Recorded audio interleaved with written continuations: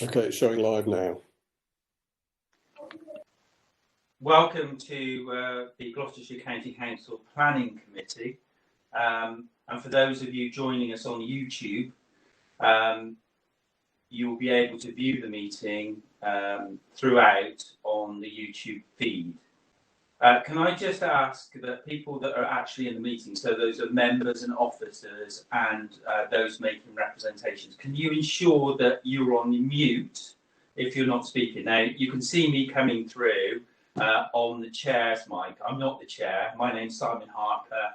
I'm the head of Democratic Services. So it's my team that's helping to support the meeting today. This isn't a normal meeting because obviously it's been held virtually, and it does mean there has to be some compromises.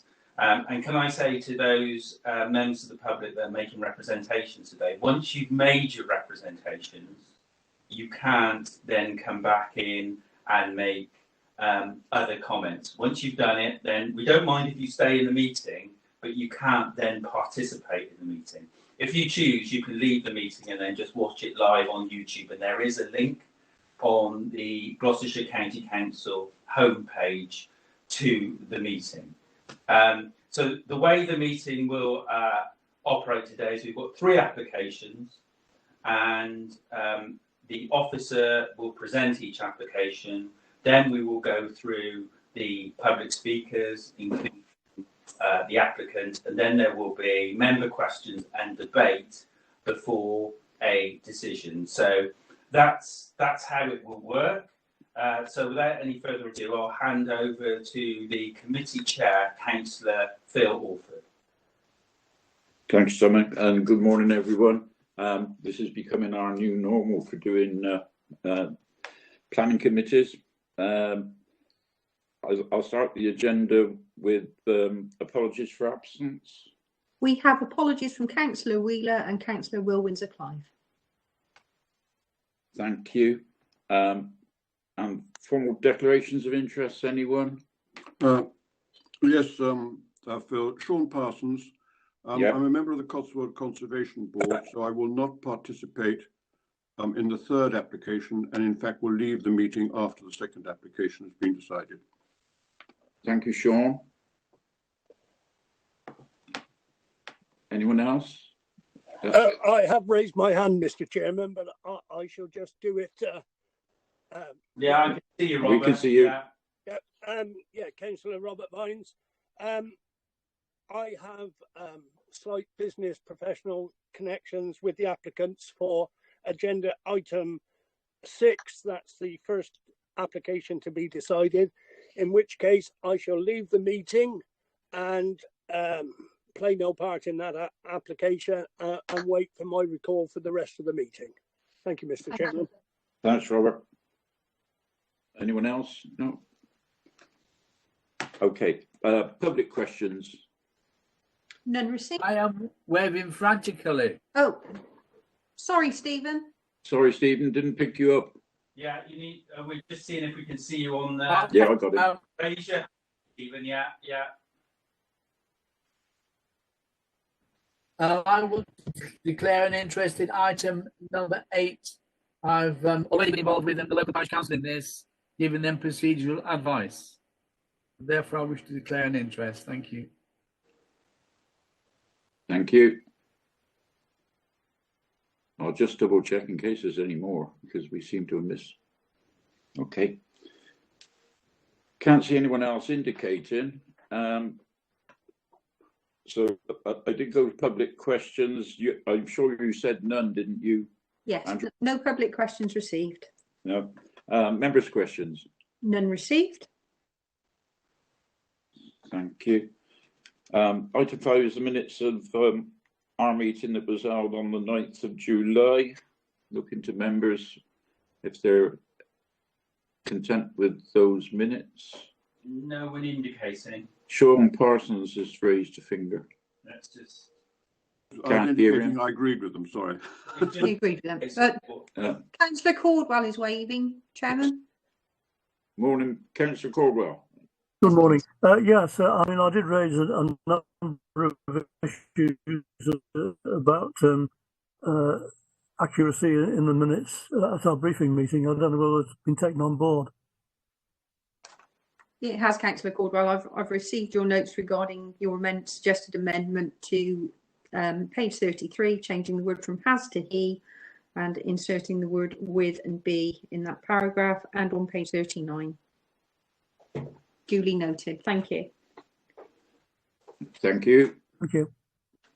Sean, was that an indication to accept the minutes? I think we take. Indicating my agreement to the minutes. I wasn't indicating. Thank you, the Sean. opposite. Thank you. We'll take them as accepted unless with Councillor Caldwell's amendment, unless there's anyone else that wishes to raise a point. Yep. And I can't actually. Can I just say to members, if you rather than waving at the screen, because there's a lot of people, we can't see you. You need to raise your hand using the function on the iPad. So touch the screen. You see the outline of the person. Hit that, and it says raise your hand. When you've spoken, then lower your hand. That's the only way we can see. If you wave at the screen, you're sometimes off the screen. So that's the only way we can actually be sure to see it. Thank you. Okay. Right, then we move on to item 6, which is the first application on our agenda this morning. I'll be asking Linda Townsend to do her presentation, and if in advance that she would like to, for the members of the public that are watching in, well, and for members who won't know, if she's got any officer support, if she can indicate who they are or ask them to introduce themselves, please. So, Chair, if I just let people know about how this will work. So, Linda Townsend is the case officer. So, she will start the process off. And then once she's completed that, the next stage will be the members of the public that are objecting. And we have Teresa Leather, she's got 4 minutes, followed by Valerie Gannon, who has 4 minutes. And then the next person to speak will be the applicant, Simon Ford, who has 5 minutes.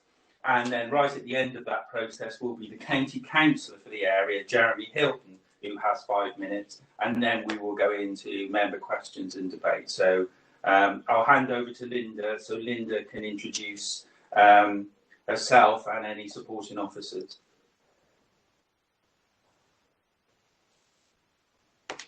You there, Linda? Hello, good morning, everybody. Can you all hear me? Yeah, we can hear you. Yeah, that's good.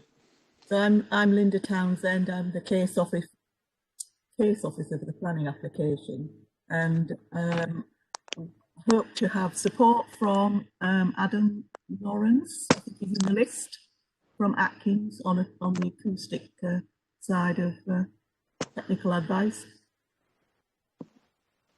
Yep, I am here. Thank you, Adam. Right.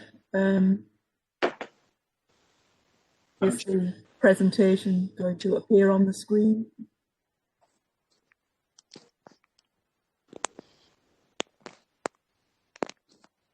Sometimes you have a little bit of a delay while this happens.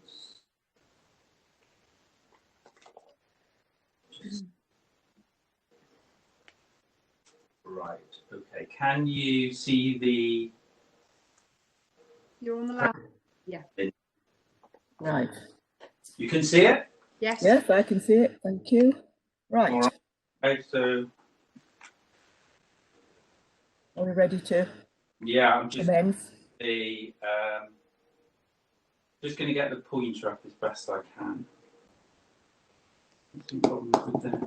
Well, I think we may have... Can you see the pointer on the screen at all? I can see, yes, yeah. Not your red square that I've seen previously, but it's the arrow I can see. Is it clear? We could, but it seems to have gone. Okay, bear with me. I'm just getting that back up on the screen, and you should be able to. That's the one. You should be able to see it now, yeah? No. Yes. Okay. I'm having trouble getting the red arrow up, but you can see that I've got the cursor on there, and I'll use that as we go through the presentation. All right. Okay, away you go, Linda. Right, thank you very much. So A planning application has been made under Section 73 of the Town and Country Planning Act 1990, seeking to vary 6 planning conditions on the current Planning Permission 07/0081/GL MAJW, which controls how the site should operate as a waste transfer station. The proposals arise out of changes the applicant has already made to the operational aspects of the business in order to improve efficiency of waste recovery and reduce manual handling. The application site has approval to accept up to 75,000 tonnes of waste a year of household, commercial and industrial waste such as soil, woods, plastic, ferrous and non-ferrous metal waste, which is sorted by type, bulked up on site and then transported for reprocessing elsewhere or landfilling of residual waste. No change is proposed to the amount or to the type of waste accepted on the site.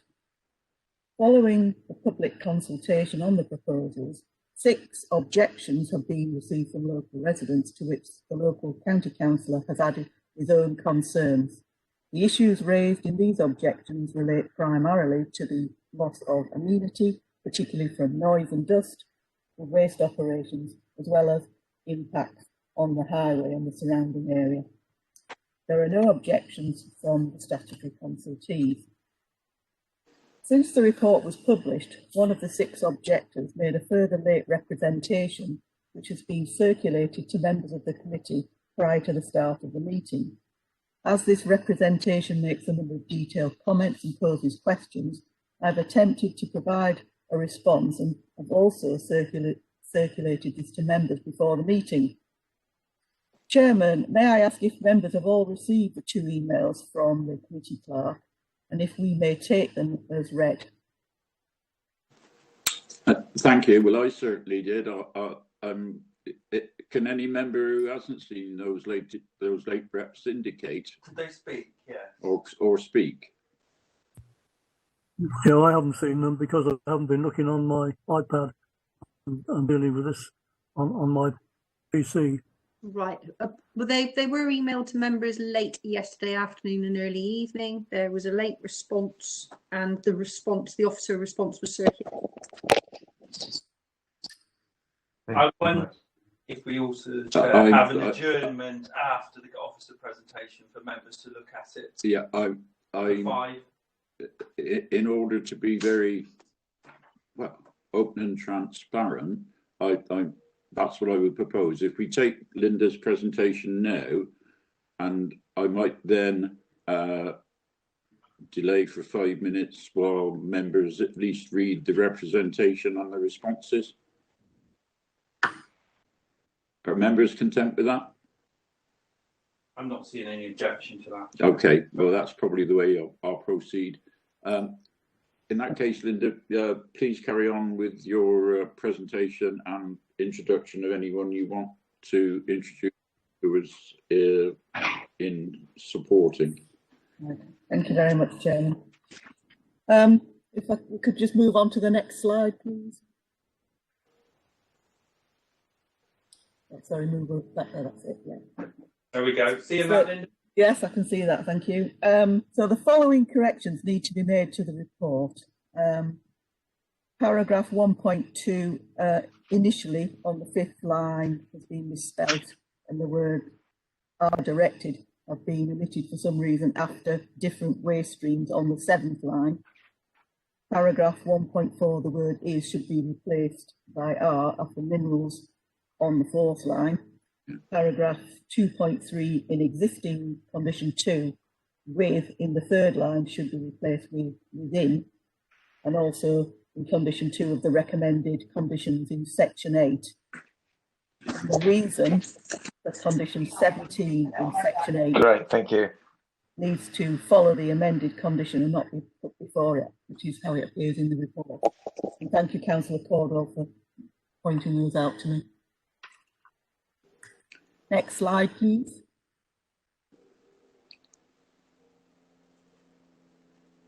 There you go, Linda.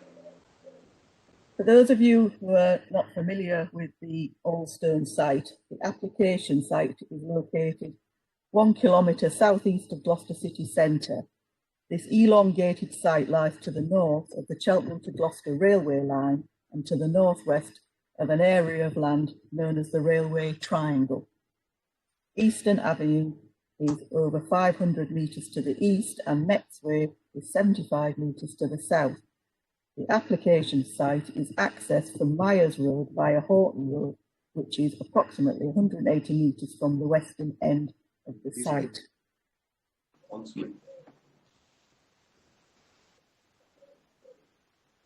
So while the 0.8 hectare application site, which is shown cross-hatched on this plan, has planning permission for a waste transfer operation, it forms part of the applicant's much larger landholding to the east and west, shown here outlined in black. Members may recall approving a renewal of a temporary planning consent at your January meeting. This was for the construction and demolition waste recycling on a 1.89 hectare teardrop-shaped site at the western end of Allstone site. Other land in the applicant's control is used for the storage and sale of sand and aggregates, skip storage, and also a concrete batching plant operated by Breedens. Next slide, please. Linda, you're seeing the arrow on the screen, aren't you? No, actually, I'm not. Did you see it are you seeing it now? Oh, yes, yeah. Fine, okay. So, that's all right. On this aerial photograph, the Allstone site on Myers Road, leading off Horton Road, can be seen. You're able to go to. Couldn't hear you then, Linda. Go again. So just saying about the site entrance, I've indicated that with a little blue arrow there, right? Yeah. So that's onto Myers Road, leading off Horton Road, and south of the railway is Morrison's supermarket. Yes, that's it, and that's accessed off Mexway. Gloucester Royal Hospital is located to the west of Horton Road, which is probably that large, yeah, there. And the residential area known as Swallow Park is located to the northwest of the application site, while Armscroft Park Estate lies to the northeast. The area of public open space to the north of the site is also known as Armscroft Park. This is used by the Gloucester Old Boys Rugby Club. The rugby clubhouse and its car park is adjacent to the northern boundary of the application site. The clubhouse car park is reached by a long access road from Myers Road.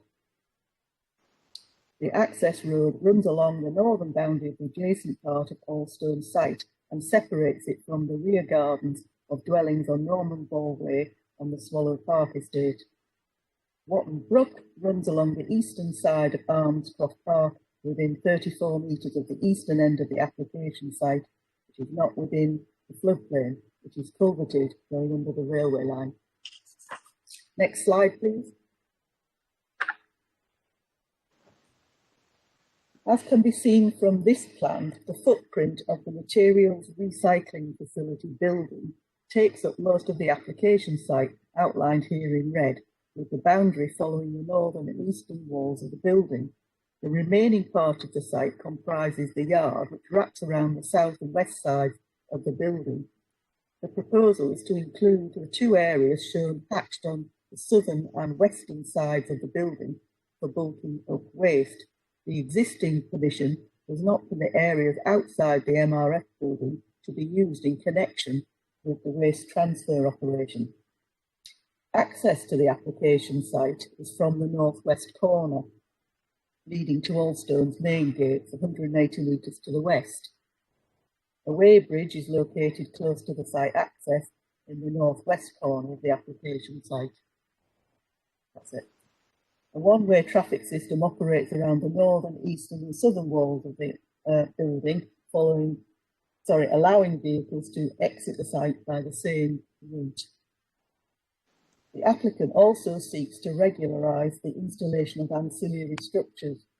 They include a modular building used as a canteen, a pedestrian gate, providing access to the Rugby Club car park to the north, and a backup generator which have been located along the northern site boundary of the application site. 2 covered sand storage bays, known as ZAP shelters, have been installed along the southwestern and southern application site boundary.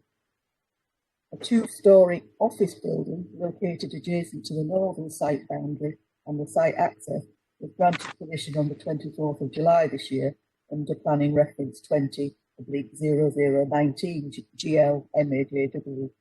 This was because the structure straddled the application site boundary. Next slide, please. So this photograph shows the main entrance gates from Myers Road. Next slide, please.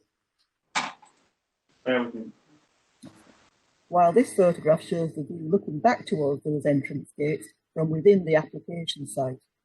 The site office and canteen building can be seen on the right-hand side of the photograph, and the edge of one of the ZAP shelters on the western boundary can be seen on the left of the entrance.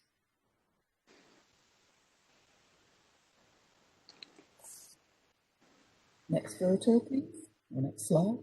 And this photo shows the ZAP shelters in the southwest corner of the application site. Next slide, please. This is the view towards the western end of the building from the site entrance. Next slide, please. This shows a vehicle on the weighbridge by the site entrance. The western end of the MRF building can be seen in the background. Next slide, please. This photograph shows the canteen building and power generator on the northern site boundary. Boundary trees can be seen behind the building. Next slide, please. This photograph shows the pedestrian gate which has been installed next to the office building on the northern boundary of the application site. Next slide, please. This photo shows the gate from the northern side with the office building in the background. Next slide, please. The pedestrian gate provides access to the Rugby Club car park, shown here on the north of the application site. Next slide, please. The Rugby Club car park is accessed by a road which runs between the northern boundary of Allstone site and the rear gardens of properties on the Swallow Park estate. The security fencing on the left marks the northern boundary of Allstone site, but not part of the application site. The nearest property to the application site is 14 Norman Ball Way, which is 50 metres to the northwest, and 32 Linksholm Bridge Lane, that's 75 metres to the east of the site. Next slide, please. The proposed amendment to the site layout includes the use of an area of the yard outside the western doors of the building, the bulking up of waste to be taken off the site. Next slide, please. The second area outside the building proposed to be used for bulking wood waste is outside of the door on the southern elevation. Next slide, please. The applicant also seeks approval for alterations which have been made to the building. 3 large electrically operated roller shutter doors have been added to the northern elevation, while there are now 4 doors on the western elevation. These are shown at the top of the drawing. The floor plan shows the layout inside the building, with the waste reception area at the western end and the outline of a large mechanised picking line at the centre of the building. Waste wood for shredding is stored in bays along the southern internal wall by the southern door, and plastic waste is stored in the northeast corner by the eastern door. The northern door provides access for vehicles removing soil fines, bagged sand, and for the overnight parking of Allstone's vehicles. Next slide, please. This photograph shows the 3 new roller shutter doors on the northern elevation. Next slide, please. This photograph shows the 4 roller shutter doors on the western elevation, which provides access to the waste reception area inside. Next slide, please. This is the view inside the building from the western doors, which shows the waste being tipped onto the floor for initial sorting by machine. Next slide, please. Waste is placed on a conveyor system by 360-degree loaders to transport it from the waste reception area up to the sorting plant located behind the reception area. Next slide, please. Within the centre of the building is the mechanised picking line where the employees work within a climate-controlled area. The employees pick off different materials from the conveyor as it passes before them, which then drops into the bays below, segregating and bulking up the different waste streams. Next slide, please. The northern side of the picking plant can be seen here, where the red-coloured conveyors system travelling up from the reception area allows fine soil and particles to drop from the conveyor into the storage bays below before entering the enclosed picking station. The hopper to the left of the yellow walkway is used to bag sand, which is loaded onto pallets and removed via the northern door. Next slide, please. This is the view of the 3 doors on the northern side of the building looking back towards the waste reception. The bagging machine can be seen in the foreground. Next slide, please. Wood waste is shredded within the building by a Dockstadt wood shredding machine on the left of the photograph and removed by the southern door, which can be seen on the right. Next slide, please. This photograph was taken by the eastern door of the building and shows some UPVC frames being booked up in a storage bay and the end of the picking line. The building has been fitted with a dust suppression system in its roof, which sprays a fine mist of water to prevent dust escaping from the building. Next slide, please. This photo shows the eastern elevation of the building and was taken from the aggregate storage area, which is not within the application site. The application site boundary follows the eastern wall of the building. Measures such as keeping the outside yard clean and damping down areas in dry weather are an important control measure, which has been set out in the dust suppression scheme, which has been submitted with this application for approval. Next slide, please. The existing planning permission is subject to a planning condition which limits noise from the application site to 55 decibels at the application site boundary. The applicant proposes to amend this condition to 55 decibel at the nearest residential receptor. The applicant recognised that the assessment of noise on the surrounding areas would be an important consideration in this proposal, and the applicant commissioned noise consultants to prepare a noise impact assessment of their operations. This slide, taken from the appendix of the noise impact assessment, shows the noise contour plan around the building.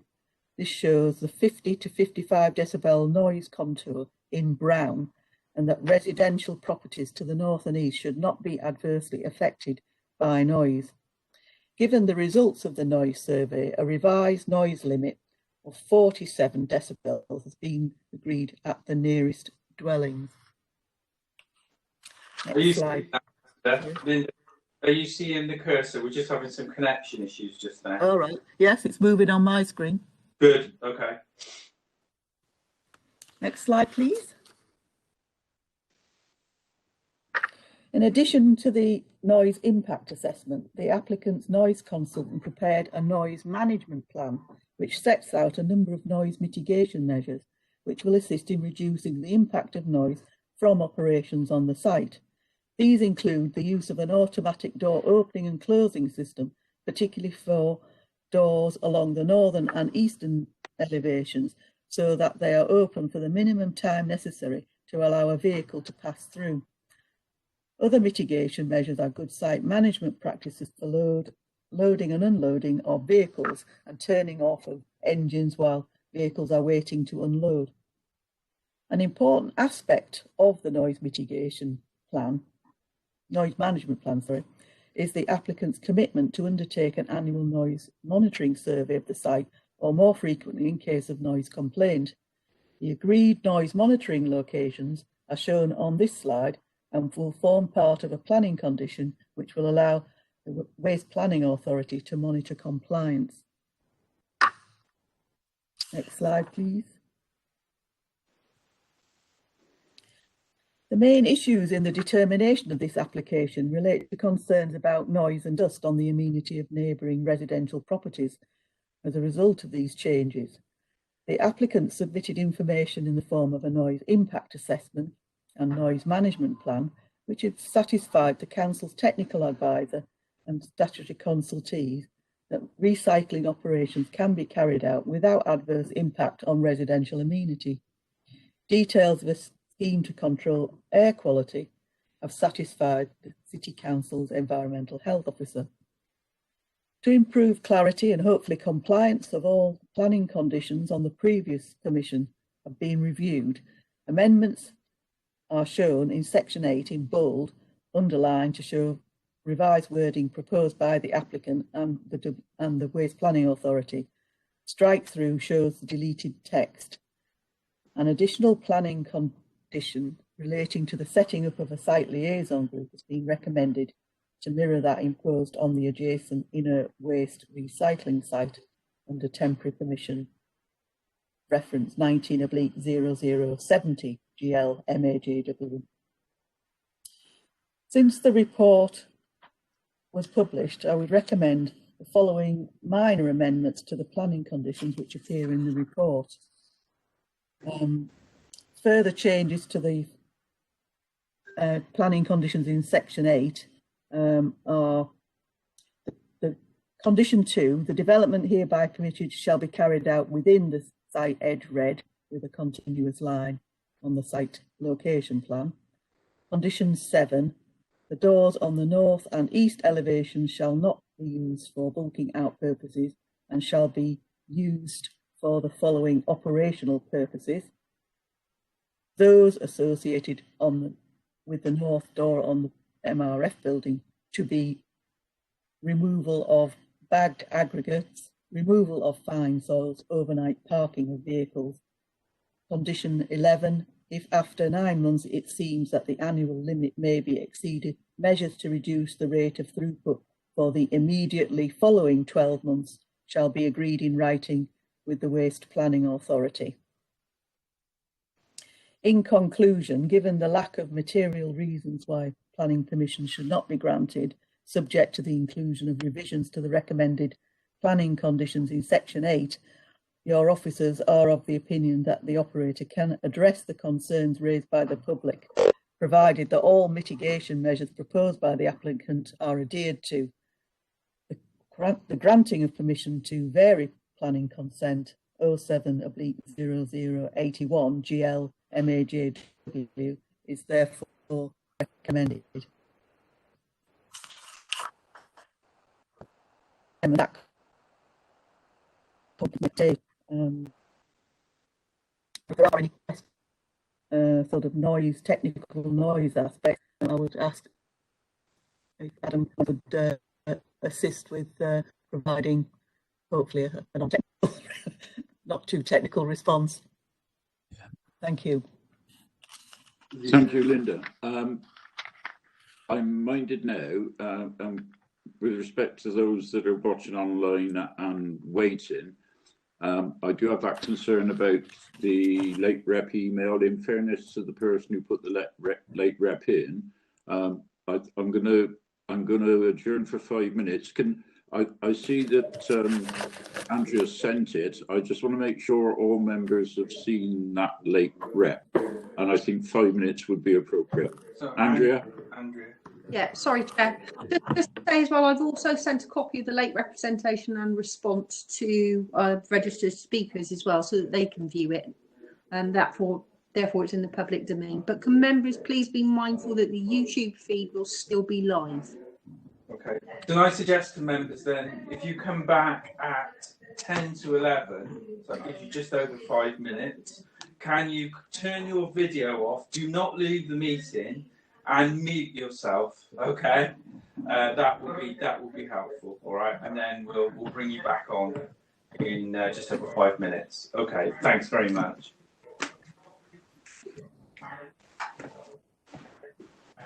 You muted that? Do you want a hotter tea? Oh dear. Oh.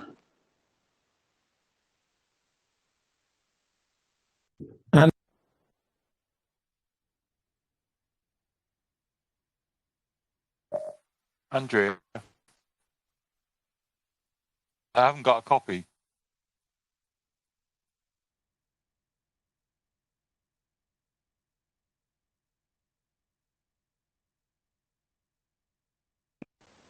Jeremy. Is that you, Jeremy? I'm doing it now, Simon. Okay, that's fine. Yeah, it's Thank me. you. Yeah, it's not coming in my system, not on my email. Sorry, couldn't hear you, Anne. That was all. That's fine. All right, let's get one over to Jeremy. I've seen the original comment by the resident, but I haven't seen the responses. Yeah. Okay. All right. That's all. It's been sent now, Jeremy. Thank you. All right. Yeah. Okay. All right. Cheers.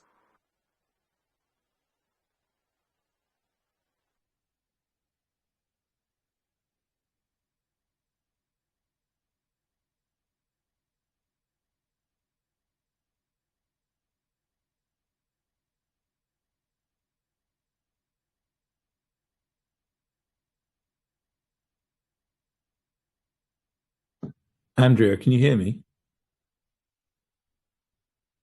I'm okay staying here, aren't I? Yeah. Okay. You're muted, Andrea. Sorry, Simon. Yes, I'm going to just pop you back on mute until we reconvene, but that's fine for you to stay in the meeting room. Okay. Thank you.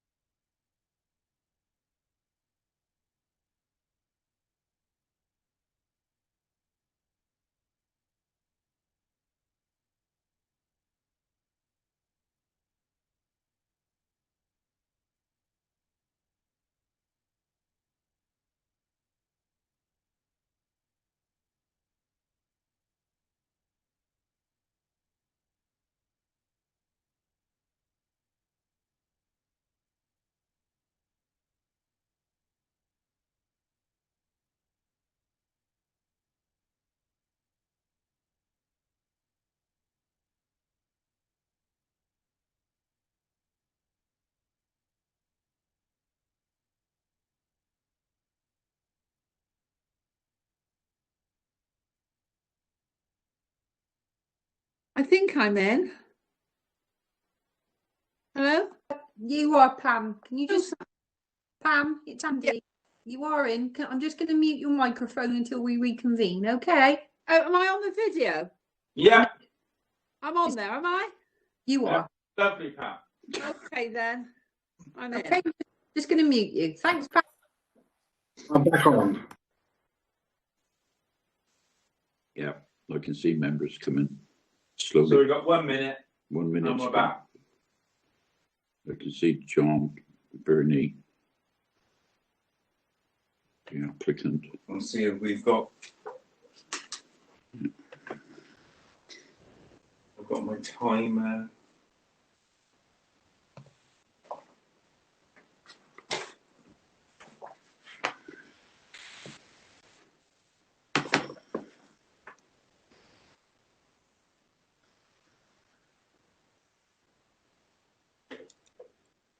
Right, we're 10:50, so we're 10 to 11, so we should reconvene. Should we just do a check, Anne, that we've got everybody? Yeah. Phil, are you there? Yes. Robert Yeah. Bird. Councillor Bird, are you there? Yeah, can see Rob. Yeah, I can see Rob. Yeah, I can see John. I can see Bernie. yeah. I can see Alan. I can David, see Councillor Morgan.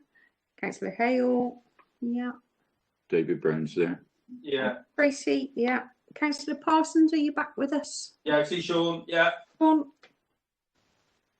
Councillor Robinson. Steve Robinson. Yeah, I see Steve. Yeah, he's there. Stephen Hurst is there. Yeah, Just checking across the screen. Bear with me a second. that's everybody, isn't it? I think so.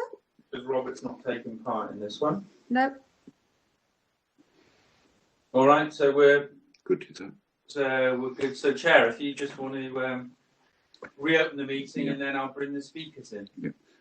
Yeah, thank you for that. Apologies for the delay, but I think it was absolutely important that all members who will be determining this saw both the late representation and the officer responses. I don't want to debate that now. We will pick that up in questions and debate further into the piece, but it was important that everyone saw that, including the objectors, because I'm led to believe that the objectors have also seen that. They have. I've stated it. Parties and the local member. The local member, yes. Yeah, thank you. Then we can proceed. So we're now moving to the objectors. So as I said earlier, the way this will work is we've got two people that are objecting. So Teresa, you're going to be first for 4 minutes, then Valerie for 4 minutes. And then after that, we'll have Simon as the applicant and then Jeremy as the local member. So Teresa, are you there? Can you come online? Okay, start. If we can hear you there, Teresa Leather. She is, yeah. Can you speak now? Yeah, are we in? Yes, we. Okay. So you've got. I'm going to time you. I'm afraid this is quite a strict process. Yes. So Okay. Yes. 4 minutes, and then when you've got a minute left, I'll tell you that there's a minute left. All right. Right. Okay. So thank you. Would you like to start Okay. now? Thank you. Yes, I would like to start. Thank you. Good morning, Chair and Committee. Firstly, let me introduce myself. My name is Teresa Leather, and my family moved onto the Armscroft estate 60 years ago. I grew up here until I left the university, having spent some years living overseas, returning every summer to visit the family. I have recently returned to live in the family home to renovate it after my parents passed away. Sadly, it's a project that I am beginning to regret. A lot of time and money has been spent on refurbishing, and I have noticed an increase in the size of the Old Stones plant and its impact on the community. The noise, dust and smell that resonates from the facility is absolutely not acceptable. As I came back to Gloucester to retire, I have since discovered that I can only appreciate my home on a Saturday afternoon and Sunday when the banging and clanking and dust in the air has stopped. The last August bank holiday of 2.5 days was so pleasant and peaceful. From my point of view, it is all too evident that the plant has become far too big, situated between two residential areas, the doctor's surgery, the hospital, and most importantly, the school in Horton Road. An accident waiting to happen, judging by the way the lorries laden with skips raced up and down the road. The traffic was horrendous yesterday.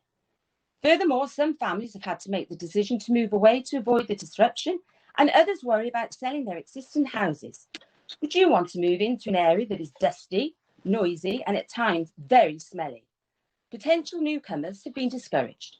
What's more, who knows what the dust is causing to people's health? In my road alone, we have cancer recovering patients, throat and asthmatic problems. Residents are constantly cleaning their cars and windows. The list goes on and on.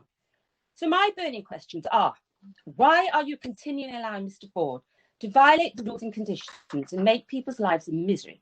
Many who have given up complaining, and I quote, "What's the point? The council aren't interested and won't do anything." I hasten to add that that was not a very reassuring comment for a returning native to hear. Why does he seek planning permission on the site after a job has already been completed? Why does he monopolise the Old Boys car park so that dog walkers have to look elsewhere to park? He clearly has enough room for his employers to park inside. You've seen the pictures. Why do you feel that without informing the residents that he can take it upon himself to work on a Sunday morning, the 6th of September? When approached to ask the question, why are you working on a Sunday morning? He wouldn't reply and fled away in his Range Rover. As a result of his annoyance of being caught out, he most certainly retaliated over the last few days as the increase in noise level had to be reported to the Environmental Agency again. And the smell was overpowering. I could liken it to a pig farm. Does anyone ever monitor this site? Why can noise be heard at least, if not more than 30 minutes before they are due to start at 7:30? Especially the motorbike that arrives at exactly 6:25 every morning. Why is recycling in what was once a beautiful, sought-after area so important above the well-being of the residents who live in such close proximity? After another fraught call to the Alstone office, I was assured that they are planning to move out, but are waiting on you, the council, to find them a new site. How long does this take? Surely it is time to do something deserving for the Armscroft and Swallow Park communities that have had enough over the years and move them out ASAP. And lastly, I find it very demoralising that a few people should dictate the environment in which residents live, especially when they themselves have not experienced it firsthand. Come and live in our houses. To conclude, this is an age-old complaint which my late father battled with for years on behalf of the Armscroft community before he died. And like him, whilst I have no disregard whatsoever for the service that the facility offers, it should simply not be where it presently is. End of. A new location outside of the city must surely be a cleaner and safer option for all concerned. Thank you for your time and for listening.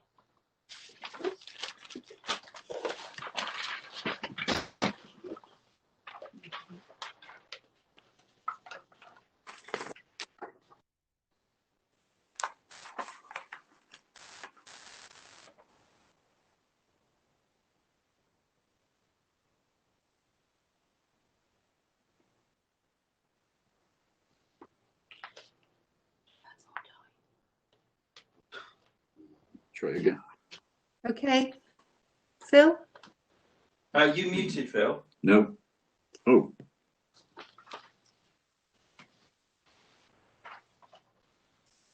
Okay. Sorry, Chairman. Should we go on to Mrs. Gannon's presentation?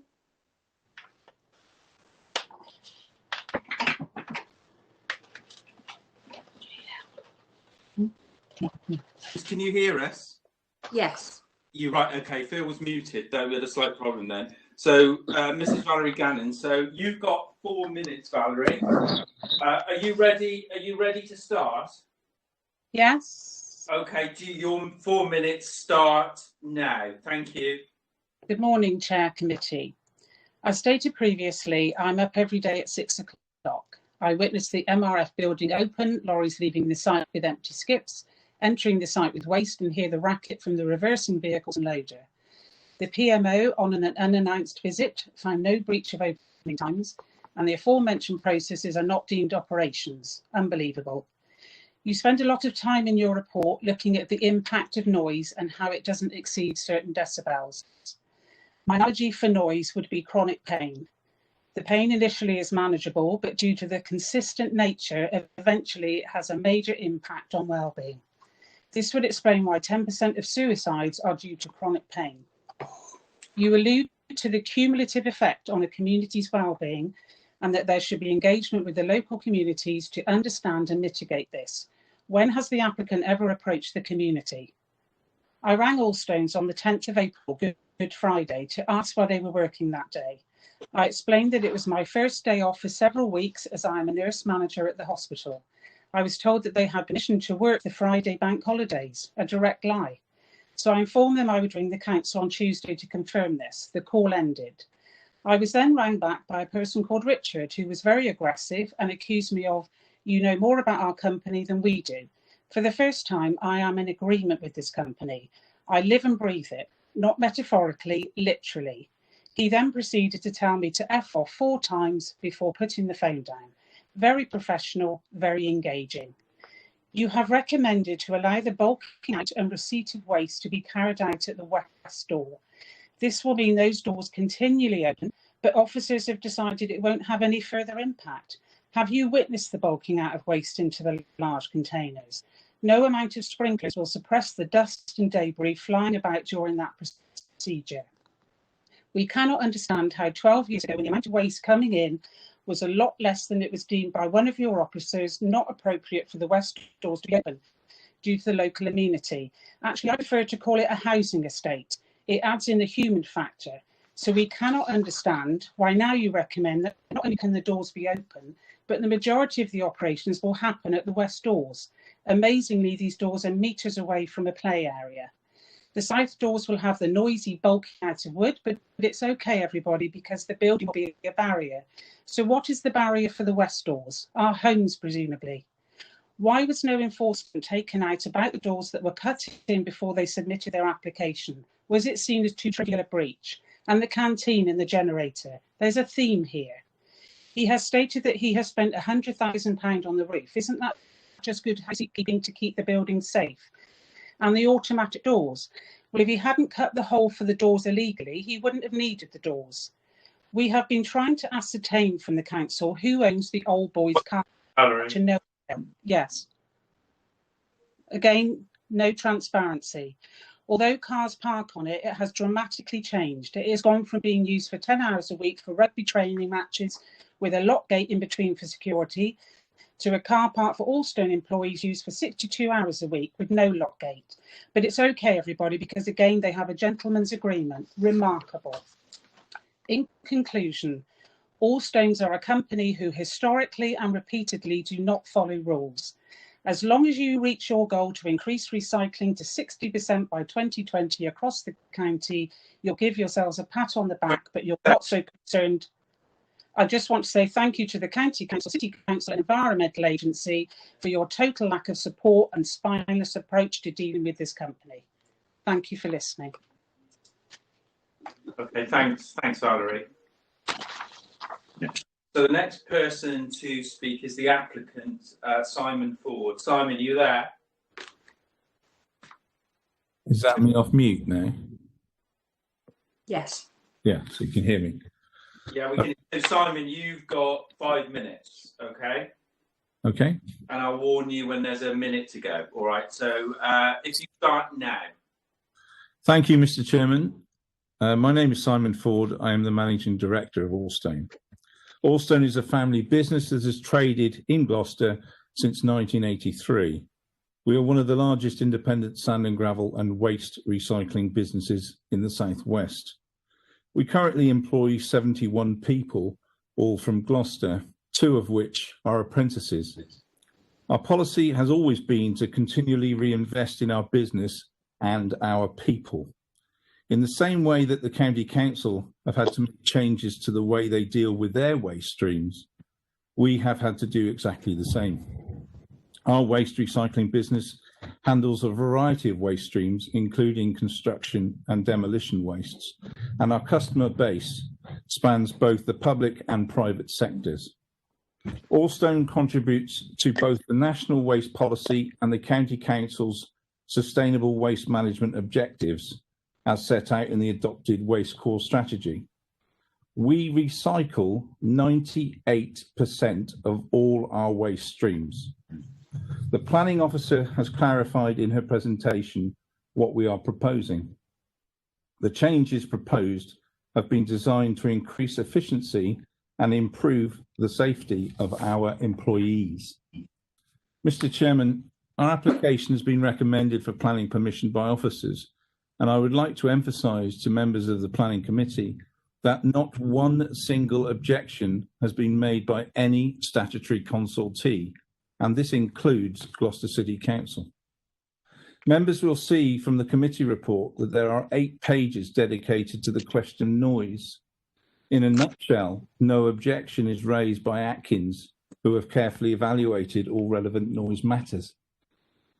Allstone has actively engaged in the multi-agency liaison group, which has met approximately every 3 months, and compromises of representatives from Allstone, Gloucester County Council, the City Council, and the Environment Agency.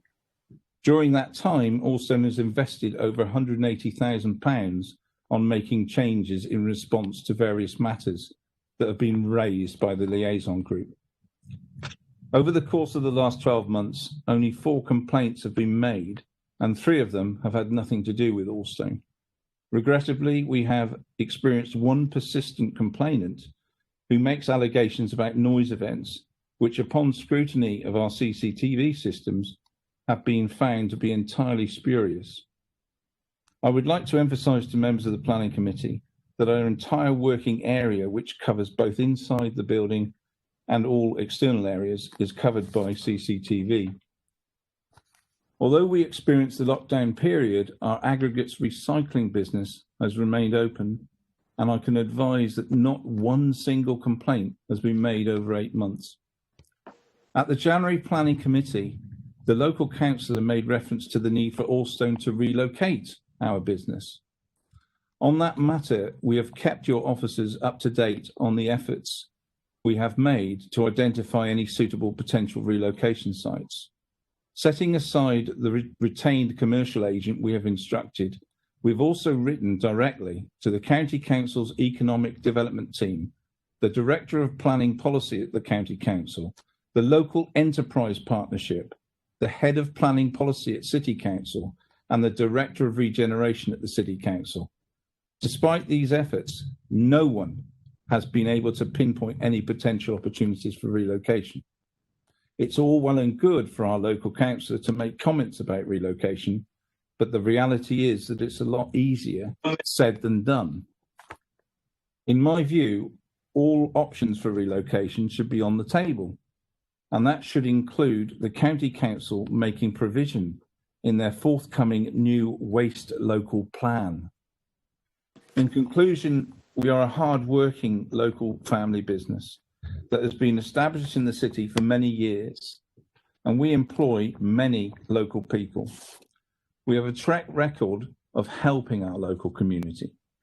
Our planning application has been very carefully assessed by all of the professional statutory consultees, and it has also been very carefully considered by your professional officers. No objection has been raised to the acceptability of our planning application, and we would respectively ask that planning permission be granted. Thank you for your time. Thank you, Simon. Sorry, Chair, could I just bring your attention, please? I believe we've lost Councillor Alan Priest. He's trying to rejoin the meeting. I will just pause. Yeah. Just pause. Can we pause for a second? Otherwise, would you like me to send Councillor Priest a copy of Mr. Ford's speech, because he crashed out at the end of Mrs. Gannon's presentation? Could you do that, Andy, and then we'll check later that Alan has read it. I will. Yeah, he's rejoined. We can confirm with him once he rejoins the meeting, please. Alan, are you there? Can you just... Yes, Simon, I've just literally got back in. I lost it when Mrs. Gannon started to speak, and I've only just got back in. So what we're going to do for you, Alan, is to send you Mrs. Gannon's speech. Yeah. We're going to send that to you by email. We're also going to send you Simon Ford's speech as well. And could you read those? And then we'll come back to you.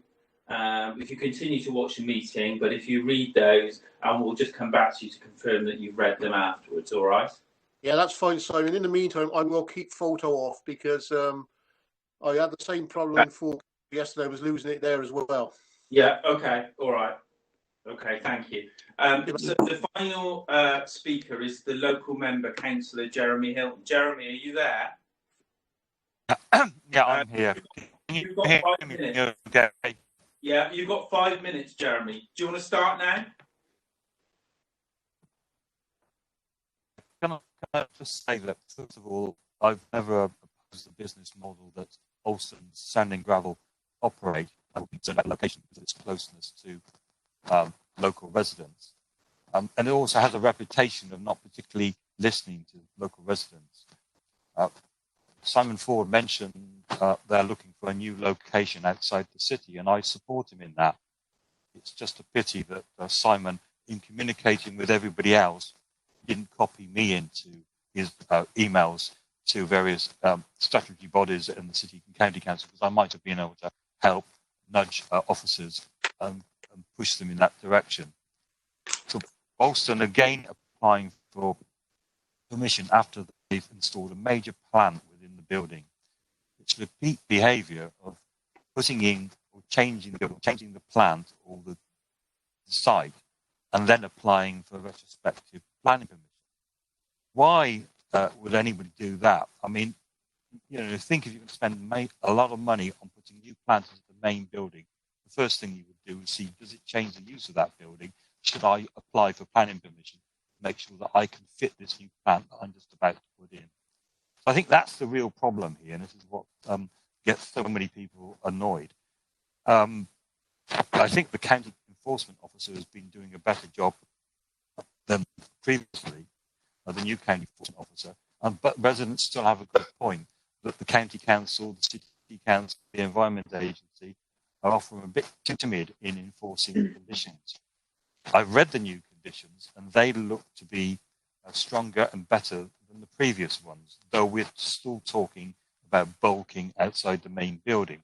So a question to the officers, maybe they can respond to me, is do they believe that these new conditions will make it easier for the county enforcement officer and others to enforce the conditions and to make sure Alstons comply with them? The liaison group, another example, I've not been consulted on that. I did say in the January meeting, I would hope that either myself or district councillors would also be invited to attend. We haven't been invited, and it suggests in the recommendation that it's not going to be a requirement other than just a couple of local residents. It's important that either myself, Howard Hyman, or Emily Ryle, the two district councillors, one of us attends these liaison meetings so we understand what the problems are. We understand also what Simon's problems are in managing his plant and trying to relocate. It's important to communicate in that way. Yes, another example we've got recently, and I've put in some objections, and I'm getting confused with remarks and responses from city and county enforcement officers, is the new weighbridge that's been installed. You would have seen it in one of the pictures just outside, just further up the road towards the entrance to the Oldstones plan. That's situated right outside number 10 and 12 and 14 Norman Ball Way. And people are now complaining that lorries are parking up there, engines running, and you can see the lorries right outside the window. There's been no attempt to put up any screen around it. There's no attempt to plant trees and things like that to obscure what the weighbridge is doing. And I'd say we don't even know whether it requires planning permission or not. But again, it's an example where Alstons really haven't considered the impact of their operations on people that live very close by. Find an alternative site, Simon. I'm quite happy to help you. But if you're going to start looking for alternative sites and you're writing to county council officers, city council officers and others, copy me in. Then I might be able to help push people to find an alternative site. At the moment, I don't believe you're really looking. You've got planning permission for housing on this site. Why don't you do that, find another site to operate outside the city, and then we'll all be happy. Thank you. Are you finished, Jeremy? Yeah. I wasn't sure whether I was being picked up because all the screens sort of disappeared while I was beginning. We could hear you. Yeah, we could hear you. Okay. All right. So, Chair, over to you. So it's a member's question. Yeah. Before I move on to members' questions, I just want to ascertain, Councillor Crease, are you content? Have you had an opportunity to? I presume you were listening to the local members. So, are you content to proceed into questions, given you've now got those transcripts? Yes, Phil. I've read one. I'm on the second one now. I will. I'm quite content. Okay.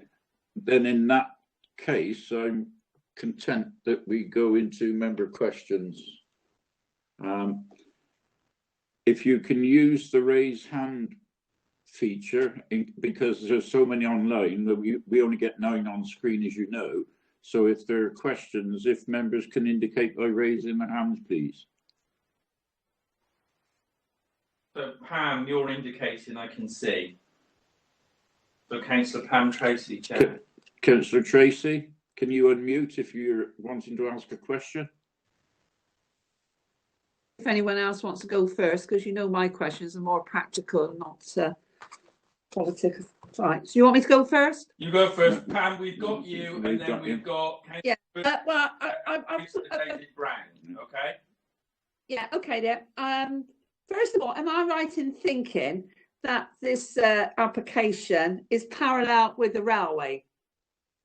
Not on the the Norman Ball site in the All Blues Rugby Club. It's more parallel with the railway, right? Linda? Yes. Should I carry on with the track? Well, I was just going to say, I don't know, I probably would have just gone back to my slide just to sort of show that the position of the site, but it is parallel with the railway, but there's a section of the site that's not on the application site that lies between the application site and the actual railway lines. So, yeah. Hang on a moment, just a minute, and we'll put it on the screen so everyone can see it. For clarity. Right. I've got more questions, Chair. We're just. It's probably best to look at the aerial shot. Is it that might be clearer? Yes. Yes. I'm just noise level, like it's all recorded noises for the web.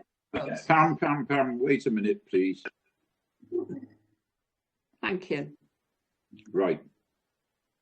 Although you can see it on there, but it's probably best to go up to the sort of beginning. Yeah, I'm presentation. Going.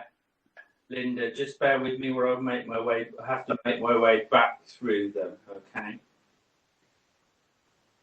And we'll get to the one that shows that quite well.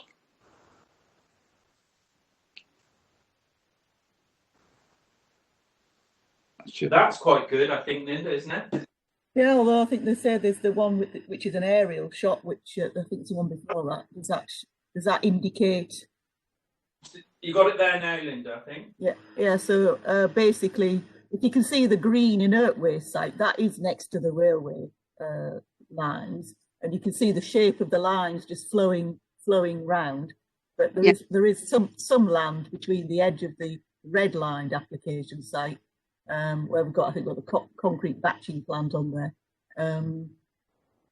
So between them and the railway lines. Yeah, as I say, helps. Yeah, it does help, because I'm just thinking of the noise factor, because where I see it from here, I know it's been continuous all the time, but the fact is that it is a little way from the little housing estate there. Okay, well, that's one for me to consider. And I'm going back to, but which Mr. Ford said they've got 71 staff, and my question, that was a highways one. How many staff do actually park in the All Blues car park. What the slide you showed were quite a lot. So I just wondered, how many do park on the rugby car park. And I'll just do another question, shall I? The traffic, I do agree that sometimes it's not the site itself. I think the drivers need a little bit of briefing. They do go along that Horton Road. And of course, we got the new doctor's surgery, Aspen Centre, entrances coming out onto Horton Road, all new housing estates, which I thought, and then parked cars, which would slow the vehicles coming into the site and leaving.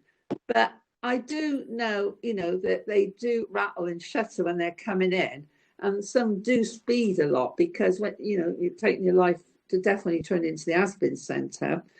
But that's something which the driver should have a cutout thing on their lorries. But that does create a noise, especially turning sharp into Mars Way around there. And so that's another question of highways. We've got to sort that one out. And the road's not very good at the moment. And there's so much going on there with, as I say, with Horton Road crossings and everything else. Of course, when the site was there, we didn't have none of that at that time. And then I do sympathise with the opening. I was just reading the notes again, but it just says I can't see probably go on site just to check things on the bank holiday when it's all quiet in there. I shouldn't think they do anywhere. But I was just wondering if, and I know what it's like trying to have a lie-in, probably on a Saturday, if we could put the hours back to 8:30 rather than 7:30. So that's my questions.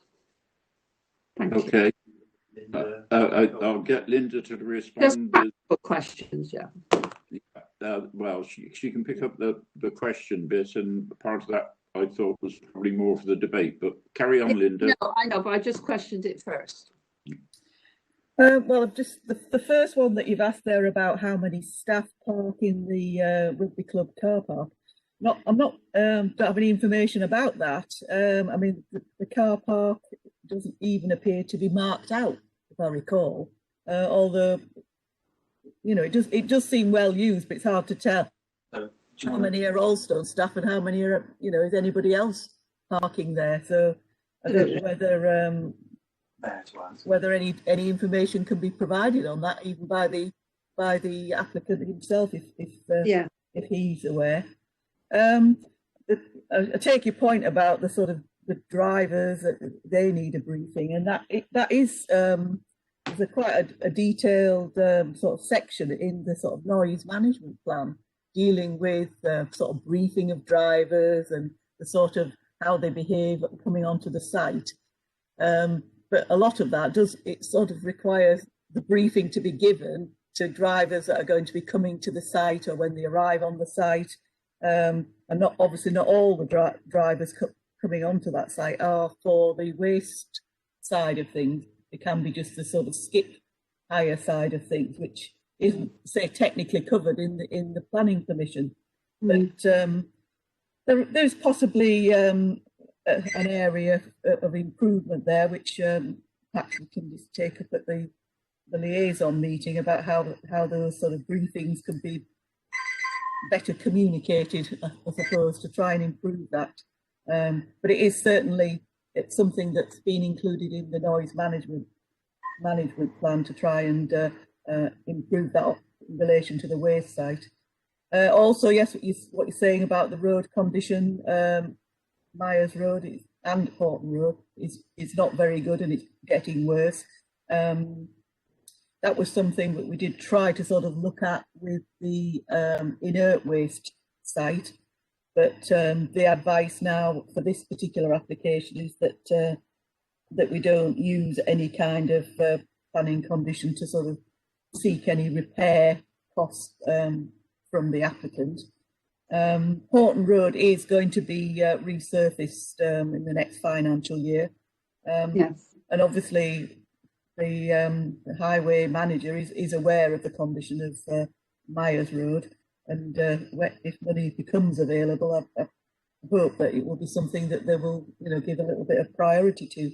But for the moment, I don't think there's a great deal we can do about that at the moment. The hours of operation, generally, I think these sort of waste sites, they do start early and do finish early. So it's down to when the drivers and things can bring loads in and take loads out. I suspect that the Allstone would find that an 8:30 start would be perhaps a bit late for them, but I don't know whether it's something they might want to consider, but I suspect it's something they would find doesn't really suit their sort of business operation.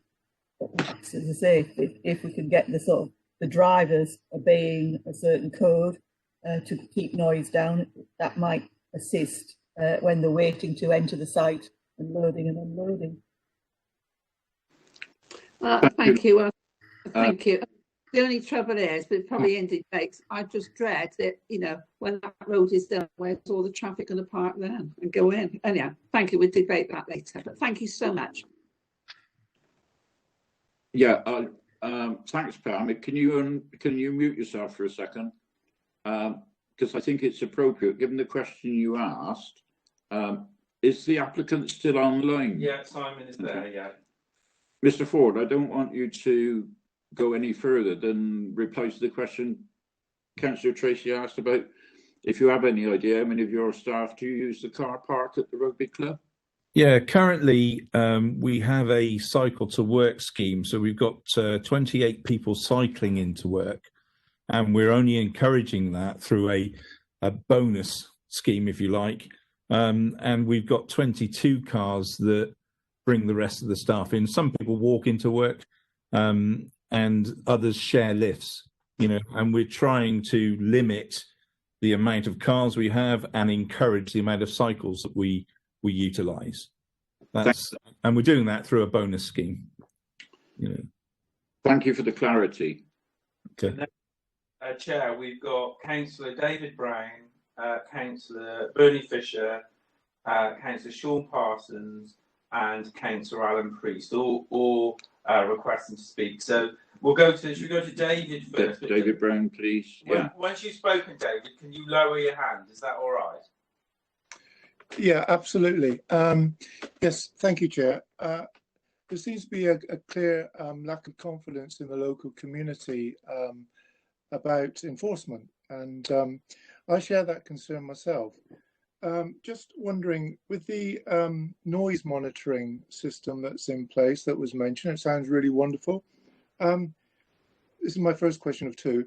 Can you tell me how it works? Is it a continuous system that can be, checked online or something? How does it work and how is it monitored, please? And my second question is, one of the speakers, I think it was Val Gannon, mentioned that there's a play area just, I think she said a few yards away from the West Gate. Can you show me that on the map, please? Thank you. We'll go back in. If we get the officer to take the noise first, and Simon's going to put the map back up so we can see the play area, David. Linda, who's going to answer the question on the sound monitoring? Well, I was wondering whether Adam Lawrence, are you in a position to sort of advise on how these type of monitoring exercises are carried out? I can. In the noise plan, isn't it? Yeah, there is something in the noise management plan, and it would be that they would go and monitor on particular days at particular times. It's not a continuous monitoring system, so they would go and do a survey. I think it's once a year, isn't it? And they would go and measure at those locations, measure the noise levels, and then report back. Okay. Chair, I'm just going to go to the noise monitoring slide so that people can see that. Bear with me a sec. There it is. That's the noise monitoring. those are the locations where noise monitoring would be undertaken. Yeah, so someone would go out to site on a given day at those 4 locations and take a series of noise measurements whilst the site is in operation. Oh, Yeah. Can we look okay, not as wonderful as I thought, but okay. Yes. the play area? Can you see it on that one? Linda, can you take? I'm just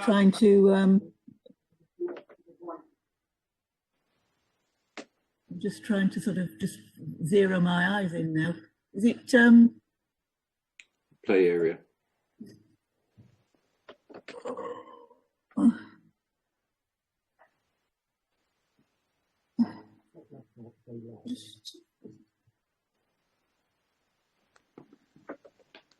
Is it the circular little bit?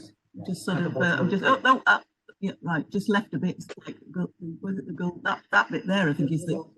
Okay. Just to the right of your arrow now. I think that's the. There. Yeah. Okay. Okay. Thank you very much. It is just by the footpath that runs through the open space, back to the north of the rugby club. Here? Yeah. Yeah. Arms crossed. Yeah. Okay. Thank you. I'll stop sharing, and we'll go back. Bernie. So Councillor Bernie Fisher is next. Do you lower your hand after you've spoken, Bernie? Is that all right? Thank you, Chair. Yeah, just one question. It's procedural, really. We said at the beginning of the meeting that if Councillor Tracy didn't partake in the entire meeting, she was ineligible. But Alan Priest has dropped out for an occasion. It's a question really for Carrie Dennis. Are we complying with the legislation where I know I've been on the Cheltenham Borough planning thing where I dropped out because of technicalities, and that's where my participation in that particular application ended. I just wanted some confirmation from Carrie, really. Yes. I was already on here with Richard Coates just in the hallway, so I'm still listening to the meeting, as you know. We weren't asking you, Pam, in fairness, we were asking Carrie, because I think the question Bernie was asking particularly about Councillor Priest, and that's why we sent him the transcript. But Carrie, do you want to pick the point up, please? Yeah, thank you, through you, Chair. The issue would have been is that Councillor Tracy wouldn't have been here to hear the presentation, etc. So wouldn't have been party to that aspect of the application, and therefore that would have disbarred her from taking part in the decision-making process. The benefit Councillor Priest has is that he missed the presentations made by one of the objectors and also the applicant, but because we receive those verbatim, I'm happy that as Councillor Priest has been forwarded those, has had the opportunity to consider and digest the elements put forward within those speeches, that he is fully appraised of all information that other members would have had, or you have all had in respect of that, and therefore he can participate in the debate and the vote. Yeah, that was very much my understanding. Bern, that was a question. Have you got any more in relation to the application before we move to the next questioner? No. Not at this time. Okay. So I think it's probably worth asking Alan, are you there? Yes, Simon, Chairman, I've considered and digested. Thank you. So you've read them both and you understand them both? Absolutely, Simon. Yeah, thank you very much, Alan. That's good. So the next speaker is Councillor Sean Parsons. Will you lower your hand afterwards, Sean? Thank you very much. I've got well, there are two related questions.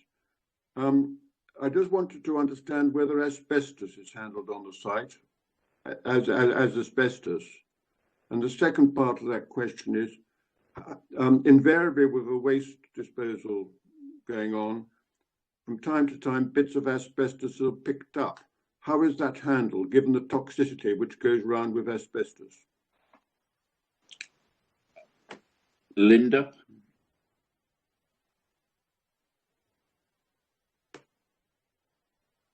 I'm not aware of asbestos being handled on the site, and certainly I didn't see any specialised sort of facilities for handling it. Again, perhaps it's one just for Simon Ford to confirm, just for clarity on this one. But I don't think it's been in any of the details, and I certainly haven't seen that when I've been on the site. Thanks, Linda. With members' permission, unless anybody objects, if the applicant's still online, Yes, Simon's there. Because we've got questions related to asbestos, could he advise as to whether there is asbestos handling on the site? We don't actively encourage it, but invariably what happens is people bury asbestos sheeting in the bottom of a skip. And what we have got is we've got a quarantine area and a quarantine skip, so that if that does happen, we can inform the Environment Agency, get in touch with the customer and deal with the waste accordingly. And we've got our own suits and asbestos gear, if you like, to be able to deal with that. Thank you. Thanks for the clarity. Thank you very much. Did you have any other questions, No, Sean? that was all I had. Thank you. If you lower your hand, Sean, that will be good. Councillor Alan Priest is next. Thank you, Simon. Thank you, Chairman. I've got tremendous sympathy for the residents on this, but I've also got sympathy as well for Allstone, who do a tremendous amount of work to help the local economy and the recycling. Just a question, first of all, for Mr. Ford. It was mentioned earlier, driver's code. Do you emphasise to your drivers, Mr. Ford, the need not to rush, puts health and safety before the consideration of getting all the loads done? That's my first question. The second one is to the local authorities. How much work is being done actually to try and relocate this business away from the residential into a more suitable brownfield site? And do we need to recommend that the game is upped on that? And my third one is looking at can we really do anything on page 120, item 6, to strengthen the site liaison panel? Can we involve maybe the local member, city members, residents and Allstone, and have regular sort of 6-week meetings in the first 12 months if we recommend this, to keep a very close eye on it? Thank you, Chairman. Yeah. Alan, with respect to your first question, what I wouldn't want to do is to get into the reams of members interrogating the applicant particularly. There'll be certain questions that might be appropriate to ask. Andrea, you're indicated. Yes, sorry. Can we please be mindful that we are in committee and really councillors should not be asking the applicant any further questions at this point? And if necessary, Carrie, if she'd like to come in and reaffirm her advice as well at this point, please. Yes, through you, Chair. As an ordinary practice, we wouldn't be directing questions to either the applicants or objectors on the basis that they have their opportunity to address the committee during their allotted time frame. And therefore, I note we have asked for some matters to be clarified from the applicant. I think, Chair, that you have made that decision that they will required to assist with regards to the decision making. What I wouldn't like to see is that a lot more questioning is made or put to the applicant, as that is slightly unfair as to questions, to being put to objectors. So I think, we have the information before us. I think the Linda Townsend has made it clear that is something that they can look at through the liaison meetings, and perhaps that would be the best way to pick that up going forward.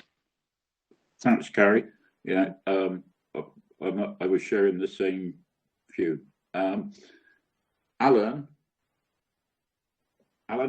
you still there? Yes, Chair. Yeah. Are you content with that response to the first part of your question?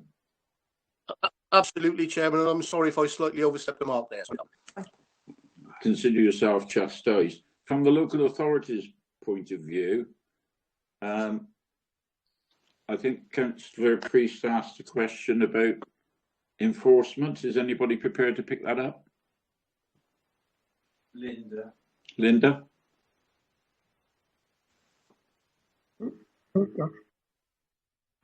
Oh, yeah, there we are. Sorry. When you what I noted down was that the question was about how much help can we give them to relocate, and the question about the liaison group. The liaison group, and whether that can be strengthened by adding local members. I mean, just in terms of just going to the liaison group, this is something that we haven't yet finalised the sort of terms of reference, and this has partly been down at the last two meetings. We've been trying to sort of see how we can actually sort of pull in sort of local representatives from the community, perhaps somebody from each of the two housing areas that are nearby. We thought whether, because there's no sort of town council or parish council that we could have a sort of councillor on from. But I think we were talking last time whether there was a district councillor that looks after this particular area. And I think we left it at the last meeting that the site manager was going to approach, I forgot the lady's name now, is it Brazil? Is that the name, the lady's name? But as a district councillor, whether she might be interested in joining the liaison group. So at the moment, I think we're still looking to sort of see how we can sort of strengthen the sort of representation on the group, and it would be good if we could get some local representatives there. As to the sort of whether it could be 6 weekly, I don't know. That's something that again probably. I mean, we do have a liaison meeting sort of due soon, and so therefore it's something that perhaps we could discuss at that meeting what the sort of frequency is. I mean, we've been doing them online like this because of obviously the restrictions with the pandemic. So whether that's something whether it's easier to convene a meeting more regularly when you're doing it online is probably something we need to sort of think about, really. So there's possibilities, I think, and at the moment with nothing, because we haven't agreed the terms of reference, and it would be useful to perhaps debate these points and consider if it's something that can be taken on board. Thank you. Alan? Linda, the other issue in terms of finding an alternative location, that isn't directly relevant to this application, but I'm wondering whether Simon Excel might just want to make a comment there. I know it isn't not strictly relevant to this application. Simon, are you there? Sorry, Simon, I am. Can you just repeat the question there? It cuts up slowly. Point was raised around finding an alternative location for the business, and it's not directly relevant to this application, but Alan raised that in his questions, and I thought it might be as a senior officer. Could you just briefly make a comment on that? Indeed. Obviously, we've been aware as the County Council in terms of what the City Council have done in terms of the residential plan application, which has already been referred to earlier in this meeting. I've made it clear that I'm happy for my officers to assist Ulstones and indeed the City Council in this respect, and that offer's been made several times. Be very happy for my officers to continue to do that, but obviously we can't force Mr Ford and Ulstones to implement the plan application. That's well beyond our abilities. So more than happy for my officers to continue to engage in that respect, Simon. Thank you. Yeah, thanks, Simon. Chairman, could I just add another comment, please? Yes. Go on, Linda. Well, just to say that obviously the waste core strategy is about to be reviewed, and you know, the issue of sites, and I'm not sure that we're actually looking at a site call for new sites, but it's obviously once the profile of the plan is raised and there's more work going on in looking at alternate, you know, new locations and the policies and the review of that plan, opportunities may present themselves. But I'm not sure it's something we could commit to for actually finding a site. I don't think that's part of what our role would be, but it's certainly there's certainly going to be more discussion about alternative sites and new locations as a result of going through the publicity and consultation for the Waste Core Strategy Review. Thank you, Linda, because that's somewhere I was heading, and you, the known question, and I don't need to put it now. Alan, is that your round of questions, or have you got anything you want to follow up following those responses? Do you want to mute, Alan? Sorry.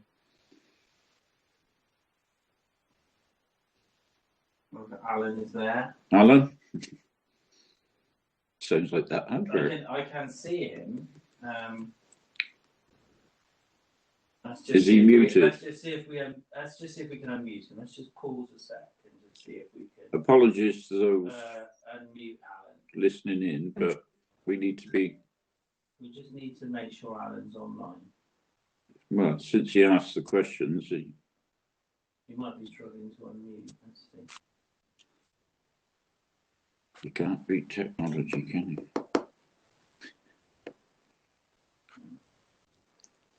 And let's just. I think we. I mean, I'll move on to the next. I think we may be struggling just with technology there for a second, so we might need to. So can we just move on to the next question, and we can come back to Alan? So it's Councillor Terry Hale that is next. Terry, are you there? Can you lower your hand after you've spoken? Yeah, go on then. Go on, Terry. I don't think Terry's unmuted. You're not unmuted, Terry. That's good. Okay. Most of my questions has been answered, but I'm just wondering where there's two sorts, there's high frequency and low frequency sound. Looking at the sheds, none of them are insulated at all, the big sheds, and just wondered where the monitors were positioned for people to complain about noise in the houses, which is probably 200, 300 yards away. Is any monitors put in the houses or on the houses so as we can get a true reflection of how that building, it was sorted out by hand and now it's mechanically sorted, and mechanically sorted makes far more noise than you know, than hand sorting.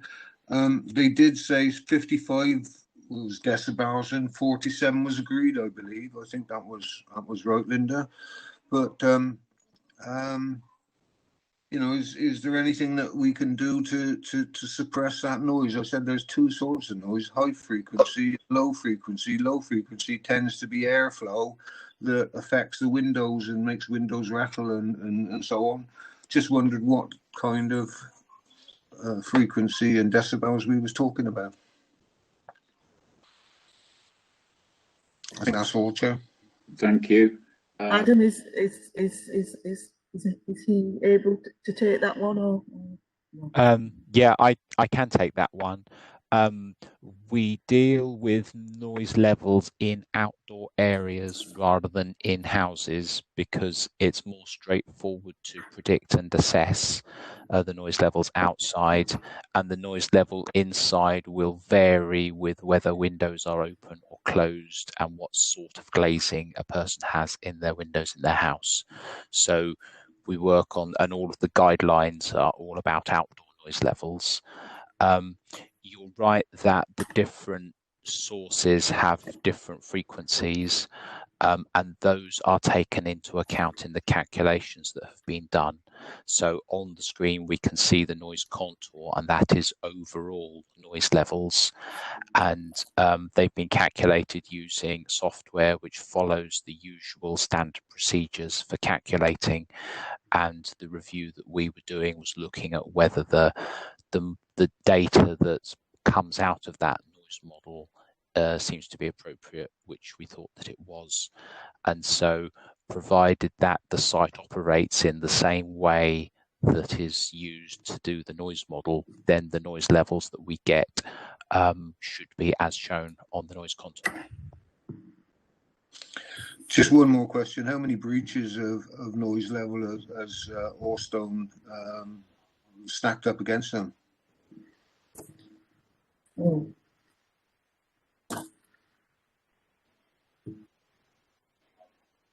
Are you there?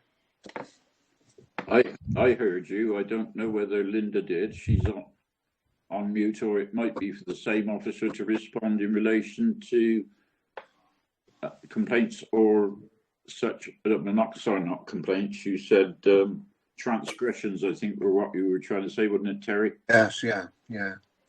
I'm not sure I've got any figures, any numbers to hand on how many noise complaints we've had.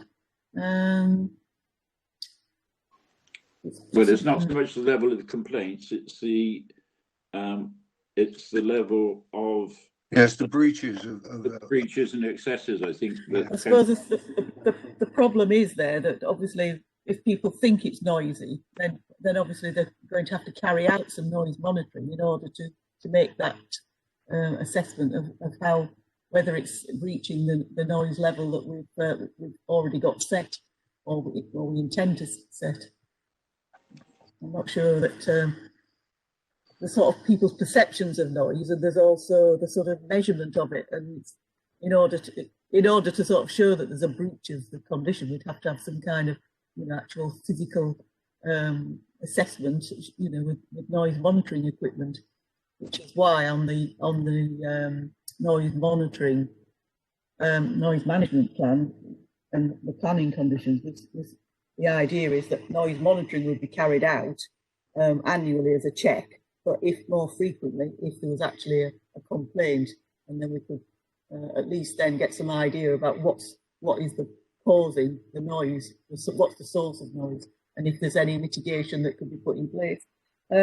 I would just comment on, there was some mention about the fabric of the building, that there has been some additional soundproofing that's been attached to the outside of the building, sort of under the blue cladding of the building. So there has been some additional sort of acoustic suppression, if you like, of the building fabric.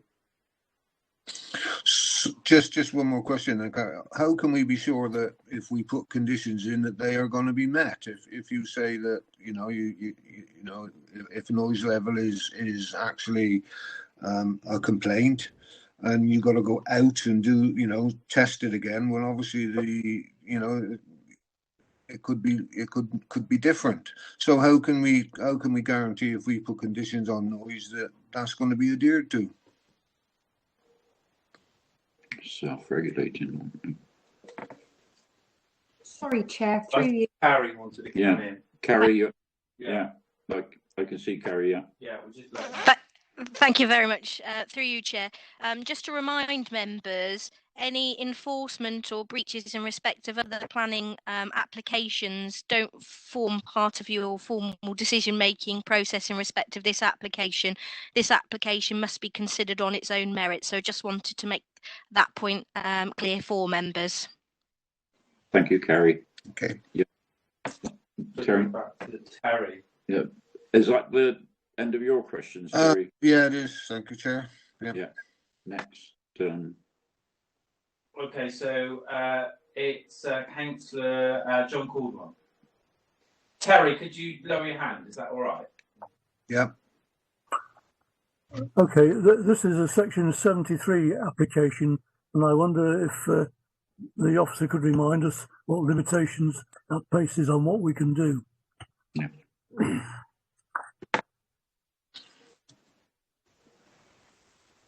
That'll be Linda. Yeah. Yes, thank you, Chairman. Just to sort of say then, basically the principle of development's already been established on the site through the previous planning commissions. So what these Section 73 applications do is they allow changes and sort of modifications that don't change the sort of the principle of development.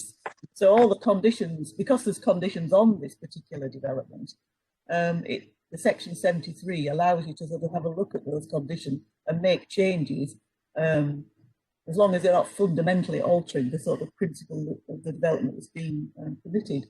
So that's the purpose of the application, and that, why the planning system allows amendments to be made, because obviously over time things change, and so it's allowing a bit more sort of flexibility in management of change, really, which is what the planning system's designed for, really.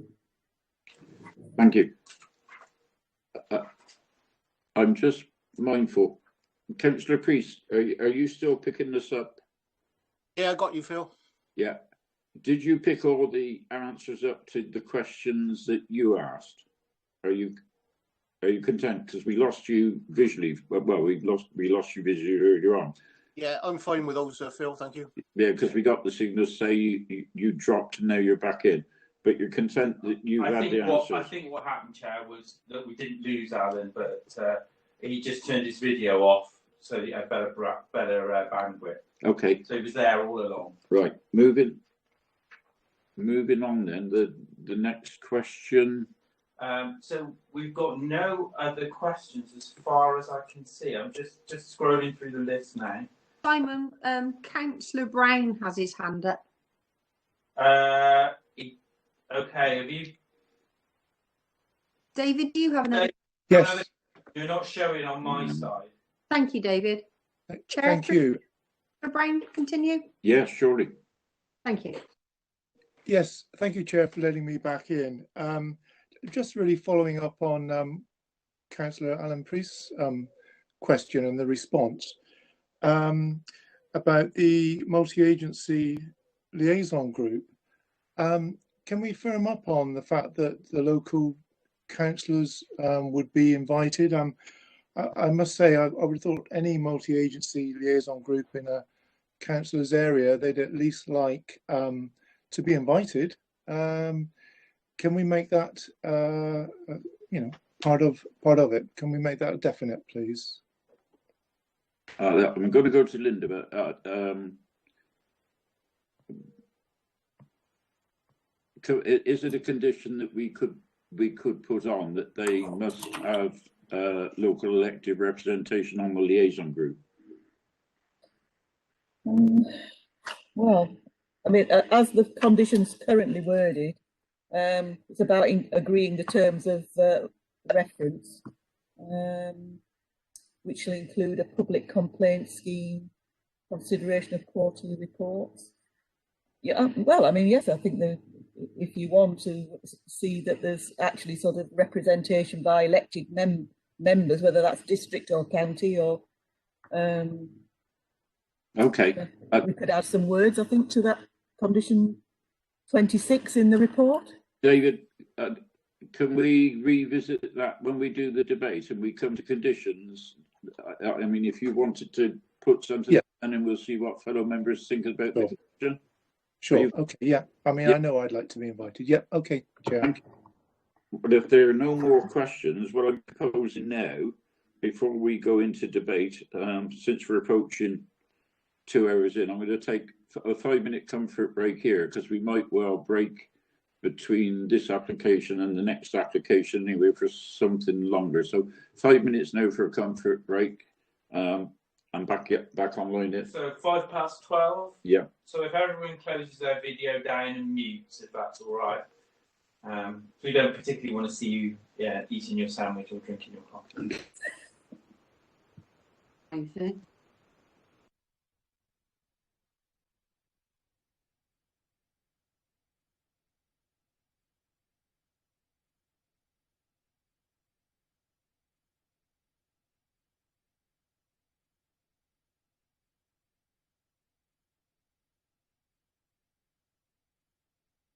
Andrea, I'm going to stay here again, unfortunately. That's fine, no problem. Just on the driver thing, which they seem to be a bit hung up on. Hey, Simon, can I stop you? We're still live on the YouTube feed. Are we? Oh, okay. All right. It wouldn't be appropriate for us to discuss, I'm afraid, at this stage. Okay, no problem. Sorry about that. Thank you.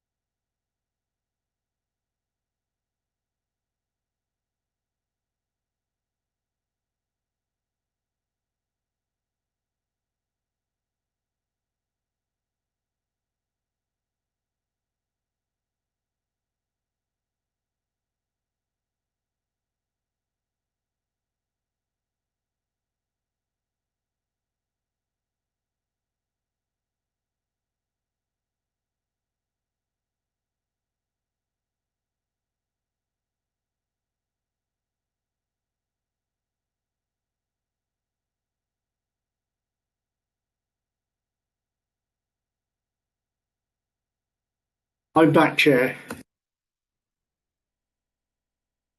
you, Bernie.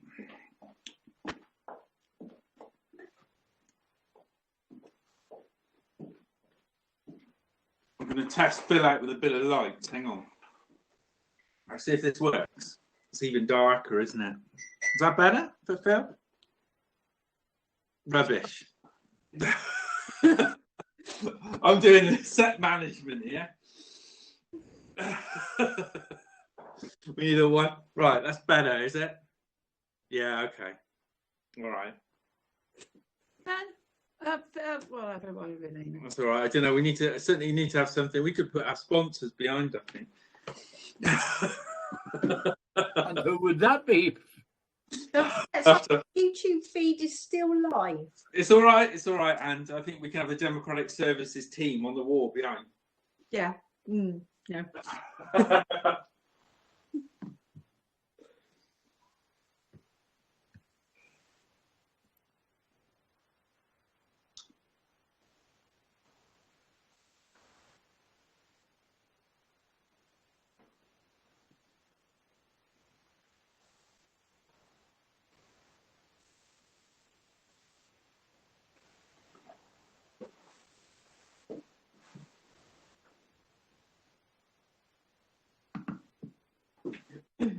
Right, it is 5 past, so I'm not taking over as chair, but I just checked that people are back. How's it looking, Anne? Right, let's Phil go. will be here in 30 seconds. Terry, are you there? Yeah, well, I've got Terry. Let's go across the screen. Bernie. Yeah, David. Yeah, John. Correct. Graham. Yeah, Ham's there. Okay, right, Phil's on his way. Rob Bird. Councillor Parsons is back. Councillor Hurst, you're there. Councillor Robinson. Yes. Alan, are you back? Can you hear me, please? Yep, I can hear you. You can hear me. Lovely, thank you. And Phil, yeah, we're all back. Okay, and we're still streaming? We are. Just check with Nigel. We all right, Nigel? The stream's fine, yeah. Good, good. All right, let's go then, Phil, so we can reconvene and start with the debate. Okay, now we open up for debate. Obviously, hands, because we can only see a limited amount of the members. Please use your hands. But Rob Bird, yeah. And Graham Morgan. And Graham. Okay. Thank you, Chair. I had put my electronic hand up. I was just making sure you see that. Well, as we're starting debate, you'll want a proposal. So I'm happy to propose the officer recommendation as set out in the planning papers. Obviously, there have been a lot of interesting and valid points already made, and I won't go over them. I'd just like to, I think, thank Councillor Hilton in particular for the pragmatic points that he's made. But I think it was summed up by the officer, Linda Townsend. There are no fundamental planning, material planning considerations not to approve the recommendations as set out. Thank you. Looking for a seconder, Chair. I'm looking for a seconder for that proposal. Yes, I'm happy to second that, Sean Parsons. Yeah. In fact, your vice chair as well. They're both, yeah, John Caldwell as well. At the same time. And John Caldwell as well. So without further debate, if we have a proposition So on we've the got table. Graham Morgan. Oh, Graham. And I think a few other people. I think Sean also like. Well, let's Chair. Let's go to Graham then. We'll make our way around. I think Bernie wants to. We'll come to you, Bernie, in a minute. All right. Okay, thanks. So Graham is next. Councillor Graham Morgan. Can you hear me, Simon? Yeah, I can hear you, Graham. Okay. Obviously, I would be supportive of this. I do feel for the residents, obviously, because it's not the sort of operation that would be you usually see in the middle of a city. But I think if we can strengthen the liaison group, because I can remember a company, and I won't mention that company's name, that was in Cinniford years ago. There was chemical pollution for the local residents, and there was a good liaison committee set up to promote harmony between that company and the residents, and it worked very well and got a lot of things solved without conflict. So if we could do that, I think that would be the way forward for sure. Obviously, I probably, whoever sets that liaison committee up, whether it's the company or whoever, and I do think there should be local representation on board if it's possible, especially councillors. You know, certainly the county councillor or county councillors and any district councillor. That worked in Sinniford years ago and done a lot to put a lot of anguish, right. And so I think if we could do that, that would be good. And the other thing, I think we really should maybe monitor more than once a year. I mean, once a year monitoring ain't going to really pick up an adequate monitoring situation. I know you got to be careful of the costs with all this sort of thing, but this day and age, I'd have thought you could have had remote monitoring, to be honest. We got all sorts of things like CCTV, and so I think remote monitoring, if there's anything like that available, I think that should be included in some of the conditions, but more frequent maybe monitoring. I don't know how frequent, but certainly once a year is not really adequate to detect anything that's going wrong or whatever. Thank you, Chair. Thanks, Graham. Okay, and then we've got Councillor Sean Parsons, who seconded the motion. I was only put my hand up to actually second the motion put forward by Rob Bird. Okay, good. Okay, so then we've got Councillor Bernie Fisher. Thank you, Chair. Yeah. Following on from what was said by Councillor Morgan about monitoring. In the 21st century, there is equipment that is not expensive and will monitor on a permanent basis, both air pollution on a 24-hour a day, 7-day a week, and obviously CCTV. The applicant mentioned CCTV, but it doesn't have noise monitoring on it. So, but it can be done, and it is not that expensive. And I wonder, by a condition, or even a 106 agreement, that the applicant contribute to the installation of the correct sort of monitoring. It would eliminate any ambiguity. It's not arbitrary. It is accurate. It is factual, and that's what we need from both sides. Really, is the genuine factual thing about noise, pollution, and air pollution, and it is not expensive. It is done in lots of towns, boroughs, where you can see live the air condition and the quality that is going on, and the same can be done with noise. I just like that in one of the conditions, please. Yeah, I was going to come on to conditions anyway, Bern. Next contributor. Have we got any other hands up? So we've got Councillor Steve Robinson. Yes, Steve. Thank you, Chair. Yeah, I didn't realise you were going to come on to conditions, but I would be willing to support this application. And I listened to what Councillor David Brown said, and I totally agree that that we should, in the conditions, if possible, put in regarding the local city councillor or whatever to join that group.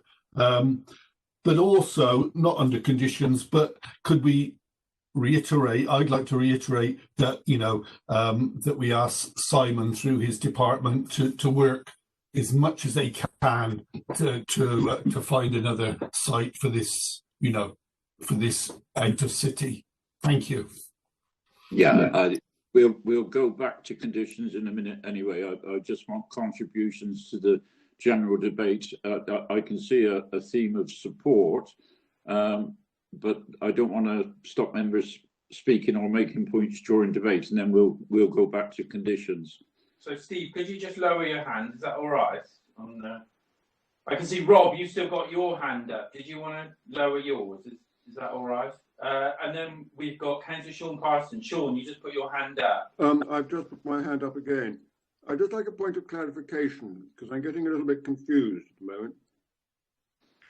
I think the points about noise and everything else are very desirable, but that's actually not the application before us. So what I want to know is, and I would strongly encourage them all to take place. But I just want to know whether we can start changing with these additional conditions now, or whether in fact that, I want to know whether that is legally possible to do it. Bring Carrie in at that stage. Carrie, you there? Carrie, yeah. Give some advice on conditions. We'll take advice on conditions. I am here. Is that you are Sean is quite correct. We're starting to look outside of the remit as to what is before us for determination. And just for clarity, those types of conditions would be in the remit of the City Council, because it would be the Environment Health Officer that would be the competent resource to be able to monitor noise and air from the site. Yeah, it's outside of our remit in looking at this individual application, but I think I presume the applicant is still listening, and I'm sure he'll be taking all these things on board. Have we got anyone else in relation to the debate before I go to the formal Stephen vote? Hurst. Councillor Stephen Hurst. Stephen. I'll just to. Thank you, Chair. I think this. After Stephen, all right. I think this application has two major weaknesses which the conditions haven't really addressed. That's strengthening of the enforcement. I just don't think that a 12 months measurement is far good enough. It should be quarterly measurement, and we should recommend to whoever's responsibility it is to enforce this that we would recommend quarterly enforcement. And the second weakness is there is a distinct lack of screening on this site. If you look at the diagrams of the site layout, there is an area which is well screened, but there's an area where there's not much screening, and I think that's a weakness, especially as that area is in front of all the houses near the site. That's where the screening ought to be, in front of houses, to reduce the noise and the smell maybe for the nearby residents.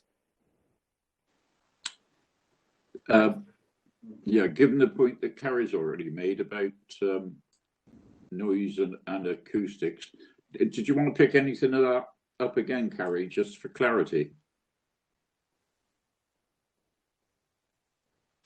Yep.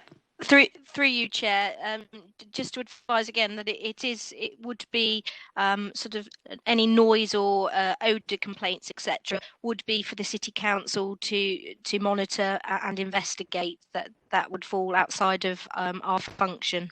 Yeah. That's why I said, Carrie, that we should advise the enforcing authority of our thoughts regarding the current weaknesses of enforcement and screening for sound. Through you, Chair, that's something that on determination of the application, the planning officer could drop the relevant authority a piece of correspondence to that effect. Yeah. Thank you. Thank you. Anyone else before we... So Pam. Oh, yes. Sorry, Pam. I forgot you wanted to come. I know, and listen, in fact, I think the questions was better in the debate, really, because we had a bit of 50-50, like you did say, Chair. But no, I will be supporting this recommendation. And I'm sure it was nice to see Mr. Ford on site, actually on here to speak as well.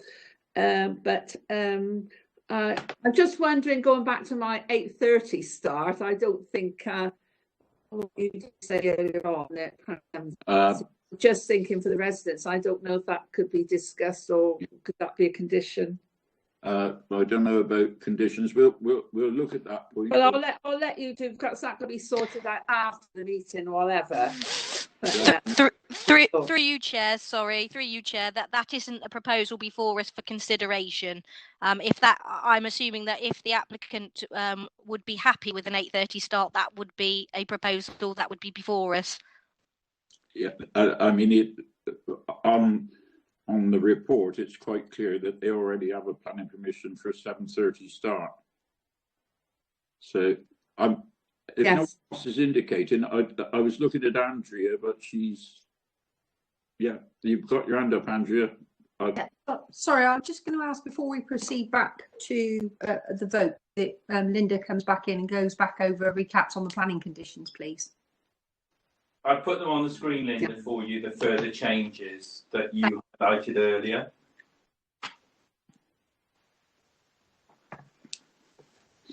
You there, Linda? Sorry, I was just, I always seem to sort of double and mute myself. Yeah, those were sort of more corrections, weren't they? Oh yeah, sorry, no, that's right. Yes, that's right. So those were those were further thoughts as how they could be amended. Yes, that's right. Through you, Chair, it's just to clarify, when you do come to determining this application, is for members to confirm whether they accept the further changes that have been recommended in respect of the planning conditions, because that will need to be caught in the decision-making process. So it's just for clarity that if members are happy with the proposed amendments, that they be included as part of the planning permission if the matter is approved. Thank you, and I don't intend repeating that. I'm sure members will pick that up. Are members content? I'm not hearing anything otherwise. Yes. Let me just see and check. There's no one else actually indicating to speak. No. So through you, Chair, Carrie, can we just clarify the point? Because the number of members have spoken about strengthening the liaison arrangements with the involvement of at least one city councillor and the local county councillor. Now, where does that stand in terms of the conditions? Yeah. With regards to the liaison group, forgive me, that may be a question that may have to be posed to planning officers, because I'm not fully aware of how the liaison groups are set up. But my understanding is it's the applicant it sets up and dictates sort of the membership of the liaison group. Obviously, putting forward the proposal to have a district or another local representative on that group would be for a discussion for the liaison group to determine as part of their terms of reference. In addition, although we may be making that recommendation, we may also need to be mindful that a local representative may not wish to be party to that liaison group. So I think there is more of an informative from members that we would like to see some local representation on that group, and that will be for a decision to be made within the liaison group directly. That sort of falls outside of a condition remit, because I don't think it's possible to really consider that formally as part of a condition. So I think that there are matters that can be noted and taken away. The applicant has been listening to the debate of this application, so I'm sure he's duly noted that. Thank you, Carrie. So where we are now is we've got no one else indicating they wish to speak. So I think we can probably move to the vote, which will be by roll call. But just to make it clear then what members are voting on, you've seen the recommendation report. You've got the further changes to recommended conditions on the screen in front of you. And there are a couple of other issues that sit outside the planning application that will be dealt with afterwards, and that relates to strengthening the liaison arrangements with the involvement of local councillors, and also strengthening the monitoring arrangements by the City Council, making a recommendation to them that they do it at least quarterly. But those two things would sit outside the decision today, but they would be noted afterwards. So as long as members are clear what they're voting on, I'm now going to move to the vote. So if any members are unclear, did you want to speak now? Okay, so we'll move to the vote. So I'll go. Simon, sorry, could I just ask the question of Carrie? Yeah, go on, Stephen. Carrie, what do you think of condition 26 about new site liaison?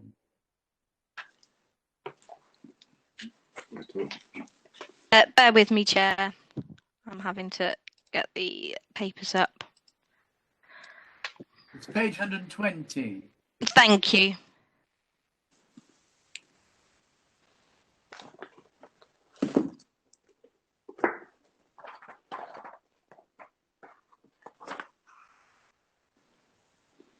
You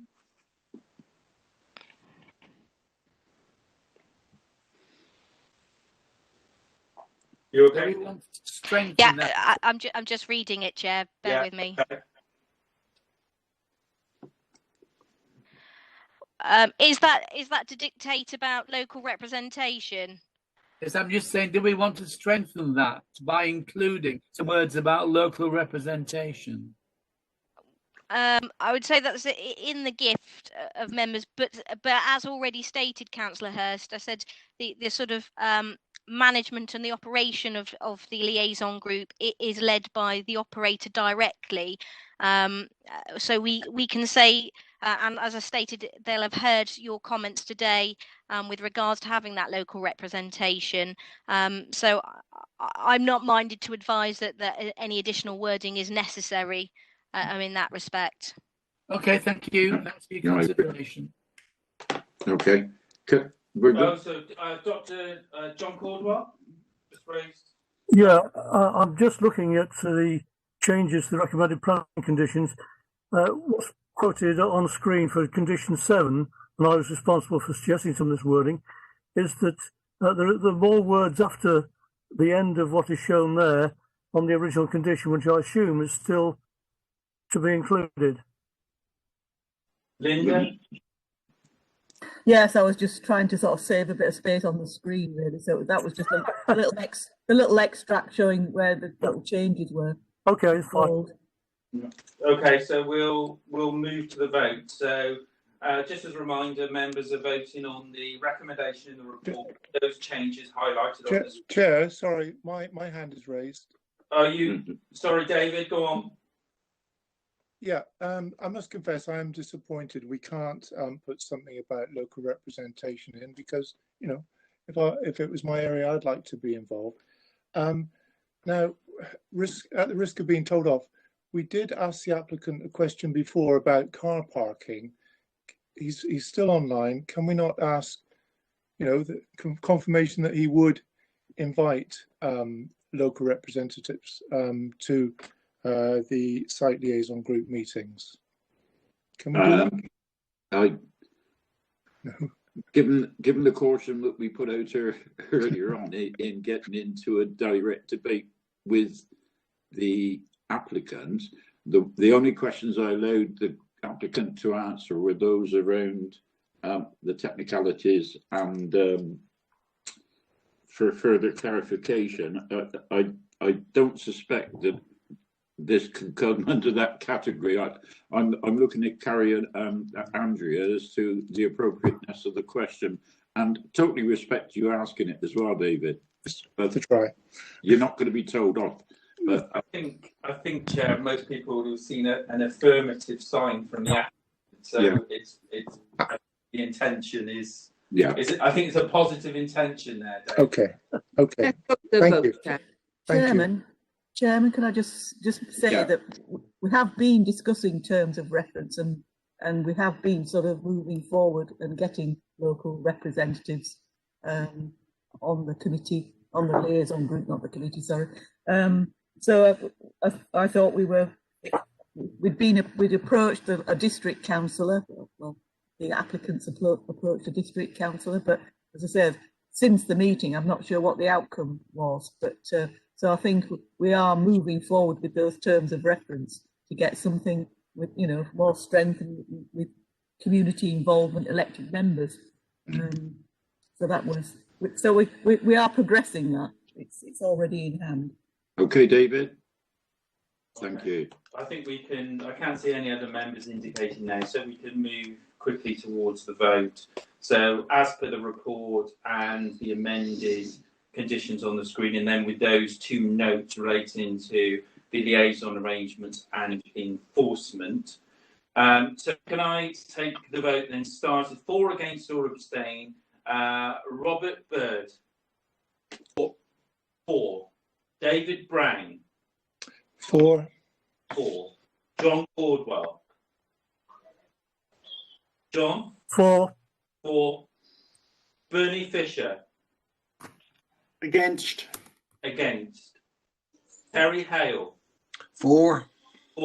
Stephen Hurst. Stephen, can't hear you. You there? Against. Stephen? Against. Against, Stephen. Okay. Yes. Okay. Graham Morgan. For. Sean Parsons. For. Alan Priest. For. Steve Robinson. For. Pam Tracy.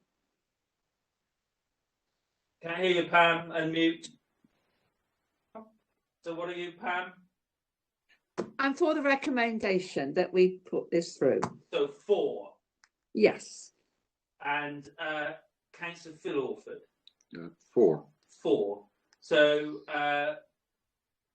the application is approved, and I'll give you the numbers. So the number in favour, 10 members and 2 against. So, Chair, over to you. Yeah, thank you. And can I thank members? Yeah, I mean, it's been a lengthy one, as we know these things are. I want to thank those members of the public that engaged. I want to thank the local member and indeed the applicant for coming online. The one thing that strikes me about this whole thing about the location of where this business is, I'm very mindful that I think the applicant is probably pretty determined to find a new site. And as I said, I think at the last application on this site, I think we would all like to see that. And I would encourage all those responsible to assist, if that's the best way of putting it. Ultimately, we know it's got a planning permission for housing anyway, but you can't expect the site to move until off there for housing until they find a site. So I'm just appealing to all parties to hasten where we might be able to assist in a relocation. And I think all members would respect that. Thank you. I'm going to take a... Just come back to you. How big site are we looking for? If we all went away, please. Well, I didn't want to open a debate about that now, Pam, but you know the size of that site, so we'd need something equivalent, wouldn't we? Okay, I'm going to take for Andrea to get members on board for the second application. Well, there's only Councillor Vines, I think we've got to readmit. Yeah. I'm going to take 15 minutes now for a quick snack. Do you want to do 30? Or people want 30 or minutes for lunch? do people want to take a lunch now and we start again at 1? Probably sensible. People put their hands up as to what they wish to do, please. Steve's indicated. Should we reconvene at 1 o'clock? And then the next application will be the Babdown Airfield at Tetbury. Okay, so if everyone... Members content to rejoin at 1? Yeah, we're getting lots of thumbs up. Okay, thanks for your indulgence, and we'll take our Okay, so can you turn your videos off and mute, please? Thank you.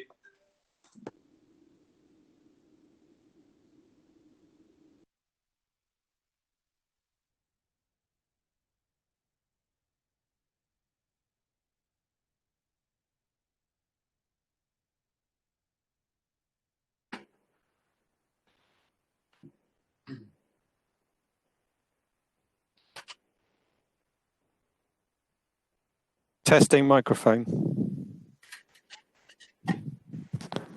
Testing microphone. Who's online? Yep, thank you. It wasn't working. I needed a test. Yeah, we can hear you. Yeah, it's good. Yeah, all right. Okay. Thank you. Right. Cheers. Cheers.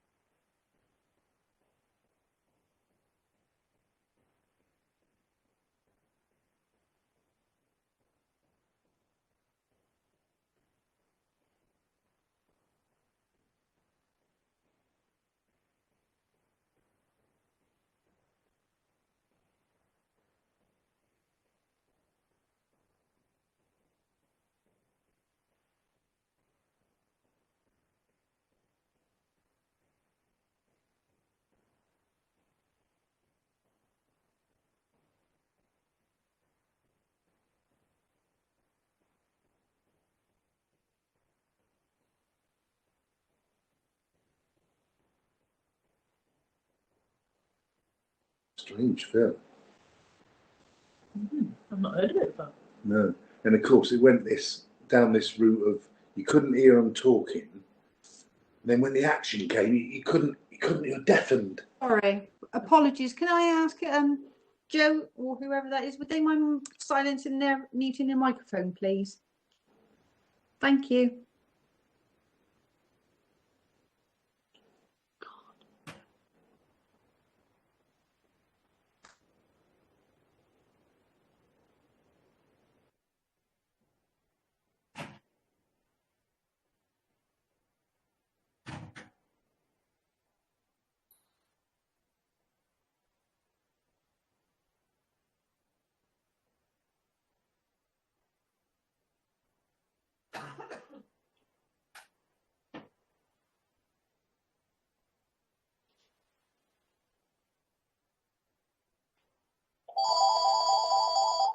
Call from 07823.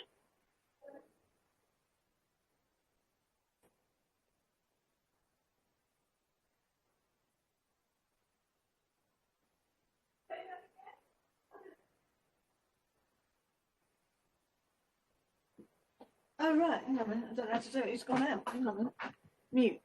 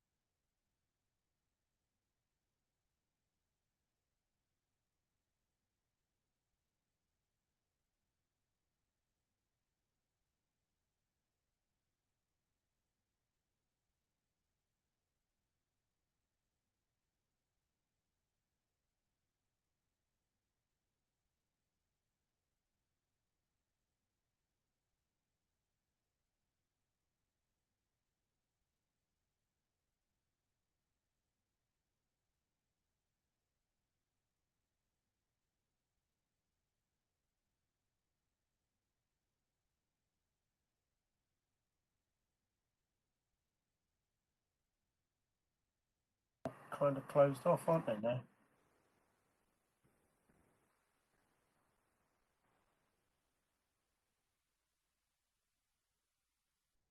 But I'm not on. Well, if I leave Citrix alone,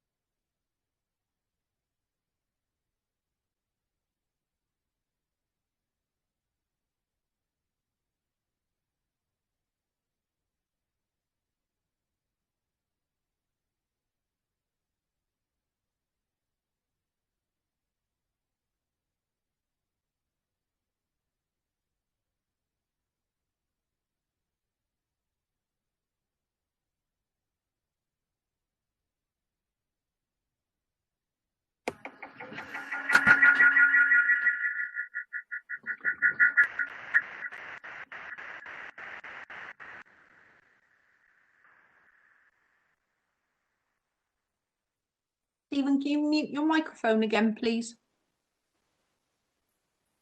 Thank you. Okay, is that better? No, it's not better at all, is it? No, it's not better at all, is it? No, it's not better at all, is it? Help!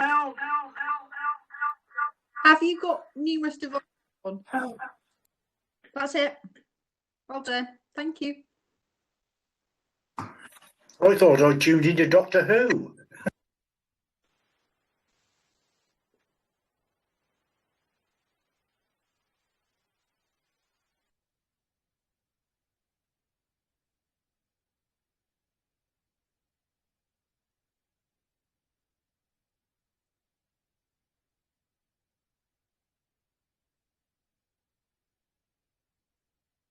That's what happens when you live in the TARDIS.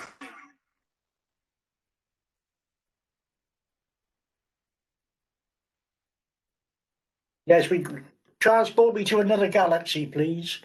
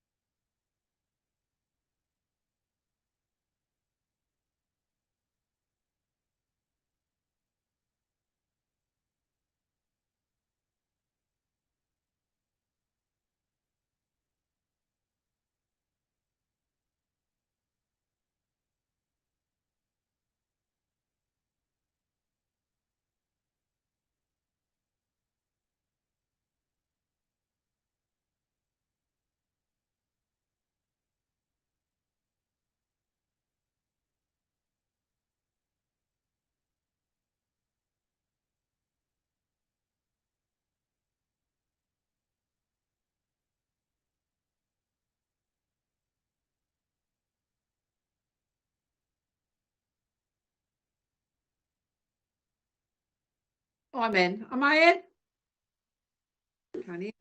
Hi, Anne. You all right? So I'm just doing a test for the chair. I can see Nick looking very smart. Nick. He must be in the offices, or he's got a bedroom that looks like the offices. Are you all right, Stephen? Now, are you okay? Are you out of the TARDIS, Stephen Hurst? Simon, I think Stephen's on multiple devices. That's why we've got the TARDIS. So he needs. I might need to let me have a little look. I think I've sorted that, Andrea. Hang on. Hang on. You're still logged on. Try and sort. Hi, Stephen. Huh? Wow. He is. Hang on then. Can you knock me on the head? Simon, please help. Let's see if I can get him out. Simon, Councillor Hurst will be leaving for this application anyway, and then he will be coming back to the committee. Are you leaving for this one, Stephen? Yes, I am. All right. So, so log out now. Watch it on YouTube, and then we'll. Good idea. Yeah. So log out. Okay, Simon. I'll YouTube in 5 minutes. Coming from Mars. What? I think he's on Mars. Goodbye, world. Goodbye. Right. Okay. There's another one in there. There's another Stephen Hurst. Hang on. Yeah, he's still logged on 2 devices. Alan. All right. Sorry, out of the public speakers, can I just check? Richard Ball, I believe you are in the meeting room. Have I seen you?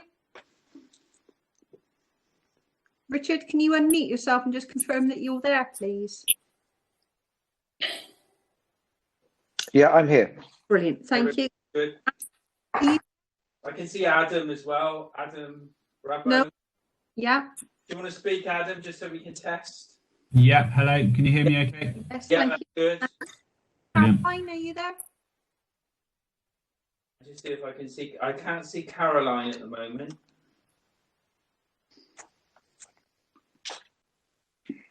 She's on the screen, but I don't know. Caroline, can you enable your video and then mute your microphone, please? Yes, I'm here. Can you hear me? Yeah, okay. I'm a little bit dodgy signal here. Okay. I can hear you. That's good. Michael, are you there? The applicant. Hello there. You're there, lovely. Yeah, Thank you. okay. Oliver, can you confirm that you're there as well, please? Yes, I'm here. Thank you very much.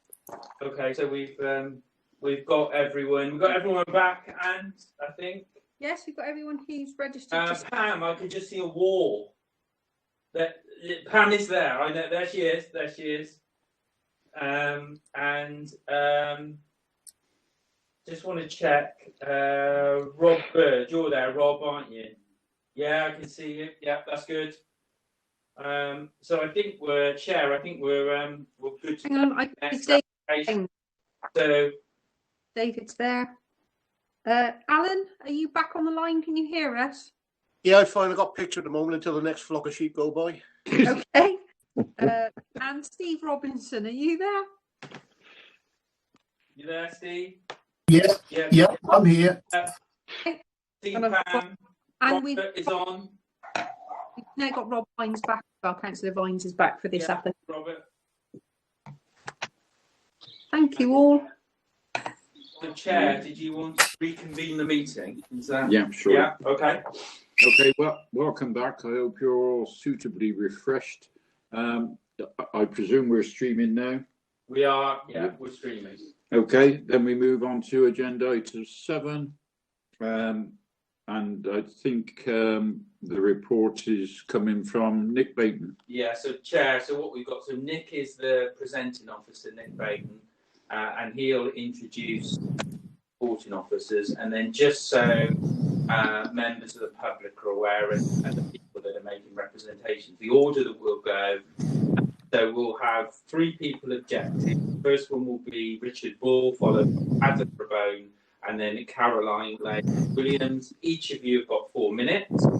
And then we've got the applicant, Michael Kent, who has 5 minutes, and then a representative from the Parish Council, Oliver Preston, who has 5 minutes. So, did you want to kick off?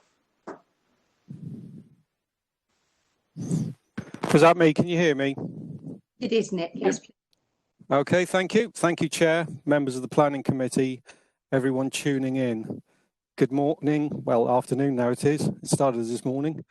The only technical officer I'll be relying upon will be Stephen Hawley for any highways related questions that come forward. Just to confirm that I have no other assistance in this presentation.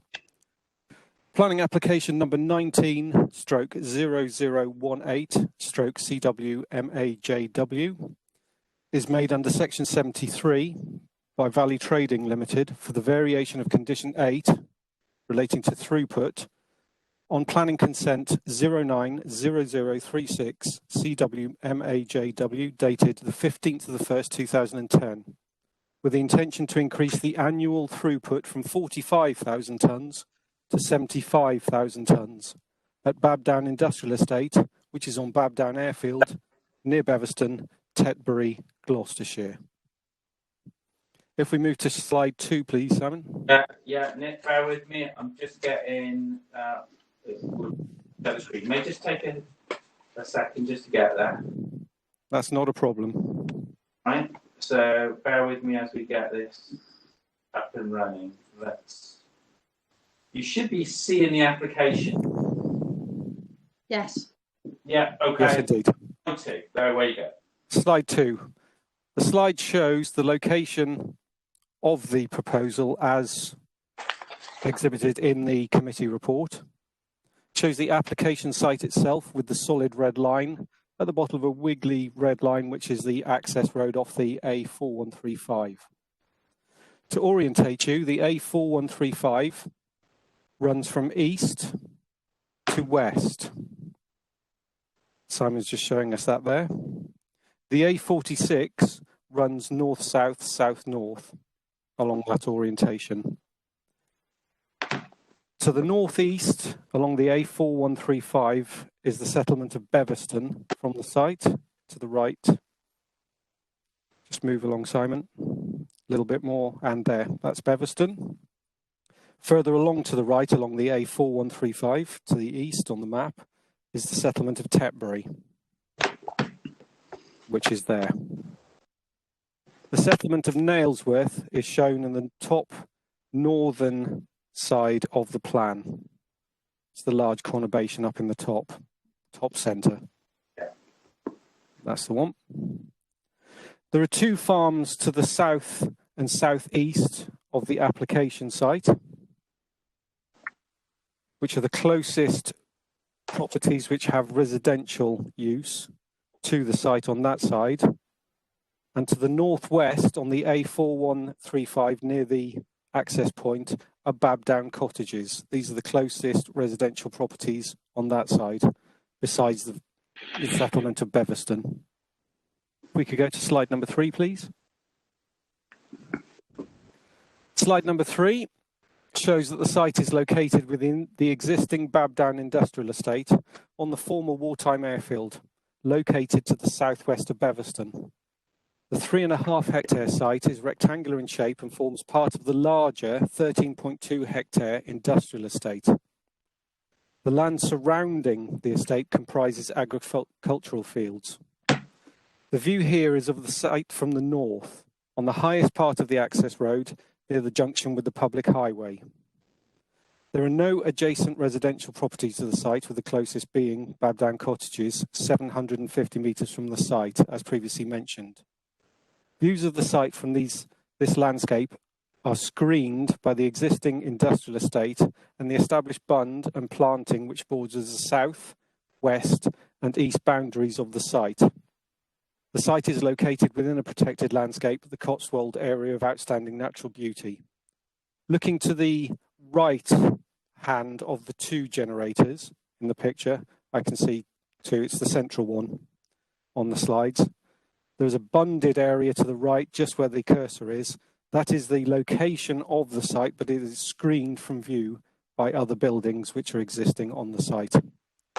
Slide number 4, please, Simon. This slide shows the view from the same location as the previous slide, but looking north to the A4135. The A4135 runs in the dip in the initial hedgerow line and where the trees are. Beverston Bridleway number 14 runs left to right at this point in the foreground. The access road is shared with other occupants of the industrial site which is existing. If we could go to the next slide, please. This is a view of the internal of the site from the northwest corner of the screening bund. The bund adorns the south, west and east boundaries of the site with mature planting. The enclosed processing building is visible towards the rear of the site and is not visible from the previous slides as screened from view by the neighbouring industrial units. From this slide, you can see the sheer size of the site required by the operation, and they're already operating at 45,000 tonnes per annum. If we go on to the next slide, please. This slide shows the bund on the west boundary, slightly behind the last photograph that was taken, with accompanying mature planting and the agricultural fields beyond that. Next slide, please. This is the view from the point of access east along the A4135 towards the direction of Beverston and Tetbury. And the next slide, please, Simon. This is the view west along the A4135 with a view of Babdown cottages between the two road signs. That's that slightly straw-coloured building.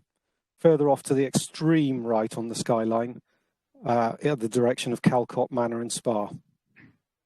Calcott Manor and Spa have made their own separate representation on this matter. We go to the next slide, please. This is the view west along the A4135 towards the junction with the A46 in the vicinity of Calcott Manor and Spa, just to show the layout of the neighbouring roads. On the next slide, please, Simon. This is the view east from the same location along the 4135 with the entrance to Calcott Manor and Spa on the left, where the signage is. Moving on to the next slide, please, slide number 11. Apologies for the slightly blurry nature of the image. It was taken directly from the waste course strategy. But what I'm using it to illustrate is the relationship between the location of the site, which is the red star, the Cotswold AONB, which is the slightly beige coloured area all around, and then the location of Zone C, where under waste course strategy policies WCS3 and WCS4, strategic waste sites are preferred. Just to bring that to your attention. This is in the report, but I thought it would be best to bring it to your attention again. Moving on to slide 12, please, Simon. Thank you. Section 7 of the report, which is on page 31, relates to the main considerations.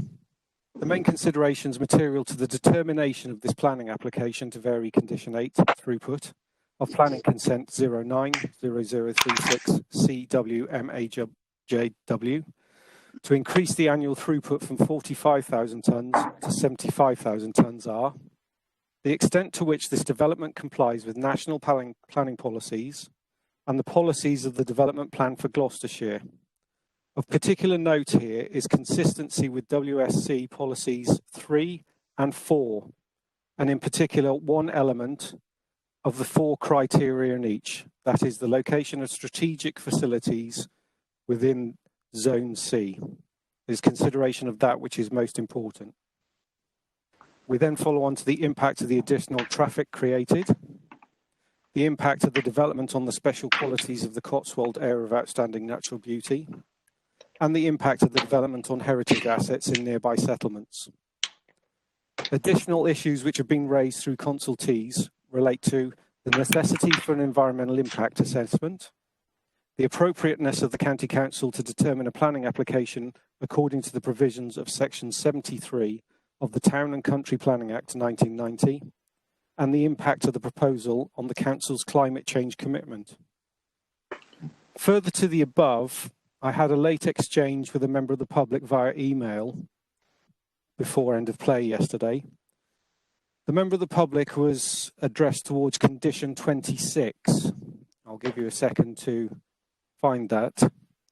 But for ease of reference, it is on page 56 of the report, condition 26, which relates to the routing strategy. The member of the public asked that, as well as routing strategy, the wording should say and speed, to say a routing and speed strategy, and also where it mentions Beverston and Tetbury, the location of Nailsworth be included. My response to that for councillors was that, firstly, the wording of the condition was given to me by the local highways authority, and it is therefore not in my gift to change the technical details of the condition as requested. Furthermore, in part 1, the safety element, element of the routing and speed strategy is covered by other legislation, namely road policing units, and therefore cannot be covered by the planning system. On the part of Nailsworth, Beverston and sorry, go ahead. Sorry, it's just you said page 56, which it is on your report, but just for members' reference, there's a number on the agenda pack which is 182. All right, so go to page 182, and then you'll see 56 above it. All right. So sorry, Nick, go on. Apologies for that. Is everybody happy with what I've said so far? Yeah. Okay. I'm going to just stop sharing just a second, just so I can anyone. Yeah, we've got okay. David Brown actually is. Are we going to leave that for questions, David? He's shaking his head. So. You're going to take your hand down, David. Unless. Yeah. Okay. That's fine. That's fine, Nick. Carry on.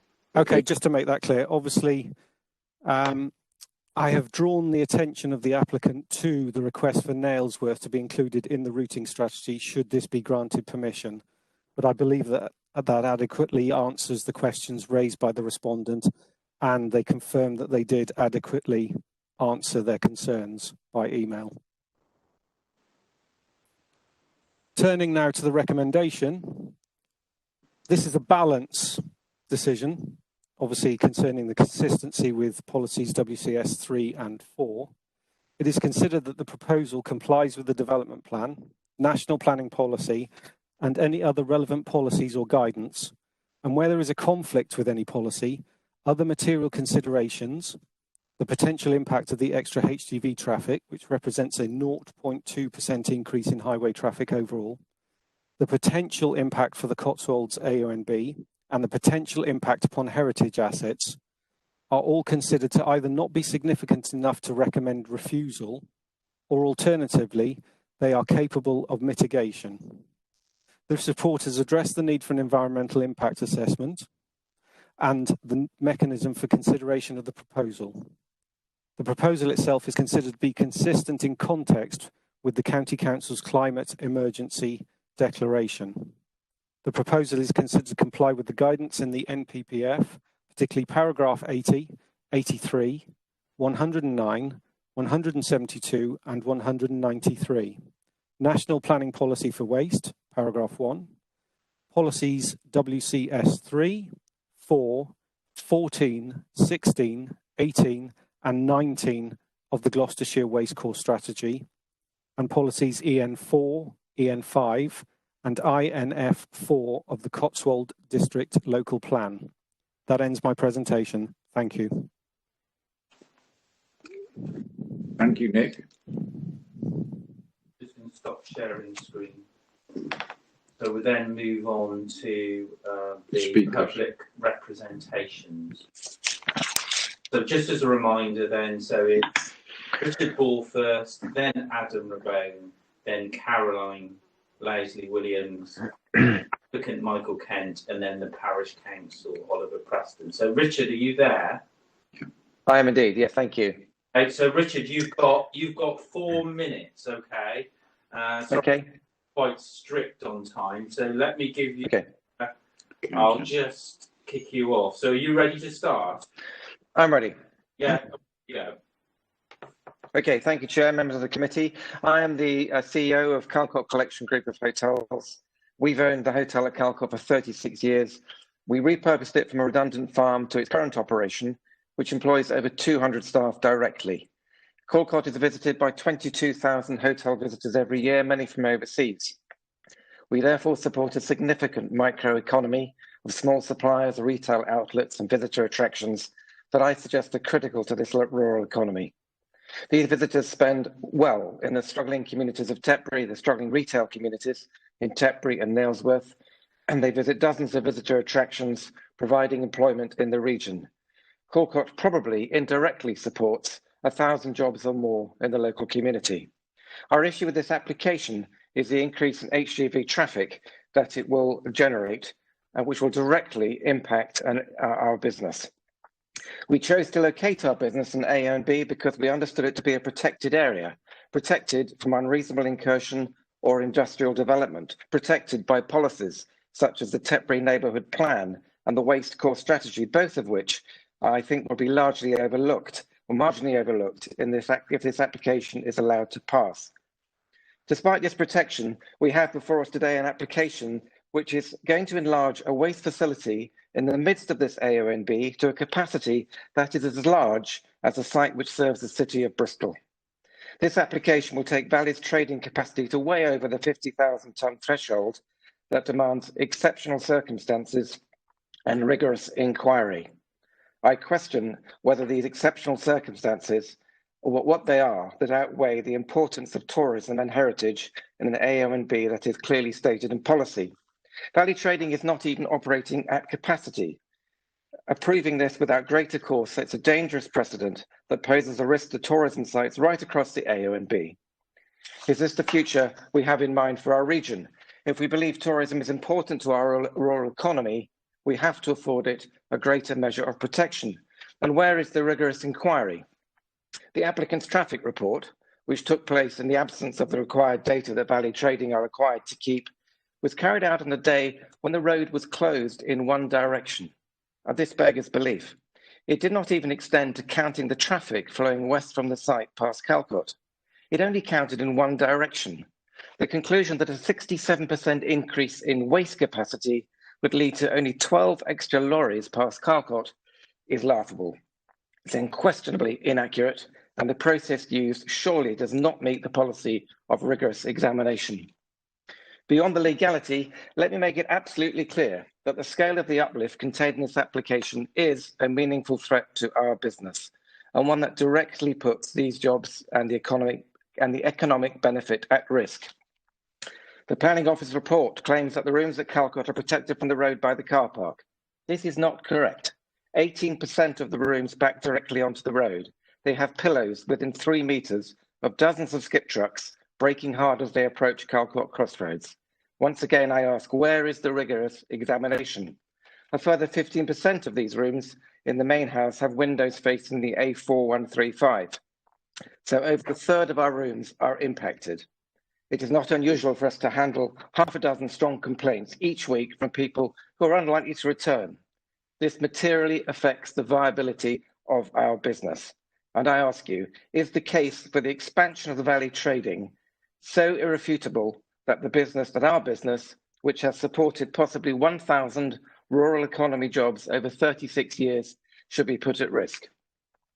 I should make it absolutely clear that we accept the presence of Valley Trading at Babtown, but we can only coexist if the perfectly reasonable limitations that were imposed in the original consent are maintained. These limitations were considered necessary to protect the AONB in 2001. They've already been increased once in 2010. What possible legal justification is there for increasing them again? Thank you, members of the committee. Thank you. Adam. So, Adam Rabone, can you come online? Yeah. All right. So your 4 minutes starts. Are you ready? Yep. Yeah, starts now. Good afternoon, Chair and committee members. My name is Adam Rabone and I'm a Chartered Town Planner. Decision makers are required to determine applications in accordance with policy. The law permits deviation if material considerations allow, but as the MPPF puts it, permission should not usually be granted if there is a conflict. This application is classed as a major development, and approval would redefine the site as a strategic waste facility, as it will push capacity far past the 50,000 tonne limit to 75,000 tonnes. Development plan policy states unequivocally that strategic waste facilities must be located within Zone C, and please note policy does not state this as a preference, outside of the AONB. Therefore, there are numerous policy conflicts confirmed to you within the committee report. Zone C is part of a carefully planned spatial strategy which was drafted following years of sustainability testing, public consultation, and extremely rigorous public examination process. Zone C primarily exists to protect the AONB and its special assets from inappropriate development by directing major strategic waste facilities to other locations. Note there is no embargo on smaller facilities such as currently operated by the applicant, and there is no reason this business would fail if the application is refused. Within the AONB and in alignment with the MPPF, policies EN5 and WCS 14 confirm that for a major development such as this, planning permission should be refused except in exceptional circumstances. It must be subject to the most rigorous examination. The applicant must demonstrate how the development is in the public interest, and that if needs can be met elsewhere, this should be taken into account. Paragraph 7.50 of the committee report confirms there is unused waste capacity outside of the AONB. Therefore, there is no public need shown for this development or a business case. In fact, approval would be in conflict with the quite exceptional requirements of adopted AONB policy and the Zone C spatial policies. So to grant a lawful consent, councillors must be satisfied that the material considerations are sufficient to overcome this conflict. In weighing this, please be mindful that policies which protect the AONB and direct the Zone C strategy are some of the most strongly worded, robustly tested policies that form a fundamental underpinning of the whole plan. However, far from being clear, I do struggle to identify what the material considerations are from the report, nor can I find sufficient supporting evidence, particularly in relation to any public benefit, the source of waste size, site operations, traffic impact, or the business case. I note the report states there will be a negligible increase in traffic impacts. I ask, how can adopted policies be so wrong that exceeding the threshold by 25,000 tonnes results in a negligible impact? It simply doesn't make any sense. The only explanation is that current impacts to tranquility, heritage, tourism and businesses have been severely underestimated. Symptomatic of this is the lack of recognition for Tetbury Neighbourhood Plan's clear objections to increase 1 minute, Adam. HGV traffic through the historic town. The report also suggests that HGVs will be removed from the highway network. I find its conclusions illogical. For example, please refer to figure 3 on page 168, which shows huge areas of the applicant's catchment area beyond the AONB boundary. If increased capacity is approved, this can only draw additional HGV traffic directly into the heart of the AONB, particularly from Cheltenham, Gloucester, Stroud, Cirencester and Swindon. There is no evidence to support the report's conclusion. Finally, this is a Section 73 application, which in law is a new planning permission and not simply an add-on. Please do not be swayed because there is an existing business operating. It has only been there since 2001 and has been 20 seconds, Adam. Ever since. To conclude, I cannot find any material consideration presented which overcomes the weight of policy. Indeed, I am concerned that an approval would be legally challenged. I ask you not to set a terrible precedent and not to erode the sustainable spatial strategy so rigorously crafted in policy. Thank you. Thank you, Adam. So, Caroline Leslie Williams, you're next. Caroline, are you there? I am here. I've switched my video off because I keep on buffering. Okay. So you ready to start? I am ready to start. So your 4 minutes start now, okay? Hello, I'm Caroline Leslie Williams, local to the planned expansion at Babdown. Everybody agrees with this, that if this application goes ahead, there will be a lot more value trading lorries on the roads. This will have a huge impact on the roads of our AONB, the towns of Nailsworth and Tetbury, plus the villages of Beverston, Horsley, Tetbury Upton and Kingscote, an area which can rightly claim to be the southern gateway to the Cotswolds. This 75,000 tonne application significantly means the 50-tonne cap for a unit in an AOB is disregarded. So we need to be absolutely clear why value trading needs this extra capacity. We need proper figures and an in-depth traffic impact survey. Many local people, of the 154 public comments, 141, that's 90%, raised traffic as an issue. Most worried about the volume of traffic, but also concerns were raised about the CO. We lost. Well, we've lost you. Caroline's just dropped out. So we'll just pause. Shops. Caroline, we just lost you for a second there. Could you just backtrack a couple of sentences? I've stopped the clock. Okay. Right. So so you're not losing any time. So just go back. Paragraph. Go back. Yeah. Paragraph. It was only for a short time. Okay. Away you go. It's gone again. It's all right. We'll wait for her to come back online. Are you okay now? Yeah. Do you want to go back to living locally? Yeah. So just go back. All right. Away you go. Yeah.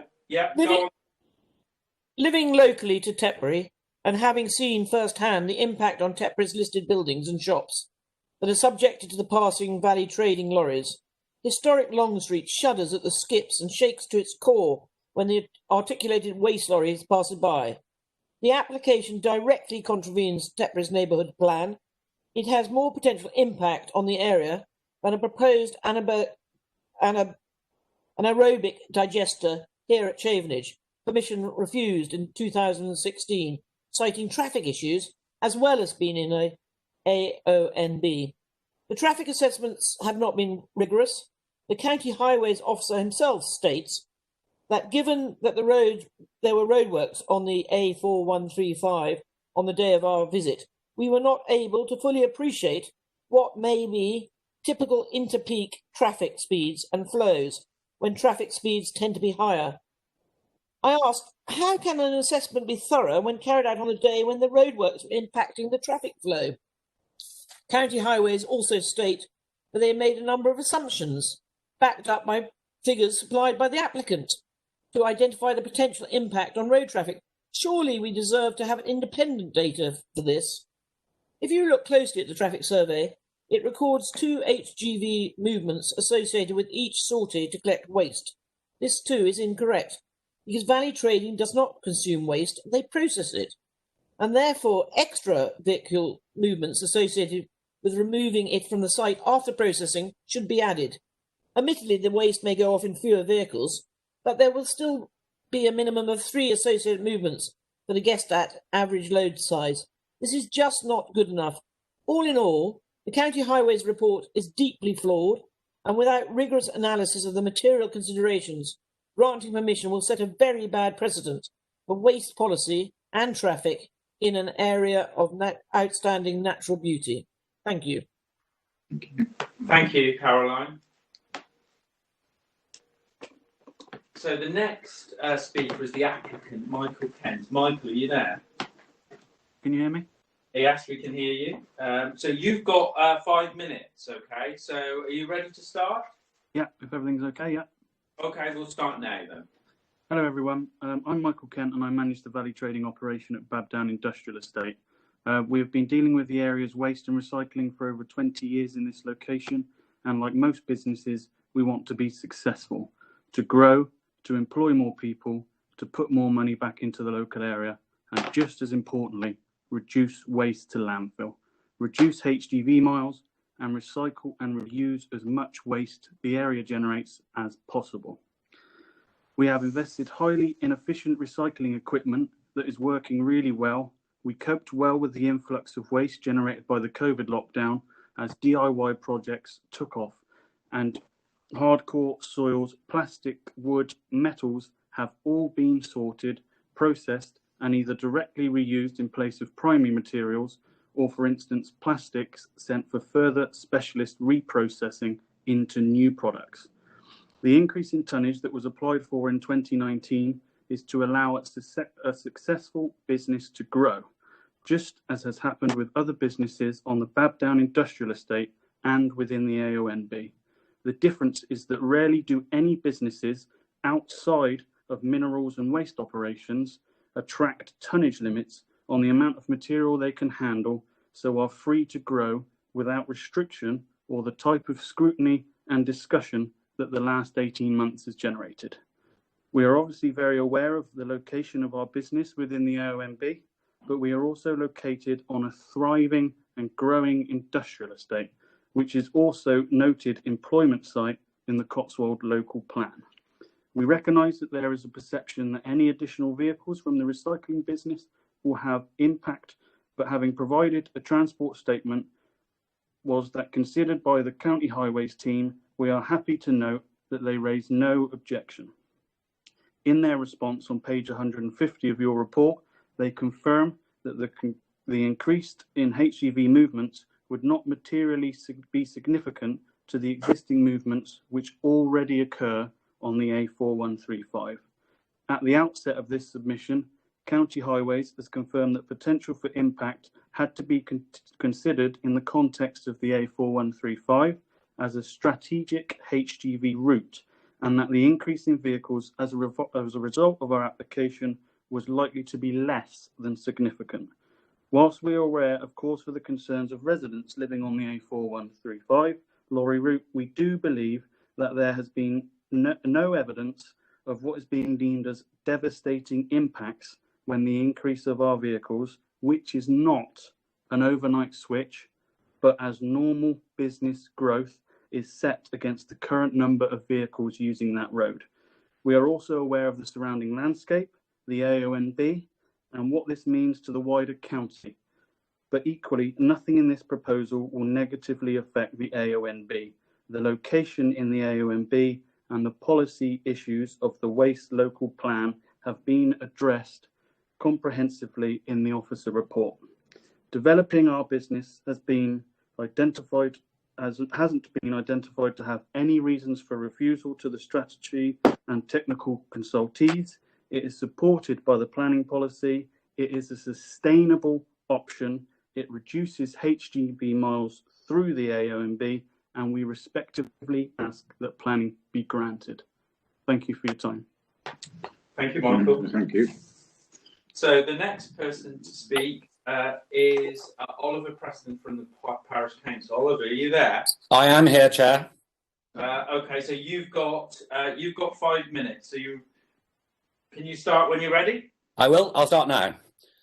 Thank you, Chair and Committee. I'm Oliver Preston, speaking on behalf of Beverston. As a parish council, we're a small group of 5, an NHS anaesthetist, a farmer, a retired solicitor. Our chair provides tours of Chavenage where they film Poldark. I am just a cartoonist. We are not experts in planning and waste strategy. But having sat here for a couple of hours, I feel as though I know a lot more. Beverston has learned to live with HGV vehicles, and we've also lived alongside Valley Trading's operations since 2001. Yes, we shout a bit about the speed and noise of their vehicles, whether the chains are sheathed, the wear and tear on the roads, litter. But they are a valuable and sustainable independent local business in the OMB on top of the Cotswolds. We supported their application in 2017 for a sorting warehouse. We are not NIMBYs. For us, this is actually an 88% increase since Valley Trading arrived at Babdown since 2001. This is because it's their second variation, and in 2010 we were reassured that the increase to 45,000 would be the ceiling. This application blasts through the 50,000 tonnes limit of your own waste policy, WCS4, for an AONB.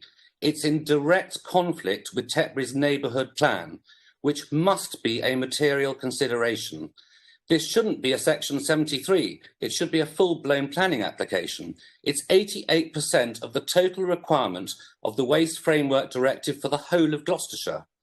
The planning officer's very long 56-page document of recommendation is testament to the fact that this is not an ordinary Section 73. What is the point of a waste core strategy or a neighbourhood plan for Tetbury, approved by councillors and the Secretary of State, if they are to be ignored by planning officers in the decision-making? What are these exceptional considerations? Where are the rigorous tests? Has a proven public interest been demonstrated? We honestly believe that the recommendation is legally questionable, and council opinion will unpick the justification of this recommendation. For example, why does Valley Trading need an increase to 75,000 tonnes? Their business needs statement is conflicting, saying that on the one hand, they're a local business, and on the other hand, the data they themselves have provided shows how widespread their business already is. You only have to see the number of skips travelling through the area recently to see that the business is not at risk. We've got several sightings of valley trading vehicles near Oxford, the Vale of the White Horse near Swindon. They cite examples of businesses locally as their clientele, but if they are so local, 45,000 tonnes ought to be enough. In paragraph 7.5, the planning officer states there are alternative sites with potential capacity located outside the AONB. Smith's of Eastington, Hogarth's in Cam, Tony's in Berkeley, Beefy's Skips in Blunsdon. Valley Trading's own catchment map area includes huge areas outside the AONB. What exactly is the source of the waste used to justify this, or are they trying to take business away from competitors? In section 8 of today's recommendation, there is a condition that states the operators shall maintain daily records. All records shall be kept for at least 24 months. This very same condition was written into the 2010 application. So why has this base traffic data not been made available to us or to county highways? Instead, a survey was taken at the wrong location by Valley Trading, east of their entrance, not taking in Calcott Manor. 50% of movements not collected. A site visit when the road was closed by county highways. It's not rigorous. The AONB deserves better. As we have heard, the local communities are shocked. It's going to affect all of our lives going forward. It's huge. Skip lorries are an emotive type of HGV, and the profusion of the Valley Trading traffic already makes them highly visible and memorable. Does our AONB deserve to be remembered by tourists for skips? Do the tourists visiting pubs and cafes and shops in Tetbury's Long Street need to see more skips and congestion? 18% of Calcott Manor's rooms have occupants that are regularly complaining about the existing HGV traffic. Calcott has explained earlier the damage that this will all cause. And where are the new jobs associated with this Valley Trading application? And finally, it's so important that these material considerations are not just gloss. You need to look at the undercoat. We reject the application, and because of Waste Policy WCS4, we would respectfully ask that you reject the application too. Thank you so much, Chair and Councillors. Thank you. So, Chair, we're now into member questions. Yep. Do you want to introduce that? Okay. Thanks for all the representations that have been made. We now move into member questions. I would ask that you, because we can only get a few on the screen at the same time, if you would raise your hands as we did on the previous application. Bear in mind we are in questions and not debate. So we've got Councillor John Caldwell. Okay, Mr. Caldwell. Yep, thank you. On page 150 of the total document, and 28 on my copy anyway, 28 of the application, we're dealing with the Highways Authority submissions, and there's a comment, as I say, page 150 or 28 on my copy. Second paragraph talks about an increase of 40% in vehicle movements, although the two figures, which seem to be 35 and 45, would suggest 67% increase. The only other comment I have is also on this page, and that is the reference, a couple of paragraphs down, to 5,369 daily fluctuations, but it took me a bit of time to realise this meant the two-way traffic movements. Thanks. Officer, should one pick that up? So I think that's for Nick. Nick? Yes, Warren. Apologies, I've got to switch between screens to unmute. I have made no amendments to the response from Gloucestershire Highway, so that is as verbatim. I've read through it and has always dealt with the application, bearing in mind that the real terms increase is from 45,000 to 75,000 tonnes. So I've not been misled potentially by any discrepancies in figures there, if indeed there are. I've kept that in mind and judged my opinion on that. For any other read of this response, I would have to defer to Stephen Hawley, I'm afraid. Chairman, I can't get the wrong figures there, but it's an increase from 45,000 tonnes to 75,000 tonnes, which simply isn't 40%. No. I would agree.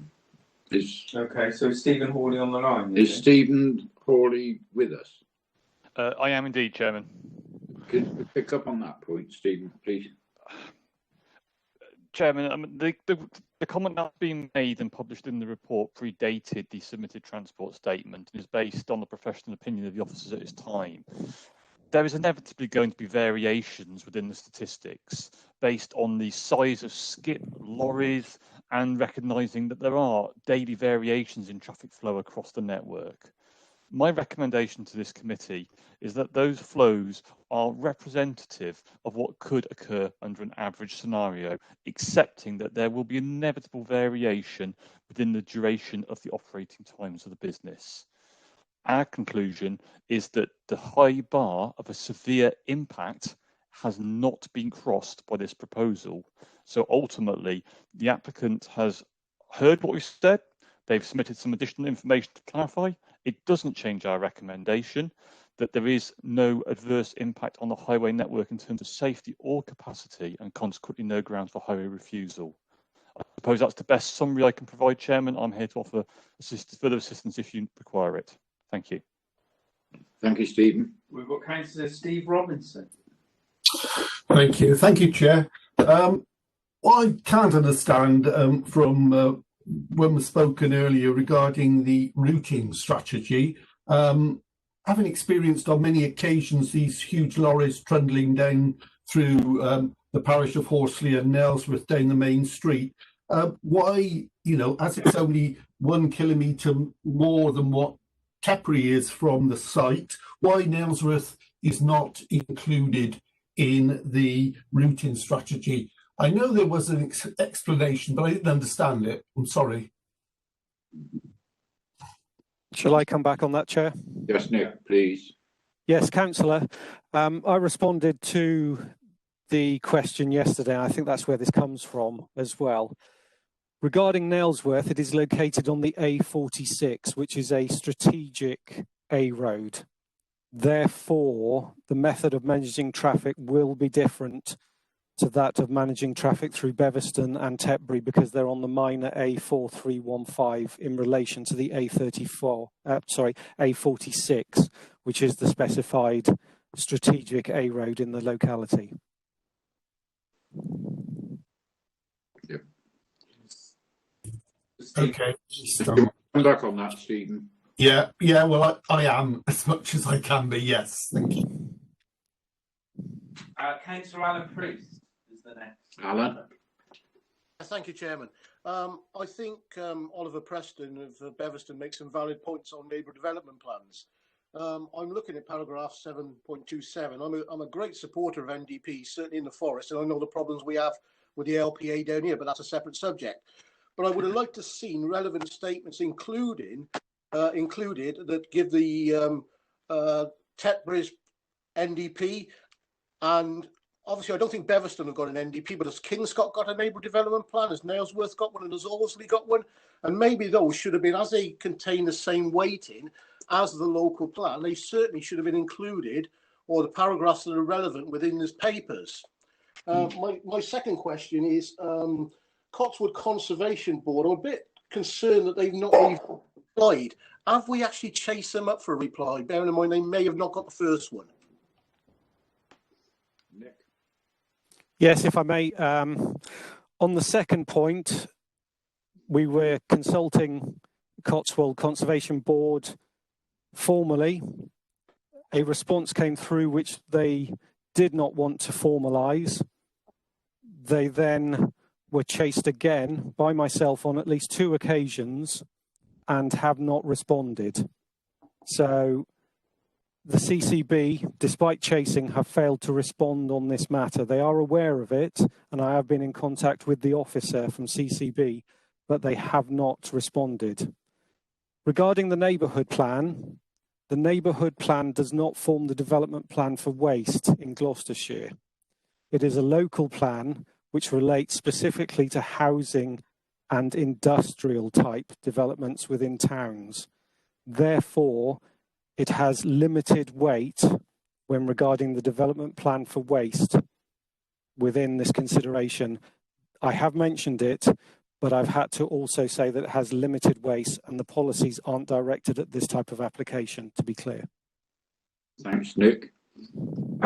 Alan, did you want to come back on that? No, thank you, Nick. That was very clear, and thanks for that clarification. Thank you. Alan, could you lower your hand? Can you do the same, Steve? Is that all right?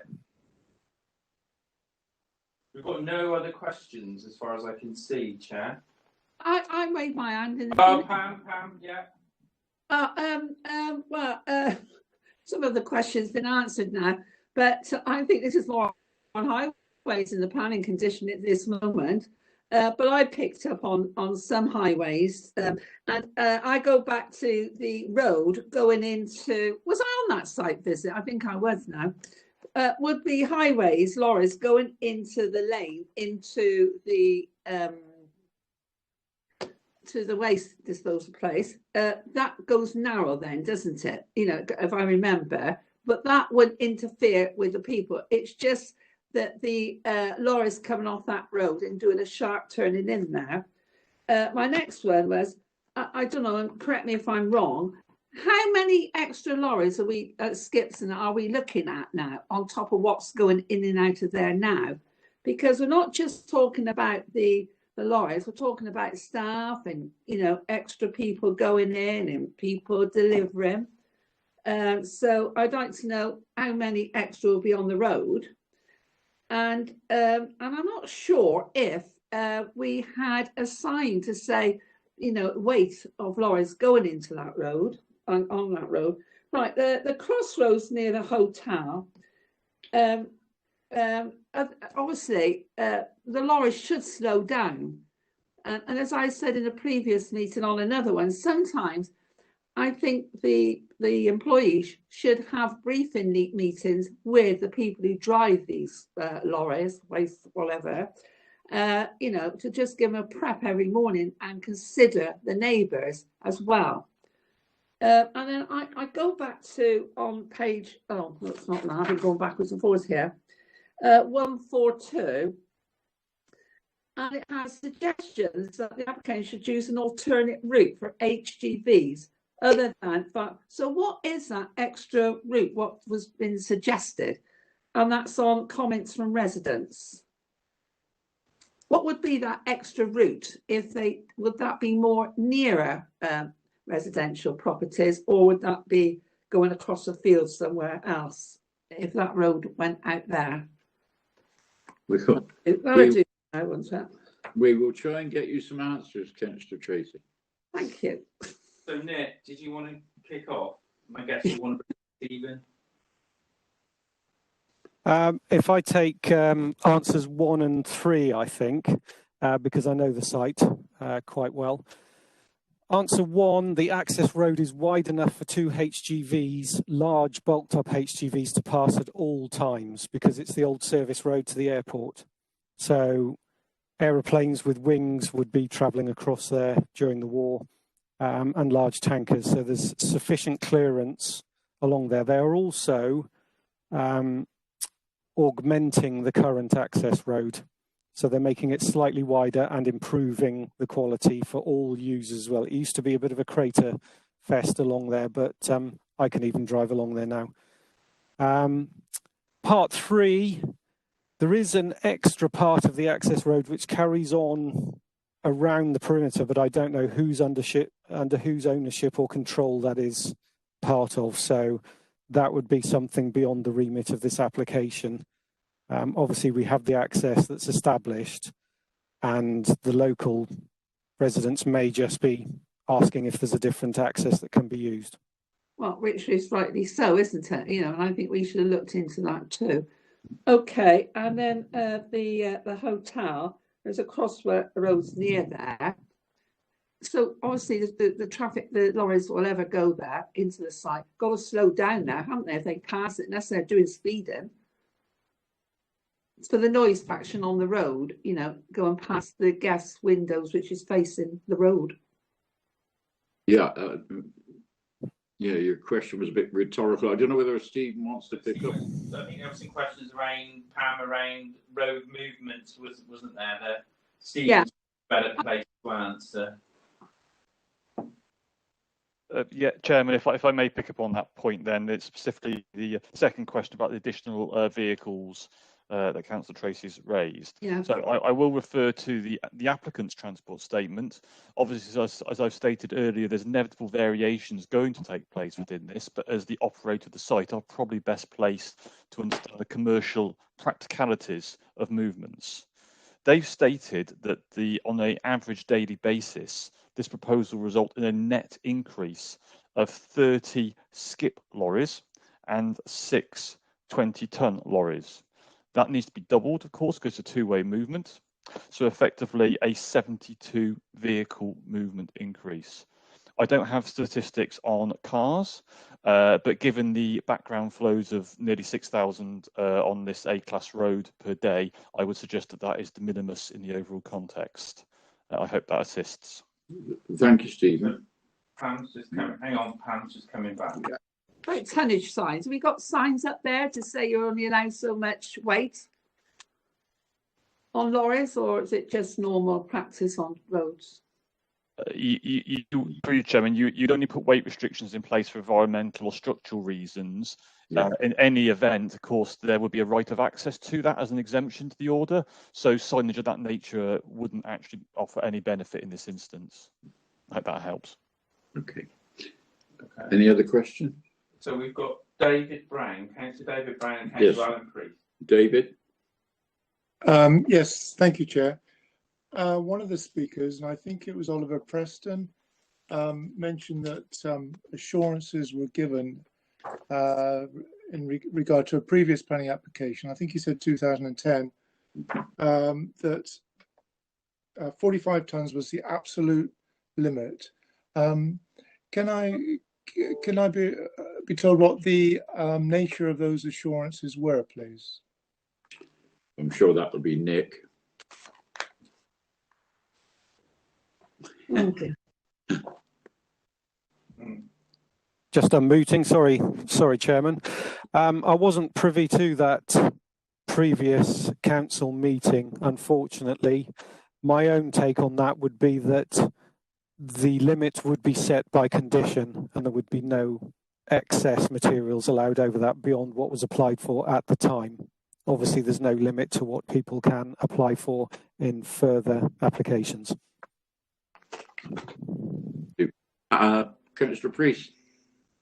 Thanks, Chairman. I may be a little bit pedantic on the neighbourhood development plans. I'm looking again at 7.27.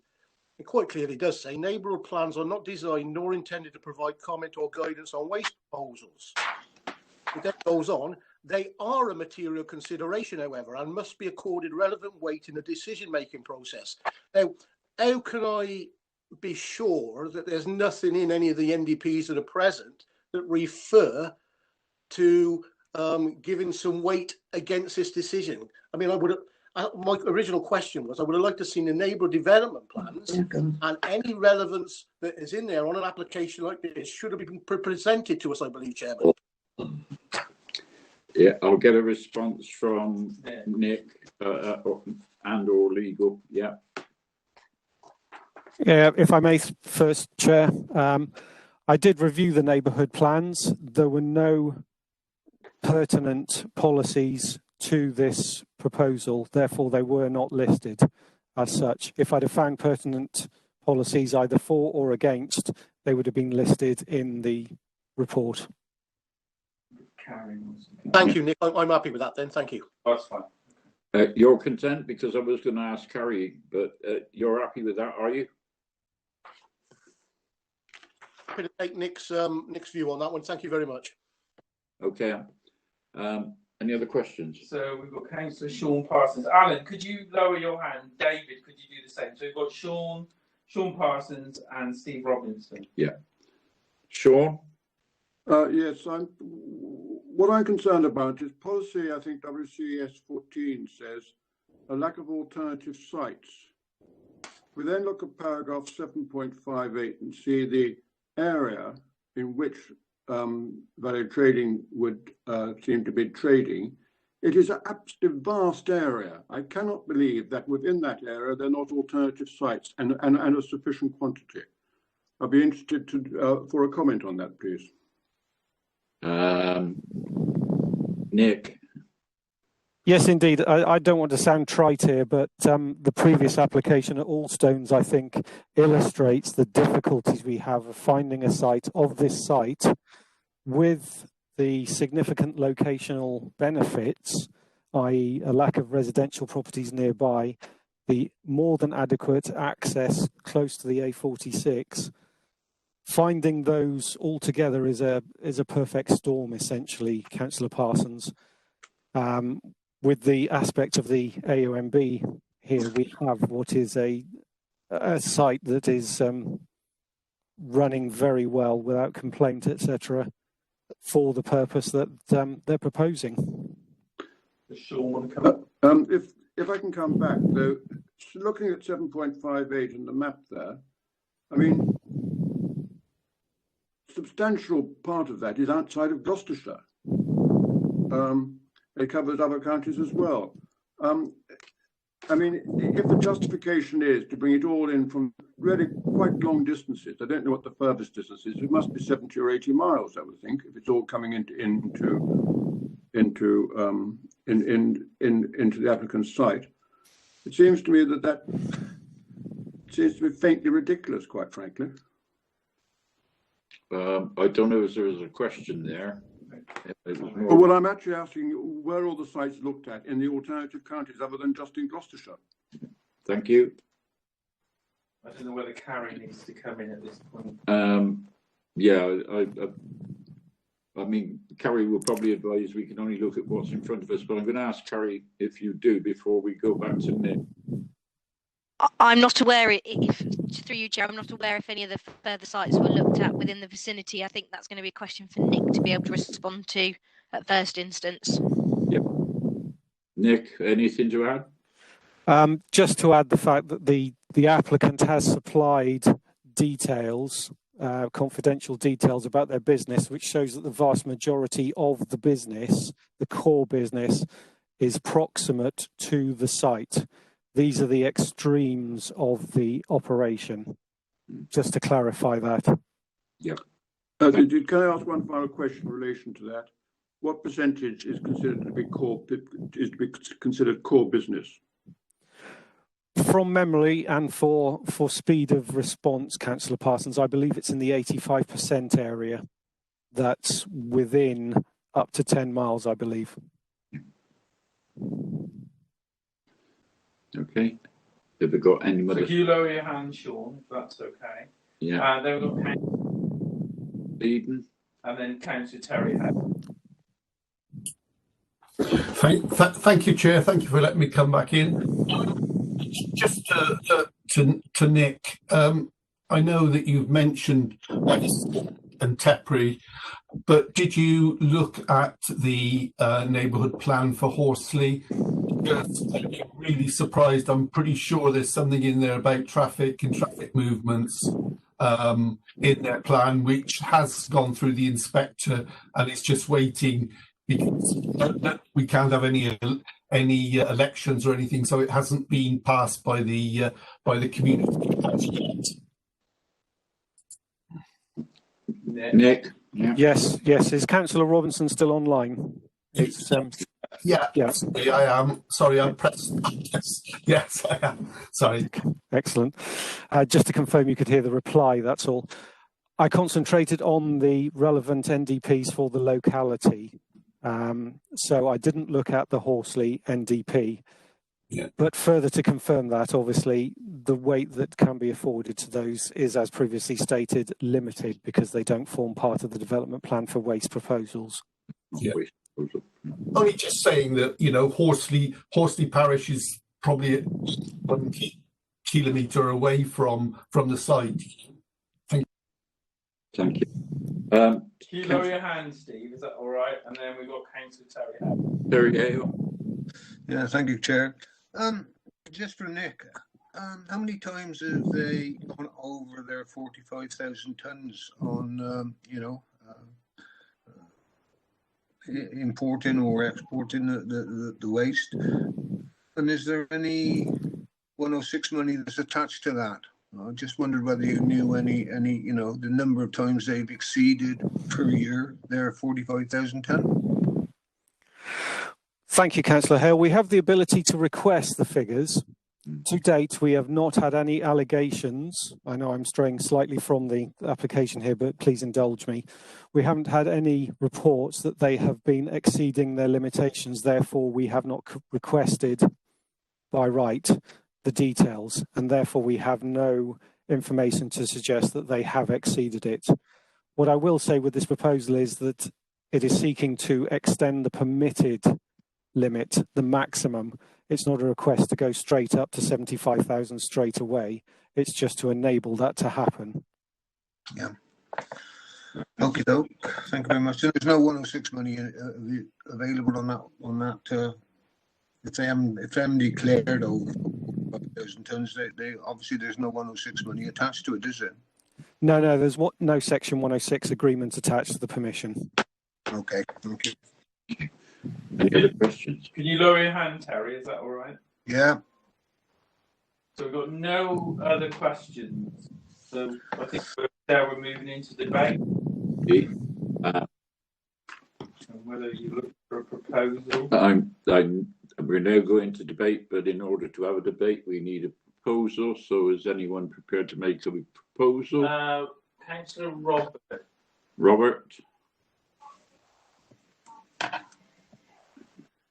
Robert Bird, that is. Just trying to unmute myself, sorry. No, that's fine, that's fine. Yeah, you've asked for a proposal, so something that we can debate. So I'm very happy to propose the officer recommendation as it stands. And in doing so, I will just say that,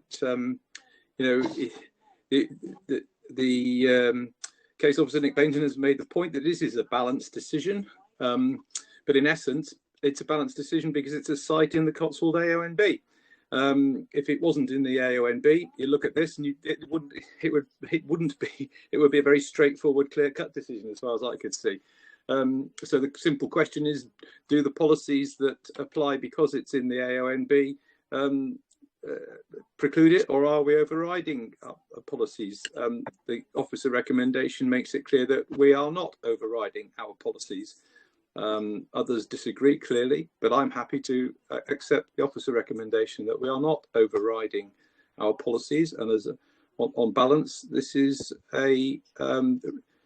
this proposal is acceptable within the policy context, and I will. That's the basis for my proposal. Okay. Seconded. I'm looking for a seconder for the proposal. I'm just seeing what we can. I'll second that. So Councillor Bernie Fisher seconded. Yeah. So we have a proposal on the We've table. got a proposal on the table and seconded. Did you want to speak in seconding that, Bernie, or are you just happy to second? I'm quite content to second it as Robert has stated. It is an on balance decision. And looking at our previous application, they're not easy decisions, but I think the recommendation is correct. Okay. I'm just looking for speakers now. Anyone? Yeah, I'm looking for hands. I've not actually seen anyone putting their hands up to debate at the moment. So we've got a proposal on the table. We have a proposal on the Just table. pause for a second to see if there's anyone that would like to. Oh, we've got a hand up from Councillor Sean Parsons. Yes, and Sean. Councillor John Caldwell. Yeah, Councillor Parsons.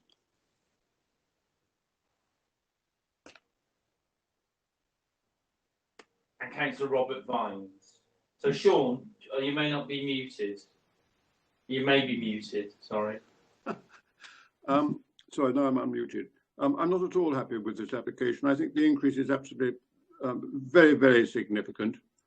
I'm worried about the catchment area, as I've briefly stated when asking questions, despite the fact that most of it is apparently coming within 10, I think we said a 10-mile area, with a considerable increase, which we're looking at.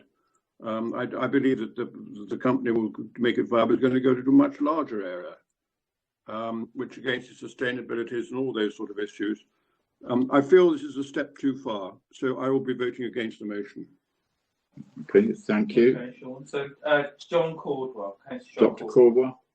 Thank you. I live fairly close to this site and do use the 4135 on occasions, and it is a fairly narrow road for large lorries to be passing each other.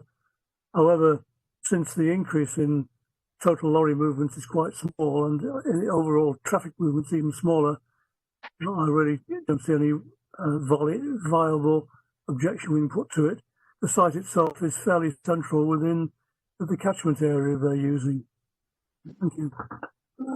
Okay. Can you lower your hand, Sean, and will you do the same, John? So we've got Councillor Robert Vines and Councillor Steve Robinson. So, Robert.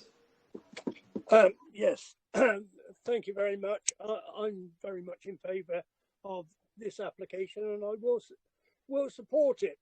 The main thrust of the reasons for objecting seem to be the extra lorry movements, and on the highway and everything that goes wrong seems to be blamed on Valley Trading. This is a big agricultural area, and I don't want to in any way, especially from me, criticise farmers, but there are big corn lorries, exceptionally heavy, rattling past the hotel, going through Tetbury on their normal business that they're allowed to do, and we've had no evidence as to the disruption or the uncomfortable position that people find them in by this additional traffic can be laid solely at the door of the Valley Trading, and I think everyone plays a part in that, and so I shall be supporting the application. Thank you. Thanks, Robert. Could you lower your hand? So it's Councillor Steve Robinson. Steve, and then we've got Bernie Fisher as indicated. Yeah, I can see Bernie, yeah.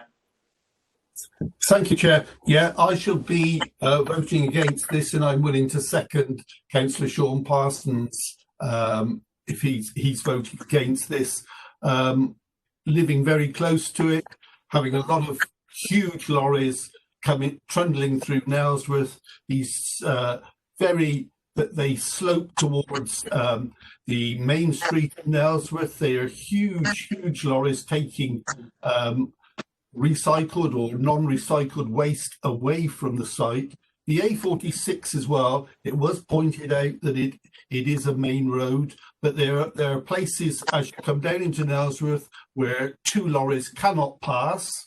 The lorries that do go round the bends above Harleywood have to go across the double white line. And I think it's a huge ask for residents to expect to have an increase, that huge increase. For the highways say there'll be a 40% significant increase in traffic movements. They've actually said that in the report.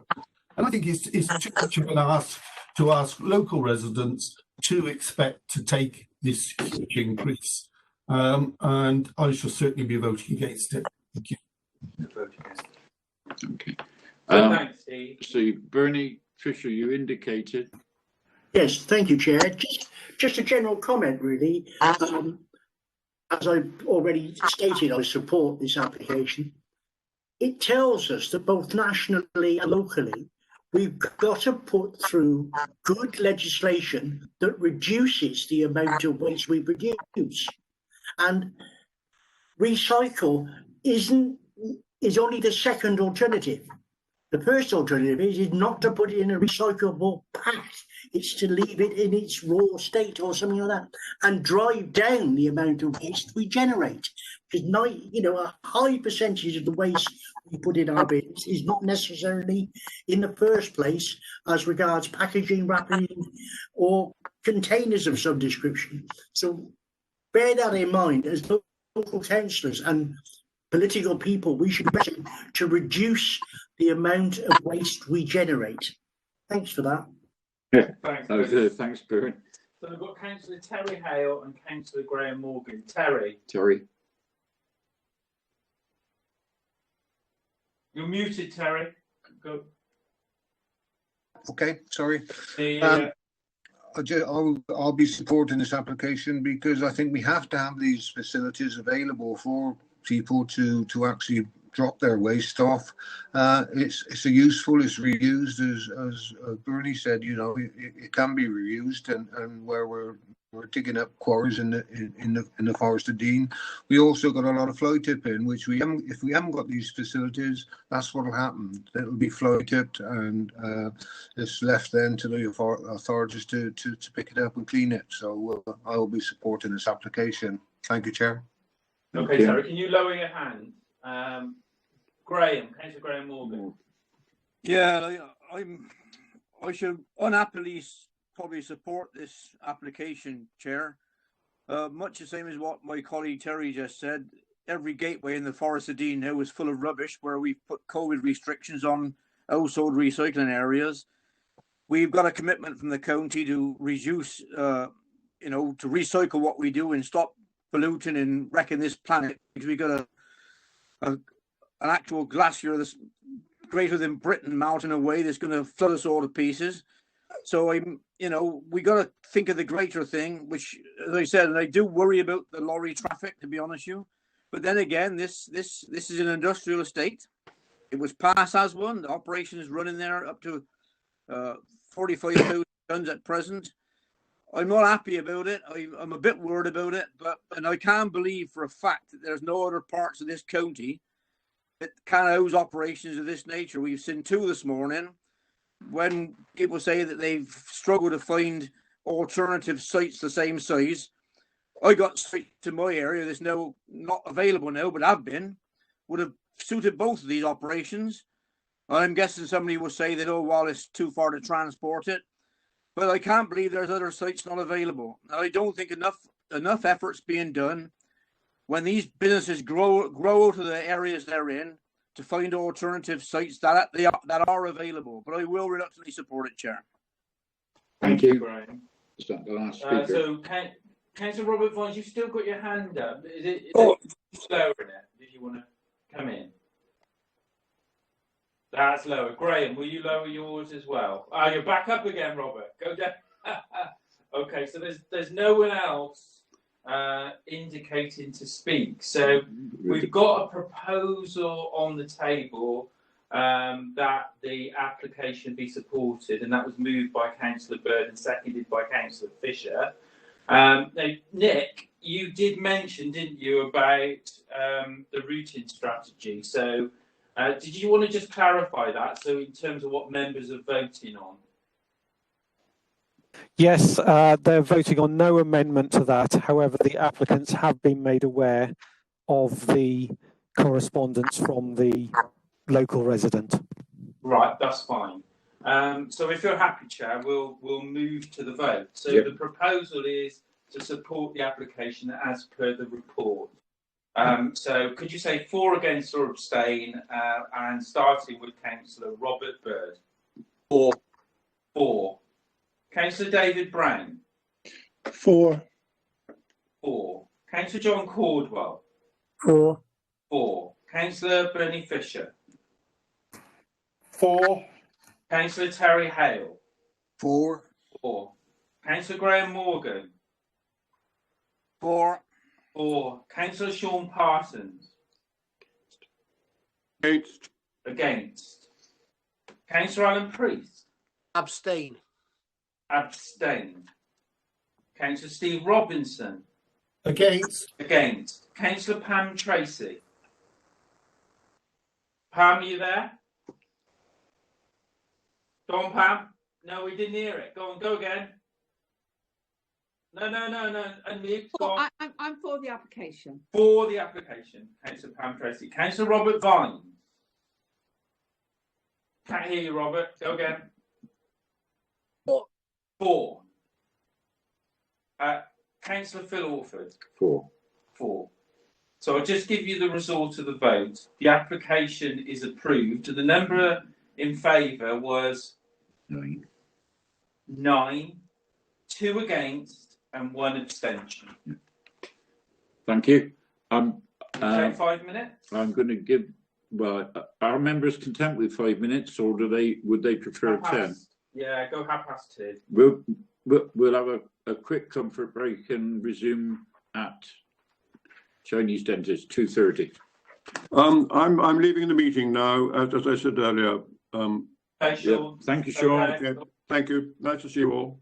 Right, Yes. see you. Bye. You're gonna mute. Simon, how long do you reckon the next meeting will last for, roughly, please?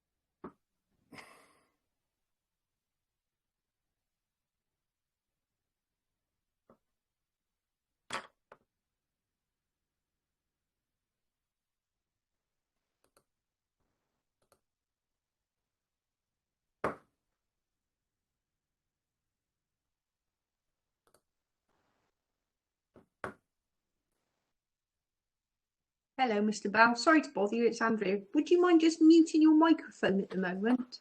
I'm doing. Can you hear me? I can, yeah. If you wouldn't mind muting it, we're going to. I'm doing my best. We're going to start at 2:30. Thank you.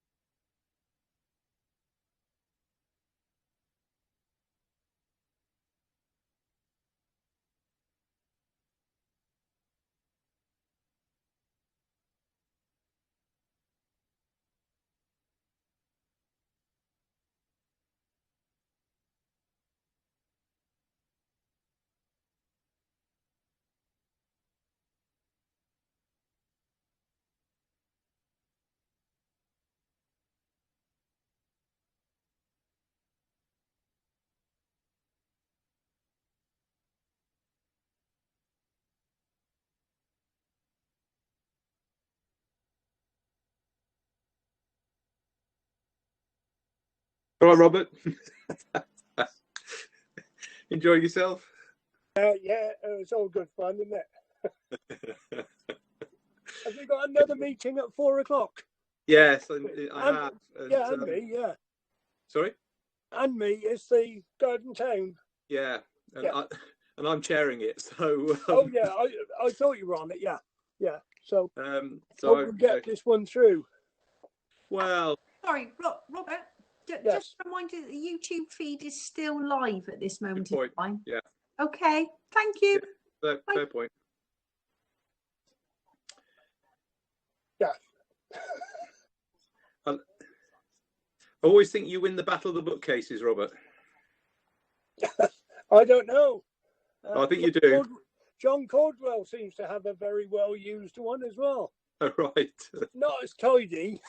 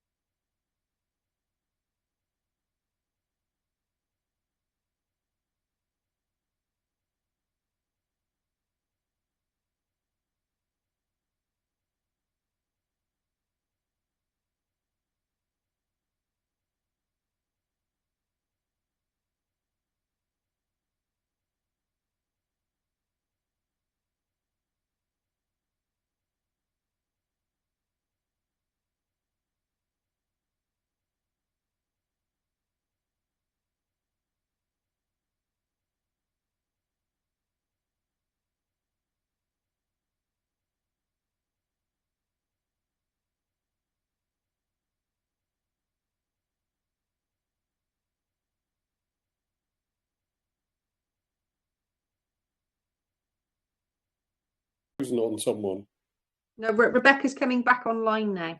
Right, okay. We need to be live. All right, I'm just waiting for Stephen. Are you back? Stephen Hurst?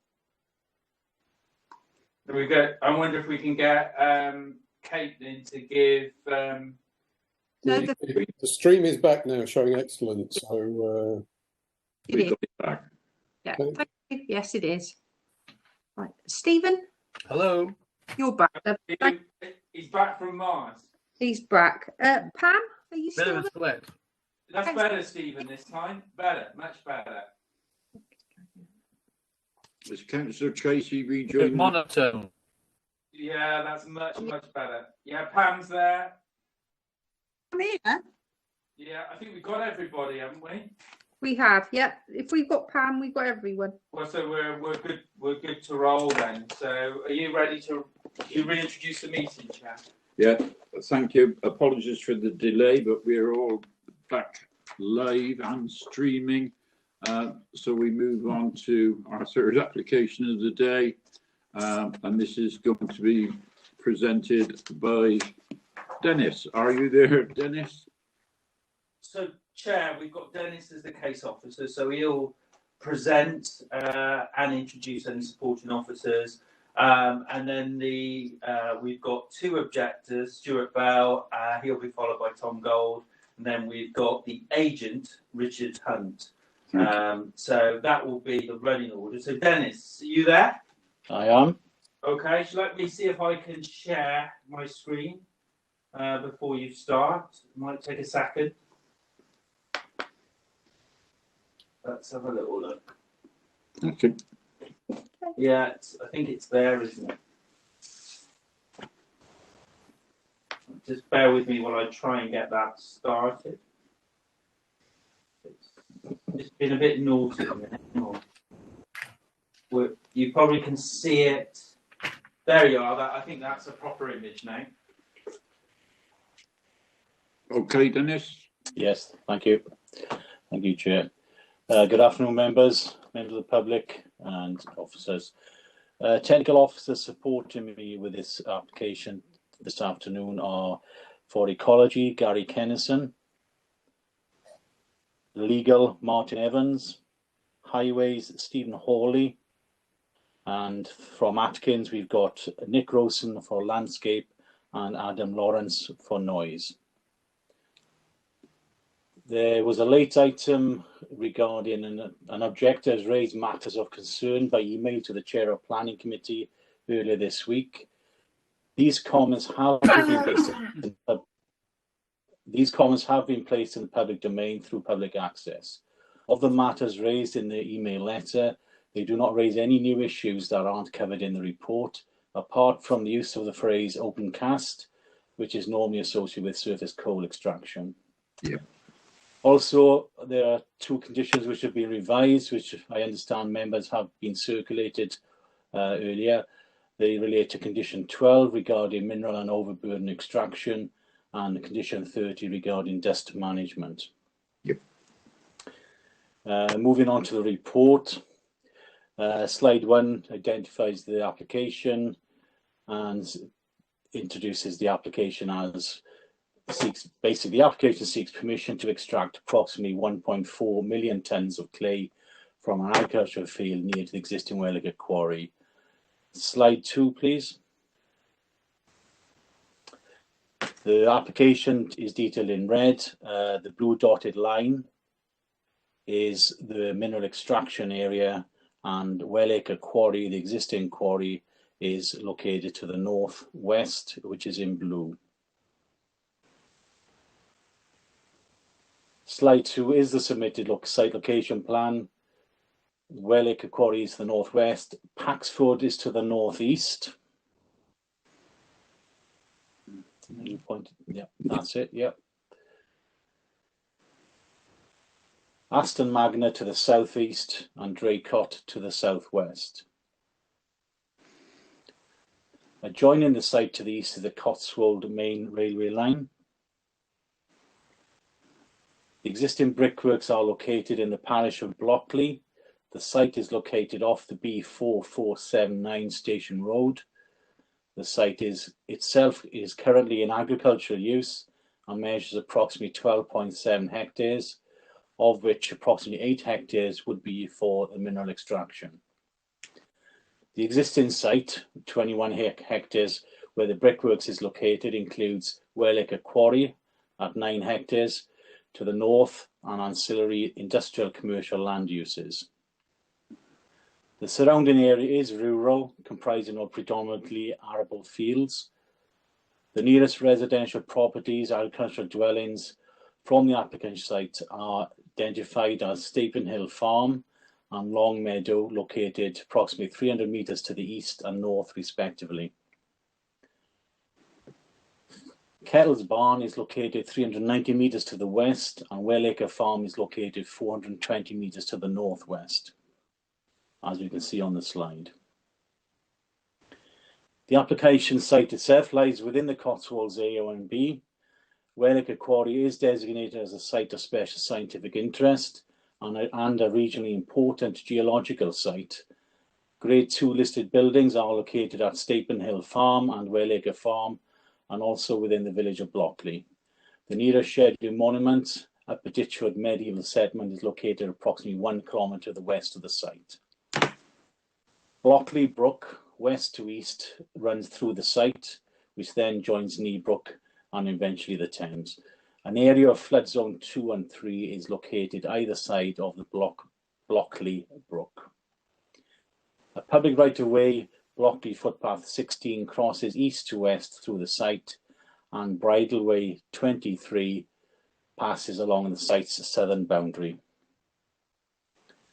Moving on to slide 3, please. Slide 3 shows the direction of work showing 5 phases. The plan also shows the water treatment area in light blue. Temporary soil storage area to the north of that, the green. Blockley Brook and the bridge crossing. That's it. The Hall Road running parallel to the railway line and Station Road crossing point. The rate of mineral extraction from Loaders Barn and Wellacre Quarry will be up to 50,000 tonnes per annum, stated as being the capacity of the brickworks. Quarrying operations are proposed to take place in 5 phases over 24 years. Slide 4, please. This shows years 1 to 3, which would involve site preparations, including topsoil and overburden storage within the application site. Slide 5, please. Years 3 to 10 would see the export of overburden material and clay to Wellacre Quarry and the brickworks. From year 10, clay would be removed from the site to the brickworks. So in years 3 to 10, overburden and clay is removed, and from year 10 it's clay only. Slide 6, please.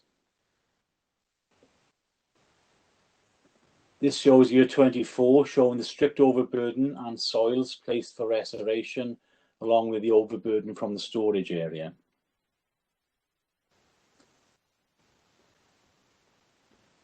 Slide 7, please. This slide shows sections showing views from the public right-of-way footpath 16, which is the top section, and the public right-of-way bridleway 23, which is the lower one. The bottom section shows the soil bund would be at about 3 meters tall, and the overburden bund about 5 meters tall, which is shown on the bottom slide there. Okay, that's the 5 meter overburden bund, and to the right of that is the soil bund.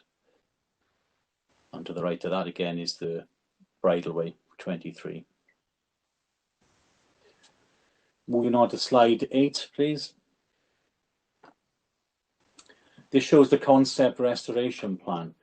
It shows the public right-of-way at bridleway 23, which adjoins the south of the site in the purple dots.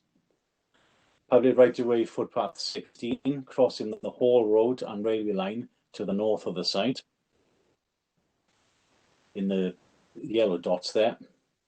Joining the public right-of-way is the proposed permissive path on the western boundary of the site. That's the pink dots.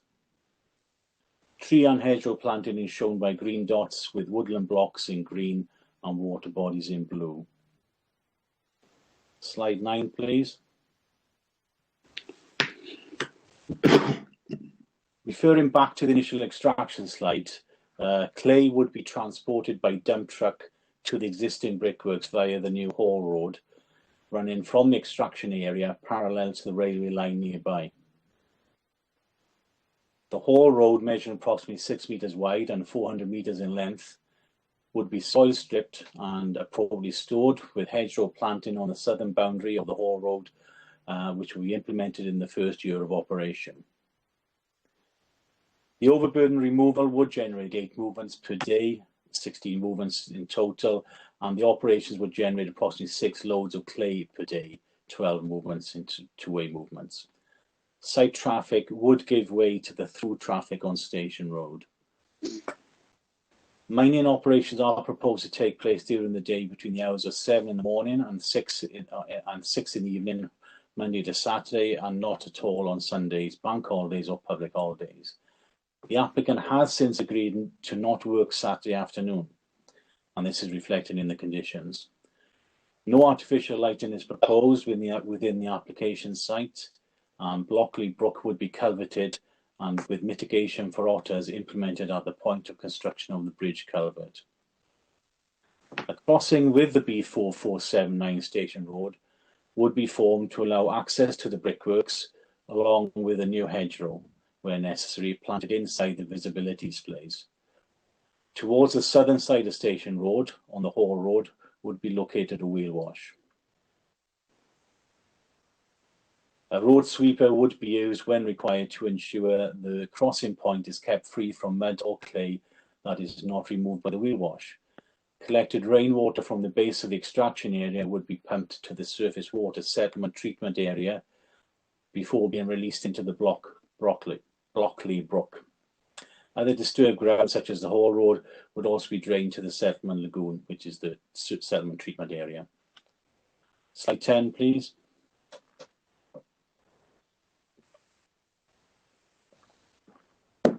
This shows the final void, with the southern overburden mound now removed and placed for restoration. The soil screening mounds remain in situ until required for the restoration. Slide 11, please. Progressive restoration of the site would be undertaken concurrently with extraction operations to a mix of agriculture and meadow with woodland blocks, water and hedgerow. The applicant states there is no intention to import material to bring the land back to original levels, hence the water body is proposed in the final restoration. A permissive public access is proposed upon restoration through the restored site to link with the existing public rights of way access network, which is the pink dotted line again between the purple and the gold. Slide 12, please.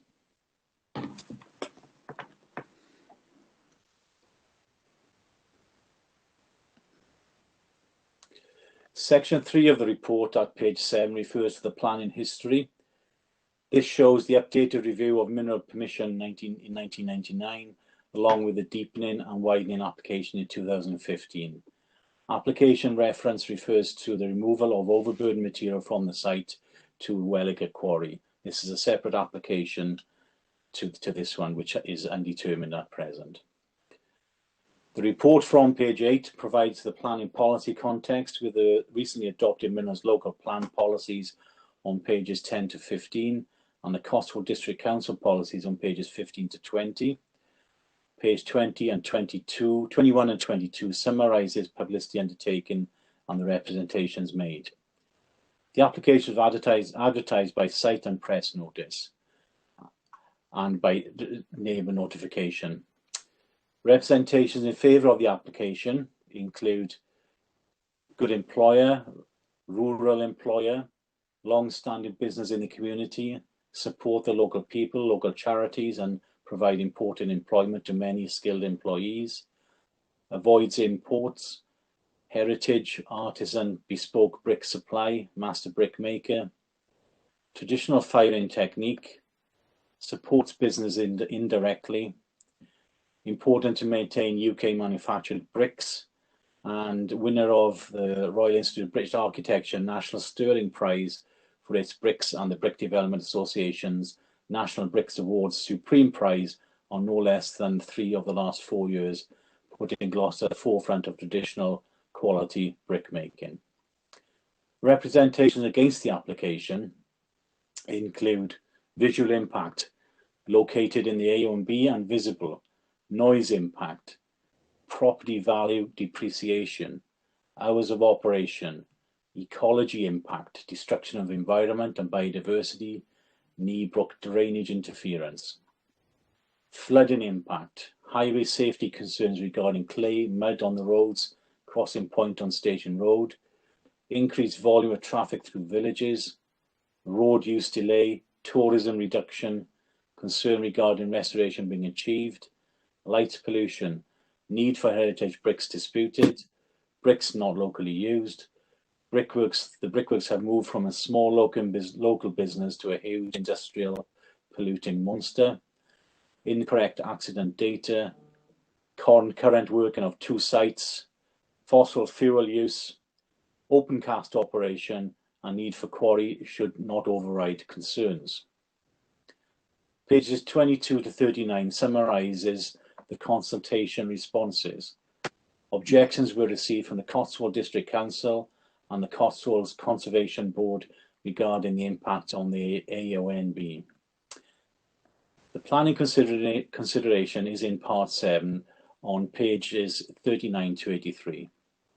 The main issues relate to the need for the mineral development and planning policy context, including the impact upon the Cotswolds AONB and the environmental impacts of the proposed development. Regarding the need for the mineral development and planning policy context, the need is stated to be because of the current inferior clay reserve at Welliger Quarry. The clay at Welliger Quarry would be used for blend-in purposes at the brickworks. Relevant mineral local plan policies are summarised in paragraph 7.4.2 on page 40 onwards, and members will note that mineral local plan policy MW04 refers specifically to brick clay, referring to a 25-year land bank, as well as making positive contribution to growing local economies and upholding cultural heritage. Paragraphs 7.4.5 to 7.4.11 consider this policy, concluding that the proposed development would provide a contribution towards the supply of brick clay necessary for the long-term production at Northcote Brickworks or beyond for at least 25 years throughout and at the end of the Mineral Local Plan period. The Mineral Planning Authority also considers that the proposal would make a positive contribution to sustaining or growing local economies, including securing the long-term security of 65+ direct jobs and upholding cultural heritage throughout Gloucestershire. As such, it is considered that the proposed development is in accordance with policy MW04 regarding brick clay. Mineral Local Plan Policy DM09, landscape, is also most relevant to the determination of this application. This policy considers mineral development within an AONB. The Loaders Barn proposal is, by virtue of its size and scale, considered to be major development within the Cotswolds AONB, and as such it must also show it is in the public interest and should only be permitted under exceptional circumstances. To demonstrate this with the proposal, an overriding need for brick clay must be shown, along with the ability to show that the local economy will not be subject to unacceptable adverse impacts, and that alternative non-AONB sources of brick clay cannot be used, having taken account their working constraints and the availability based on practicality and viability grounds. The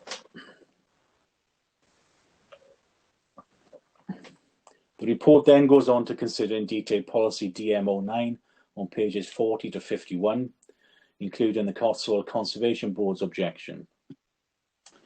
The report that refers to the relevant National Planning Policy Framework policy before concluding on page 53 that the NPPF does not raise any material considerations which are not considered through the policy consideration in this report, or do not raise any matters which outweigh the primacy of the development plans. Overall, having considered the exceptional and public interest requirements of NPPF paragraph 172, Minerals Local Plan Policy DM09 and Minerals Local Plan Policy MW04, the MPA considers reasons in favour of the proposal include it's come closer to the brickworks than the site further afield, resulting in less transport impacts. It complies with national and local policy regarding land bank provision, secure brick production in the long term, preserving existing jobs, direct and indirect. It is likely to be a more sustainable option by avoiding the environmental cost and financial cost of securing the appropriate clay resource from further away. Provide high quality clay from Loaders Barn in order to augment current reserves of poorer clay quality. It allows continued long-term provision of bespoke bricks and a reduction in flood risk in the local area by removal of some of the catchment and the acceptance of flows from the site from Blockley Brook in extreme events. Moving on to the environmental impacts, the planning statement provided the information on the following. Landscape and visual amenity included arboriculture, ecology and biodiversity, archaeology and cultural heritage, noise and air quality, hydrology and hydrogeology, highways and transport implications, and rights of way. Of which landscape and visual amenity, including restoration, ecology and biodiversity, and noise and air quality are the main issues considered. Although all the issues are considered in the report, but for the presentation, those are the main issues I consider here. Landscape and visual amenity, including restoration on pages 53 to 55. And the application is supported by a landscape visual impact assessment at chapter 3.2 of the planning statement and appendix 7. If you move to slides 13, please. Overall, the County Landscape Advisor does not object to the proposed development, and full consultation responses on pages 35 to 38, paragraph 6.16. The County Landscape Advisor is of the opinion that with an appropriate phased detailed restoration proposal conditioned for early submission, then the submitted application is acceptable in landscape and visual terms.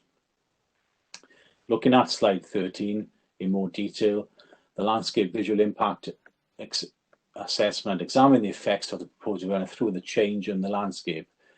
The impact assessment recognises the site in the study area as part of the Cotswolds AONB and lies within the National Character Area 107, the Cotswolds, and displays a number of characteristics which define this area. The site is located within pastoral lowland vale landscape character type and displays some of the characteristics of this classification. Looking at the slide, the dark green line runs from the north to the south is the extent of the Cotswolds AONB, which lies to the west of this line. So everything to the west of the green line is within the AONB. And you can see the site centered in the red there. Moving on to slide 14. This slide shows the viewpoint locations used in the landscape and visual impact assessment. Slide 15. Slide 15 shows 1A and 1B from the public footpath looking south. Slide 16, please. This is the viewpoints from 1C and 1D from public footpath looking north.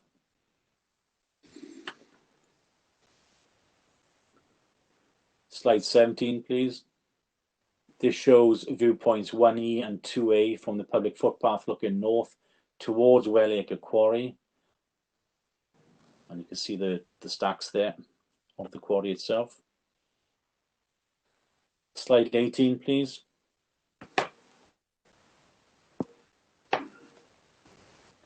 Shows viewpoints 3A from the near to the railway crossing on Station Road and 3B looking towards the direction of Blockley from the site entrance.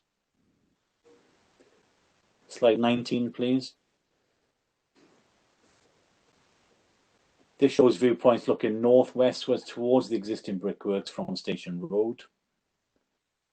And it also shows the level crossing in the right hand side there of the bottom slide where the cursor is now, crossing the railway line.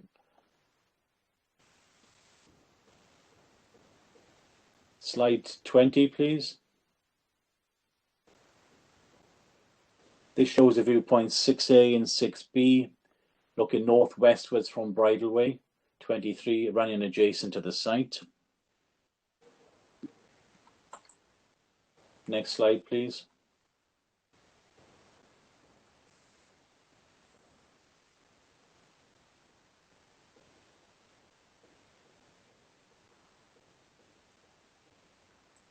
Slide 22, I think this one, isn't it, Simon? Yeah, so am I on the right one? 22, yeah. Yeah, got it, yeah. This shows a viewpoint 7A and 7B looking westwards from the bridleway adjacent to the site. Don't one, yeah. Okay. Well, that's the one you want, isn't it? Slide 23, please. This shows a viewpoint 7C looking northwestwards and 7D northwards from the bridleway adjacent to the site. Slide 24, please. Showing viewpoint 7E looking northwestward from the bridleway adjacent to the site and 8A looking westwards from the bridleway adjacent to the site. Let's see, in the top photograph there, you'll see the railway embankment, and to the right of the bridleway going underneath the railway line at that point. Slide 25, please.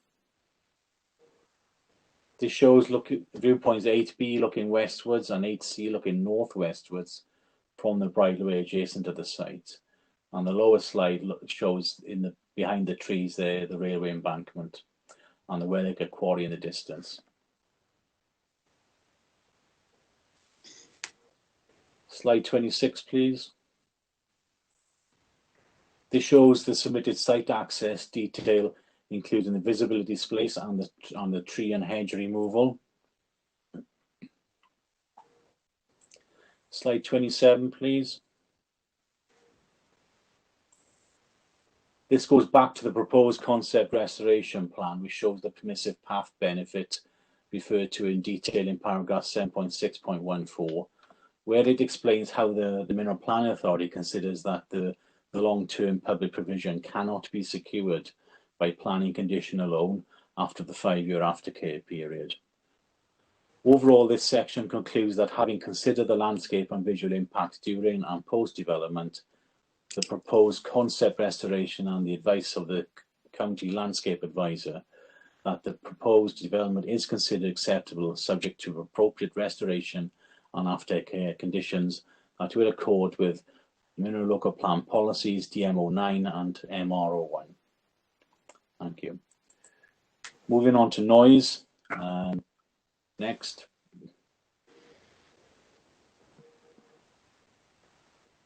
That's slide 28, I think. Yep.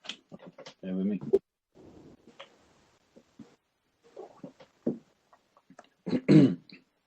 Moving on to noise. Paragraph 7.9.14 to 7.9.25 on pages 67 to 70 consider noise, and slide 28 shows the noise sensitive properties used in the noise assessment. These are the same properties used, referred to in slide 2, which were identified. I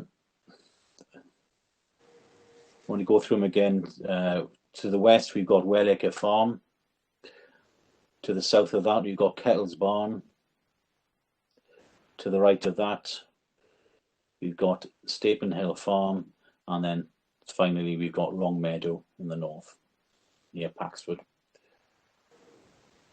Noise concerns regarding the proposed development were raised by Cotswold District Council, Cotswold Conservation Board, the Parish Council and the public.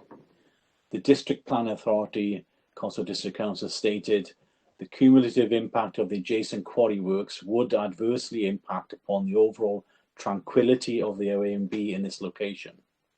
The Cotswold Conservation Board considered that the proposed development would have significant adverse impacts on the tranquility of the OAMB and strongly disagreed with the assertions that the proposed development would, and I quote, constitute temporary or infrequent workday news or be consistent with policy CE4 tranquility of the Cotswolds AMB management plan. The Cotswold Conservation Board considered that an adequate assessment had not been undertaken regarding noise and had not compared the scenario where the Wellacre quarry had come to an end. Having considered the planning policy context and advice in the NPPF and planning practice guidance, the MPA, the Mineral Planning Authority, concluded that the applicant had appropriately considered the noise impacts of the proposed development on noise-sensitive properties, but not wholly on the nearby public right-of-way network. The Mineral Planning Authority considered that this was required to assess whether operational noise impacted to an unacceptable degree upon the amenity enjoyed in using the public rights-of-way near to the proposed site, as well as the impact on the tranquility in the AONB. The noise concerns raised were considered to be relevant matters which needed to be addressed in the determination of this application. Moving on to slide 29, please.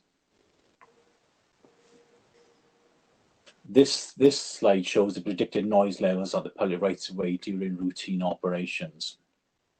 Okay, so you've got the first line going from east to west is the public right-of-way footpath 16, and the lower one is along the bridleway 23. The brown area is the overburden storage, and the yellow area is extraction area. Slide 30, please.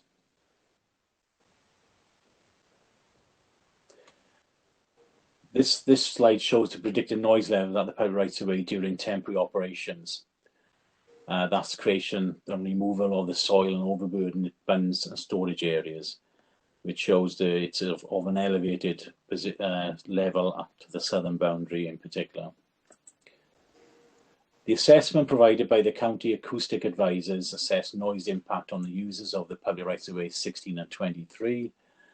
The duration of the impact differed for routine operations, which was slide 29, and temporary operations, which is slide 30, which is the one showing now. The duration of the impact differed for the routine operations of up to 1 minute and temporary operations of up to 9 minutes. The assessment identified that the baseline noise assessment was already affected by nearby existing industrial and transportation noise sources. Any impact would be within the threshold set within the planning practice guidance and could be within noise limit conditions accordingly. Based on the technical advice provided by the County Acoustic Advisor, the Mineral Planning Authority does not consider that there would be, subject to planning conditions, an unacceptable noise impact on the users of the public rights of way. The site is located in an area of the Cotswold AONB, and that is not considered by the Mineral Planning Authority to be particularly tranquil because of the existing industrial and transportation noise referred to in the baseline noise assessment in the application documents. It is accepted that at the identified noise sensitive properties that there is unlikely to be an adverse noise impact. At the public rights of ways, there is some impact, but it is of transient nature and for a temporary period and is within the thresholds identified within the planning practice guidance. Conditions controlling noise limits are recommended regarding both the noise sensitive properties and the public rights of ways affected. Therefore, it is concluded that subject to compliance with the planning conditions controlling noise limits at the noise sensitive properties and at the public rights of ways, it is considered that the proposed development would be in accordance with policies DMO1, DMO3 and DMO9 of the Gloucester County Council Mineral Local Plan and policies EN4 and EN5 of the Cotswold District Council Local Plan and paragraphs 170 and 180 of the National Planning Policy Framework. Chair, sorry, can I interrupt for a moment, please? My apologies, it's Councillor Bird. I'm going to have to leave the meeting for the moment. I've had a message to say I need to go and collect my children from school, so I shall be turning off my video. Thank you. You'll have to leave the meeting, won't be able to participate. Yeah, you won't be. Thanks, Rob. Obviously, you won't be able to participate. Okay. Thank you. Sorry, Dennis. That's okay. Moving on to air quality and dust impacts. Let's move on to slide 31, please.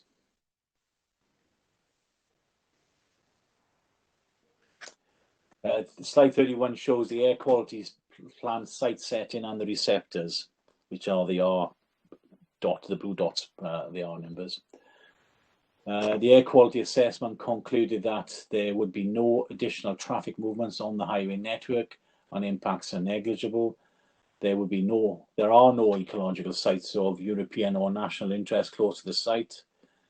There's one residential receptor within 400 metres of the site, which is R2 there.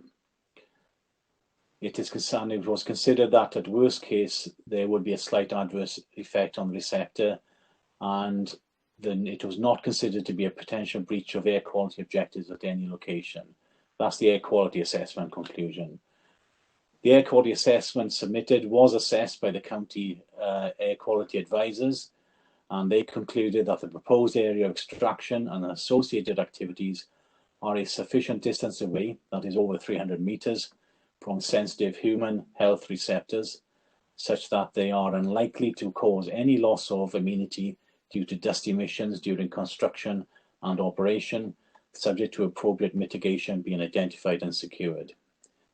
Residual effects were deemed to be not significant. The advice considers that a dust management plan is established to manage dust impact. Therefore, it is recommended that the dust management plan should include the record keeping of the proposed visible dust monitoring. Whilst the proposed conditions refer to dust mitigation, they did not include a dust management plan to be agreed with the MPA. This is an omission, and it proposed that an extra planning condition regarding the submission for approval of the MPA of a dust management plan be attached to the decision notice if the application is approved at committee. Members have been circulated with a revised condition of 30 to this effect. Having considered the planning policy context and technical advice provided, the Mineral Planning Authority concludes that the applicant has appropriately considered the noise impacts of the proposed development and suggested appropriate mitigation. Concerns raised regarding air quality impacts are not considered so significant with mitigation to be considered unacceptable. As such, subject to appropriate planning conditions, it is considered that the proposed development would be in accordance with policies DMO1 of the Mineral Local Plan and EN15 of the Cotswold District Council Local Plan. Moving on to ecology, slide 32. The application is supported by a preliminary ecological appraisal, and slide 32 shows the preliminary ecological assessment site survey. Trees 2 and 3 are the red dots to the north west of the slide. To the red dots, please, at the site entrance by the road, Station Road. Yeah, those 2 red dots. That's 2 red trees with high potential for bat roosting. The red hatching shows the tall ruderal game cover. The orange area is semi-improved natural grassland, and the blue is standing water. The green dots are scattered trees, and the green crosses are scattered scrub. A denotes arable, as in the agricultural use, with the TN representing target node numbering. The preliminary ecological assessment, or PEA, identified the need for additional survey work for badgers, bats, otters, crayfish, water voles, and breeding birds, barn owls. These surveys were carried out at the appropriate time of year. The PEA also considered the opportunity for enhancement of habitats to produce biodiversity net gain. It concludes that the restoration scheme would create habitat for a range of protected species in the long term. The county ecologist considered that the information contained in the preliminary environmental ecological appraisal, provision A, regarding bat activity survey, the bat roost survey, the breeding bird survey, including the barn owl, otter, the water vole, and the crayfish, and the otter mitigation method statement were sufficient to assess and inform a decision on the development. The detailed comment is covered in paragraph 7.7.7 to 7.7.55. The county ecologist concludes that he raises no objection to the plan application subject to planning conditions and advice notes. The county ecologist considers that with safeguards, mitigation, effective restoration and long-term aftercare, development can result in an overall biodiversity net gain being achieved. Given the sensitive location within the AONB and a range of protected and priority species matters to be managed and proposed, development must be properly secured. This can be done by appropriate worded conditions as recommended, and also by the imposition of a Section 106 legal agreement. The agreement would cover the ongoing management beyond 5 years for each completed phase of aftercare. Having considered the planning policy context and advice in the National Planning Policy Framework, it is concluded that the applicant has appropriately considered the ecology impacts of the proposed development. As such, to consider the proposed development would be subject to planning conditions in accordance with the policies DMO5 and DMO6 of the Mineral Local Plan and EN7 and EN8 of the Cotswold District Council Local Plan. Slide 33, please.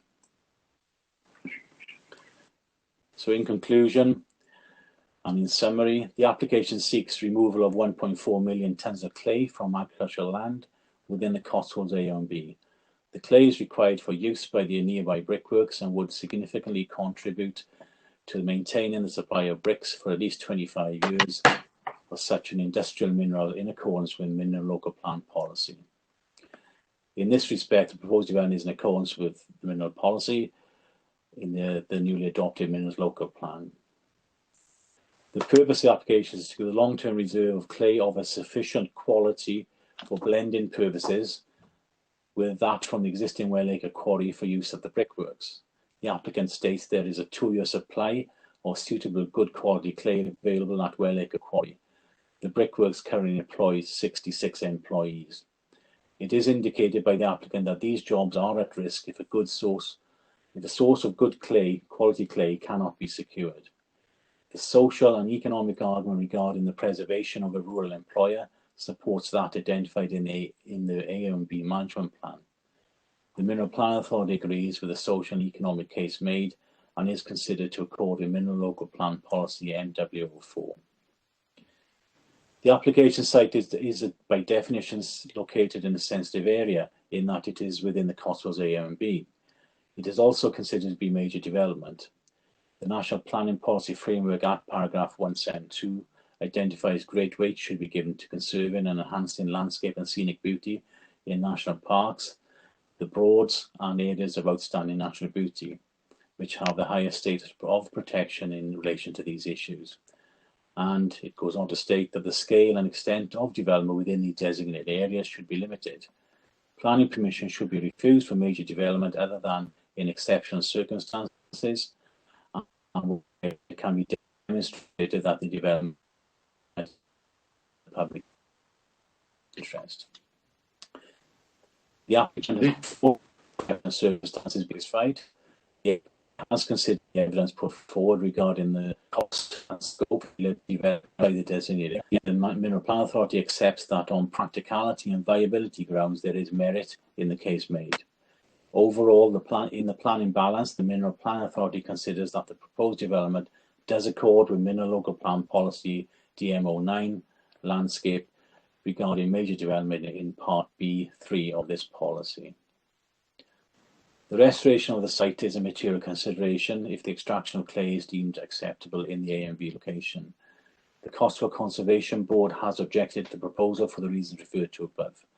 Natural England has clarified their position regarding its consultation response and deferred this consultation response regarding the designated landscape to the Cotswold Conservation Board. The County Landscape Advisor advises that the proposed concept restoration, subject to detailed design, controlled by planning conditions, to be acceptable in landscape terms in this part of the AONB. In consideration of this application, the Mineral Planning Authority has had regard to the highest status of protection referred to in the national policy context, and in particular focusing on the requirements contained in the Minerals Local Plan Policies DM09, Landscape and MR01 Restoration, Aftercare and Facilitating Beneficial After Uses. The County Ecologist has raised no objections subject to attachment of planning conditions. Biodiversity gain is required and also controlled via planning conditions, although its management outside the 5-year aftercare period for the further 5 years for each phase of restoration completed would require a Section 106 planning obligation. Given the location in the AONB, it is considered necessary to make the development acceptable in planning terms. It's directly related to the development of failure reasonably to scale. You're breaking up, Dennis. Dennis, we couldn't hear that. The acoustic information. Sorry, can you hear me now? Dennis, we lost you. Hear me? Just backtrack that paragraph. Just go back. Few sentences. 30 seconds. If you The can. County Ecologist has raised no. Yeah, you're dropping. Can you hear me Pause now? is there. Yeah, I can hear you now, yeah. Would it not be Dennis turned off if the Just bandwidth? turn my video off. Turn off your video, Dennis. Yeah, The better. County Ecologist has raised no. Is that better? Yeah. Can you hear me now? Yeah. The County Ecologist has raised no objection subject to the attachment of planning conditions. Biodiversity gain is required and also controlled via planning conditions, although its management outside the 5-year aftercare period for a further 5 years for each phase of restoration completed would require a Section 106 planning obligation. Given the location in the AONB, it is considered necessary to make the development acceptable in planning terms. It's directly related to the development and is considered fairly and reasonably related in scale and kind to the development. The acoustic information provided has been assessed and is accepted as appropriate with regard to noise-sensitive properties. Consideration has also been given to the impact on users of the public right-of-way footpath 16 and bridleway 23 and the tranquility of this location in the AONB. Whilst there was found to be a noise impact, it was such that it would be transient and of a temporary nature for approximately 9 walking minutes and within the planning practice guidance thresholds. The site location is already affected by nearby industrial and transportation noise, and the Mineral Planning Authority concludes that the impact on users of the public rights-of-way would not be unacceptable. The Highway Authority has raised no objection to the proposed development subject to planning conditions, and informed it is included in compliance with Section 184 of the Highways Act to be entered into prior to the proposed access being brought into beneficial use.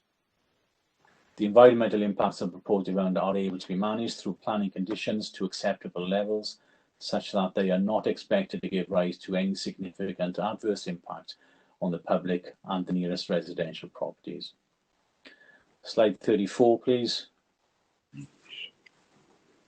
It's recommended that planning permission is granted for the reasons set out in this report and summarised in paragraph 7.14.1 to 7.4.11, subject to prior completion of the Section 106 planning agreement to secure the long-term provision of biodiversity management for a further 5 years outside the 5-year aftercare for each restored restoration phase, and substantially in accordance with the conditions contained in the report, including revised conditions 12 regarding an annual mineral extraction tonnage limit of 50,000 tonnes between this application and that of Welliger Quarry, and condition 30 regarding dust management. And slide 35. That's the end of my presentation. Thank you, Chairman. Okay. Thank you, Dennis. Take the sharing off. So We now move into the round of the speakers. So we've now got Chair. So it's Stuart Bell first, followed by Tom Gold. They're both objecting, and then we'll have the agent, Richard Hunt. So Stuart Bell, are you there? Yeah, hello, good afternoon, everybody. All right, so you will have 4 minutes, all right? We've got to be fairly strict on that. Are you ready to start? Yes, of course, thank you. Yeah, so go when you're ready. Thank you. As former chairman of the parish council when the application was made, I'm very well aware of the local concerns of many parishioners. Unlike the existing quarry, the proposed site sits at the centre of a beautiful, unspoilt flood valley. It will create a scar on the landscape that cannot be shielded, as it will be seen from hills and villages all around. The stark reality of traditional fired bricks is that their manufacturing process creates a very serious environmental impact, the highest among any brick manufacturing. The firing of the clay consumes large amounts of energy produced from fossil fuel, causing a release of CO2. A fossil fuel used by Northcote Bricks is coal imported from Colombia. Emissions are from the combustion of this fuel and the gaseous emissions driven off as the clay is fired. That includes sulfur dioxide, hydrogen fluoride, and hydrogen chloride. The emissions are released from the chimneys flowing through the valley, where the temperature inversion traps them, causing a build-up of dangerous pollutants. Noise pollution from a proposed new pit will echo throughout the valley. Unlike the existing quarry, where it's been very deep since the early 1900s, and thus contains much of the noise. Noise from a new site will be heard in the villages of Paxford, Aston Magna, Draycott, Ditchford and Blockley. The officer's report states that there have been no complaints about current noise for 5 years, and the applicant is not aware of any. This is untrue. There have been many complaints. I myself have complained directly to the Brickworks and the applicant, the managing director, who personally acknowledged my complaints. Complaints that were also copied to the Environment Agency, who will hold copies. The environmental impact on wildlife will be significant. The proposed mine is positioned next to Blockley Brook. This is chosen because water needs to be pumped out of the quarry and disposed of. It's acknowledged that in the report that otters, water voles, whiteclaw crayfish, all protected species live in Blockley Brook. Approval of the application would make a mockery of wildlife protection laws. The application is not in the national interest. There is no overriding national need for the mineral. There is no shortage of clay or bricks locally or nationally. This new pit will produce clay, of which there is no shortage in the UK. The British Geological Survey clearly states this. There are over 3,000 million bricks are produced in the UK every year.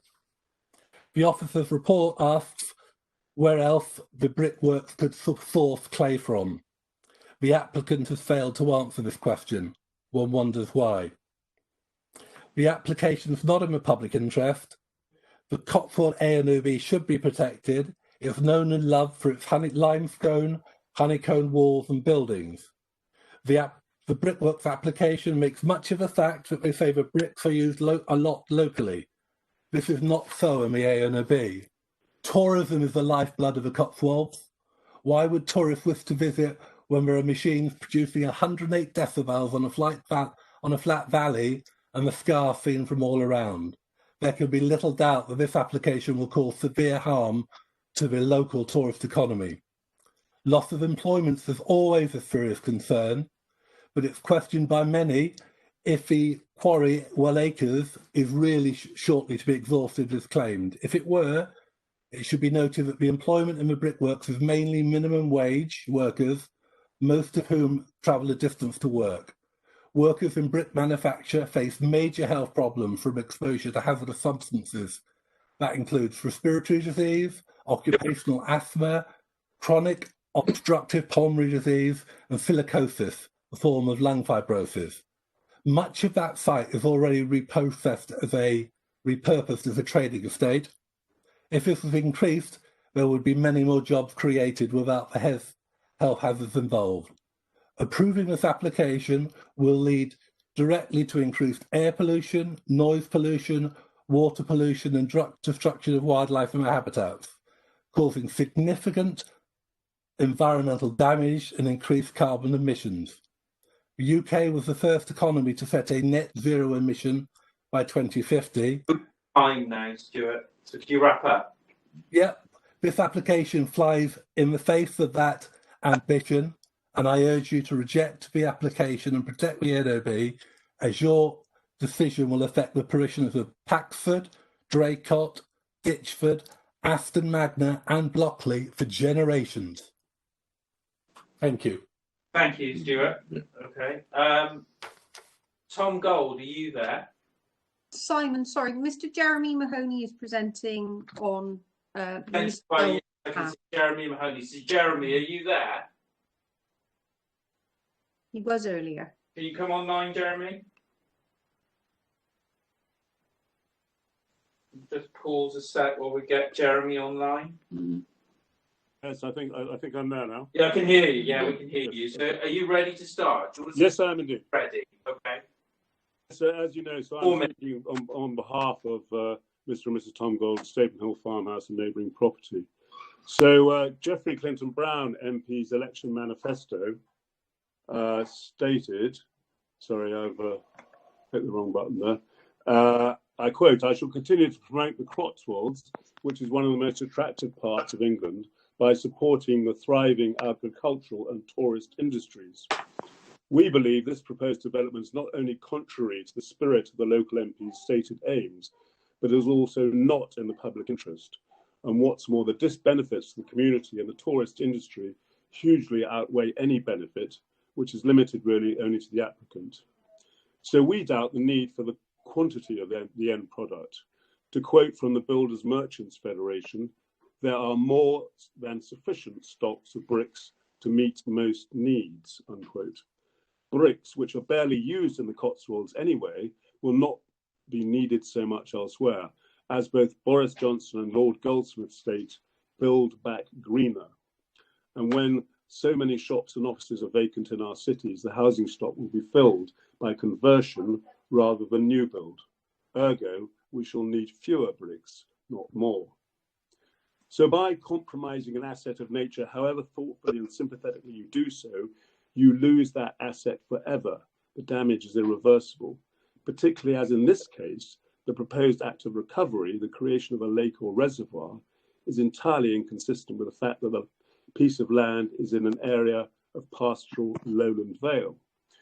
And for proof of this, you need go no further than the Well Acres quarry, which according to the GCC Atkins report, 28th January 2020, quote, "will result in less than optimum restoration to this quarry," unquote. The prospect of another less than optimum restoration at the end of the life of this quarry with 2 open cast pits is frankly less than appealing. The noise pollution from the new quarry is going to be more considerable than suggested, and the only report that we've seen provided is unhelpful because it just provides information on noise levels at the brickworks, not the quarry. But a diesel lorry of the type likely to be used on the proposed site will emit 80 to 100 decibels and not just up to 70. And the intensity of the noise will be so much greater when 3 or 4 lorries or trucks are working, and certainly will be higher than normally acceptable levels. Added to this, the noise from the generator and the pumps at the extraction point and the water retaining tanks, both of which may have to be activated during unsocial hours. So the local population and tourists will be required to say goodbye to the tranquility and serenity previously enjoyed and one of the main attractions of the area. The proposed development will inevitably have a detrimental effect upon the Blockcreek Brook, which incidentally does not flow into the Thames, but into the Severn. That's clause 1.6. And when the natural flow of the brook is interrupted, wildlife will be disturbed and endangered, and the flow is likely to be intermittently either excessive or insufficient.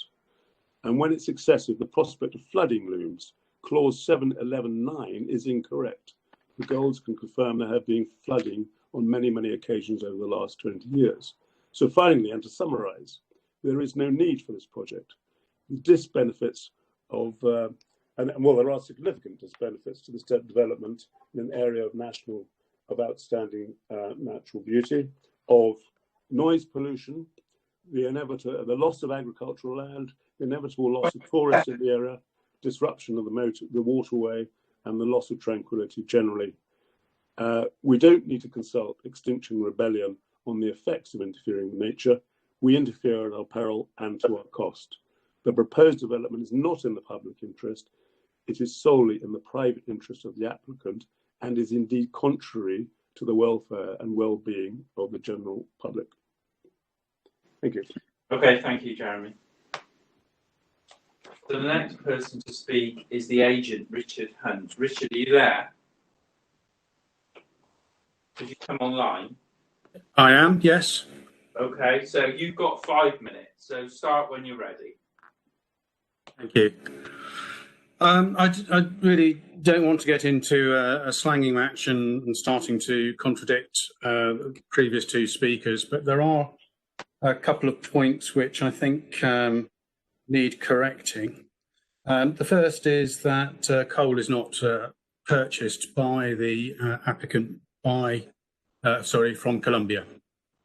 The second is that there is a concern expressed about exposure to harmful emissions, and the workforce are the people who would have the greatest and longest exposure to any of those potentially harmful elements. And the recent X-ray examinations of the workforce have shown that they have 0 industrial lung disease at the brickworks. However, this application is not about. This application is for the winning and working of the mineral. Now, the basis of the need for the mineral, which is accepted by the case officer, is that it is feeding the brickworks. But the brickworks themselves will continue. Obviously, as the recommendation is to grant planning permission, subject to planning conditions, I endorse that recommendation, and I can confirm that I have had some input into earlier versions of the planning conditions. However, we haven't had sight of condition 12, and I'm assuming that that is from the recommendation that's been put up on the screen now, is a total extraction aspect of 50,000 tonnes combined between the 2 quarries. And I can confirm that the applicant will be content to accept that figure. But what condition 12 was originally trying to do was limit the amount of material taken away from the extraction site such that the restoration that has been recommended to you is guaranteed. So the coring operation itself is very unobtrusive. It's very low key, and the clay is worked on a daily basis. So there isn't massive campaigns of extraction and then stockpiling to allow the clay to weather. It is used immediately on extraction and taken into the brickworks for use. So the environmental impacts of the proposals have been considered in a series of reports which resulted in no objections from the following statutory and non-statutory consultees. So Natural England, Environment Agency, Network Rail, Campaign for the Protection of Rural England, Severn Trent Water, the Local Lead Flood Authority, and I could continue to list them. But Dennis has given you a very comprehensive explanation of all of those people and the objections that have come, the lack of objections that have come forward. The two objections from statutory consultees, I think he has dealt with in an excellent manner in his report and has come to the conclusion that the proposals are largely in accordance with the development plan that is the Minerals and Waste Development Plan and the District Council Local Plan. We acknowledge that there are 19 representations of support and 19 representations of objection. But the benefits that are come forward are, again, set out the economic benefits, the provision of a safe, tried and tested building product, biodiversity enhancement, and post-restoration flood alleviation. There is a requirement recommended that we enter into a Section 106 agreement. We have offered to accept a planning condition for that covers a period of 10 years of aftercare, and we feel that there is no need to take your already overworked legal department to start creating a legal obligation. 20 seconds. That's in. So I would like to draw your attention to paragraph 7.4.16 of the committee report, where it stated that the Mineral Planning Authority considers that the proposed development would not prejudice the conservation of the character, features and qualities of the landscape where the site is situated or the scenic beauty of the AONB overall. So I commend it to you for your approval. Thank you. Thank you. So that brings us to the end of the representations. Dennis, did you want to just clarify the position regarding revised condition 12, since Richard mentioned that in his representation, before we move to questions? Yes, can you hear me? Yeah, we can hear you. Yeah. Yeah, condition 12 is correct, as Richard did mention. It is the combined tonnage extraction from both Wellacre and this site, not separately. So the combined tonnage extraction of 50,000 tonnes per annum is a maximum extraction between the two sites, not one of each. And it represents the capacity of the brick making plant to produce that amount of bricks based on input. It's a moment and it hasn't for years, but that is the capacity of the plant. So the tonnage limit put on the Sorry, Chair, can I just interrupt it? I think we've got Dr. Caldwell. Yeah. Okay, we'll just. What I was thinking. Pause, Dennis. The two sites. What I was thinking of doing anyway, given the length of the presentation, if we pause here and have a 5-minute break and then get Councillor Caldwell back online, he's not then missing any part that has to be considered. So before we go into member questions, I'm going to go 5 minutes. John, sorry, Bill. Through you, Chair, I think Dr. John's just joined us again. Yeah, I see that. So I'm wondering, Chair, do we need just to get Dennis? John, you dropped out, didn't you? Can you hear us, John? I think John, let's just unmute John and see if we can. John, there he is. John, can you hear us? Still muted. Let me. John's having a few. We'll take that break, Chair. Yeah. Do 10 to 4 then, and we'll get John. Yeah. John's also gone to Mars with, I think, the same rocket that Stephen used earlier. Yeah. Fine. Right. So, could you turn your videos off and mute, please? And Dennis, could you?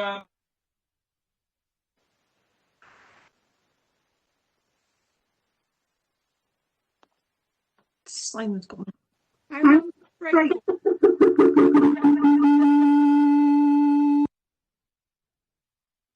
Hello, can you hear me? Yes. I don't know. No. Hear you, Dennis. It's all right. We'll get you to repeat what you said because John was out. From the beginning. No.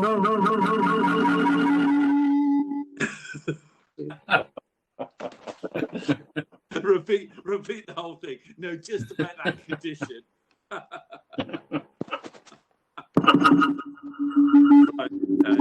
right, I'm muting. Who is that with the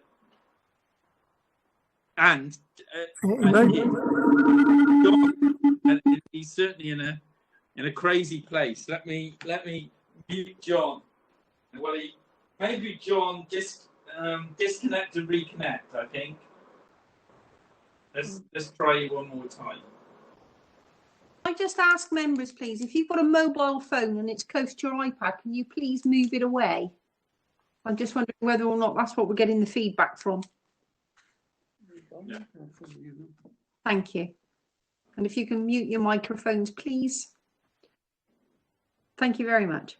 I'm sure John and Stephen are on the same rocket, but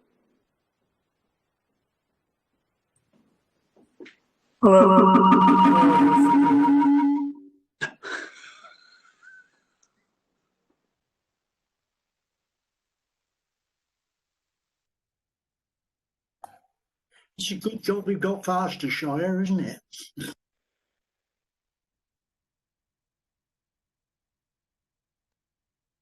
I think they're operating at another level, Bernie. They're in outer space.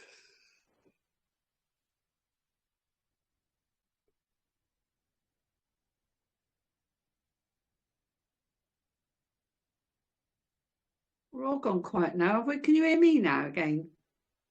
No. Yes, Pam, I can hear Pam, we can hear you. We're just having a break. All right. I know that, yeah, but Yeah, you're all right. I think John my called. video because every time I stop it, it keeps going weird. So I'm just going to keep it on. Yeah, all right. That's fine. Well, we only got a couple more minutes. Yeah, well, we hopefully John will be able to rejoin.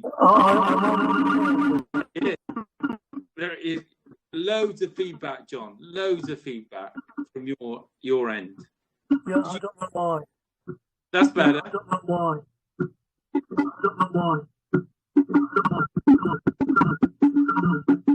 on phone or anything. Yeah, just that's it, John. If you take your video off. He's left the meeting now, Simon. He's gone. He's on his rocket. He's disappeared. Can you remind members that the YouTube feed is still live, please? Yeah, that's fine. That's fine. Well, I'm sure we'll get John back. And Simon, can you mute the microphones because you've taken over the host function and I can't do it from my end now. Yeah, I'll do. Thank you. I'll do that. Yeah. Pam, yeah, that's fine. That's good.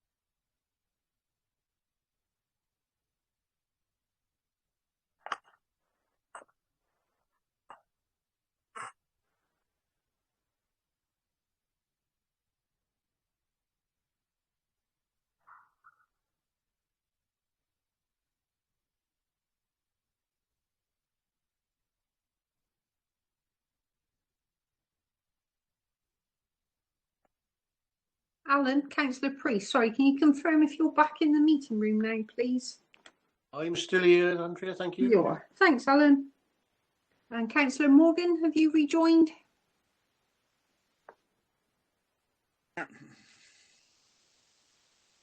You there, are you, Graham? Lovely, thank you. And Councillor Brown?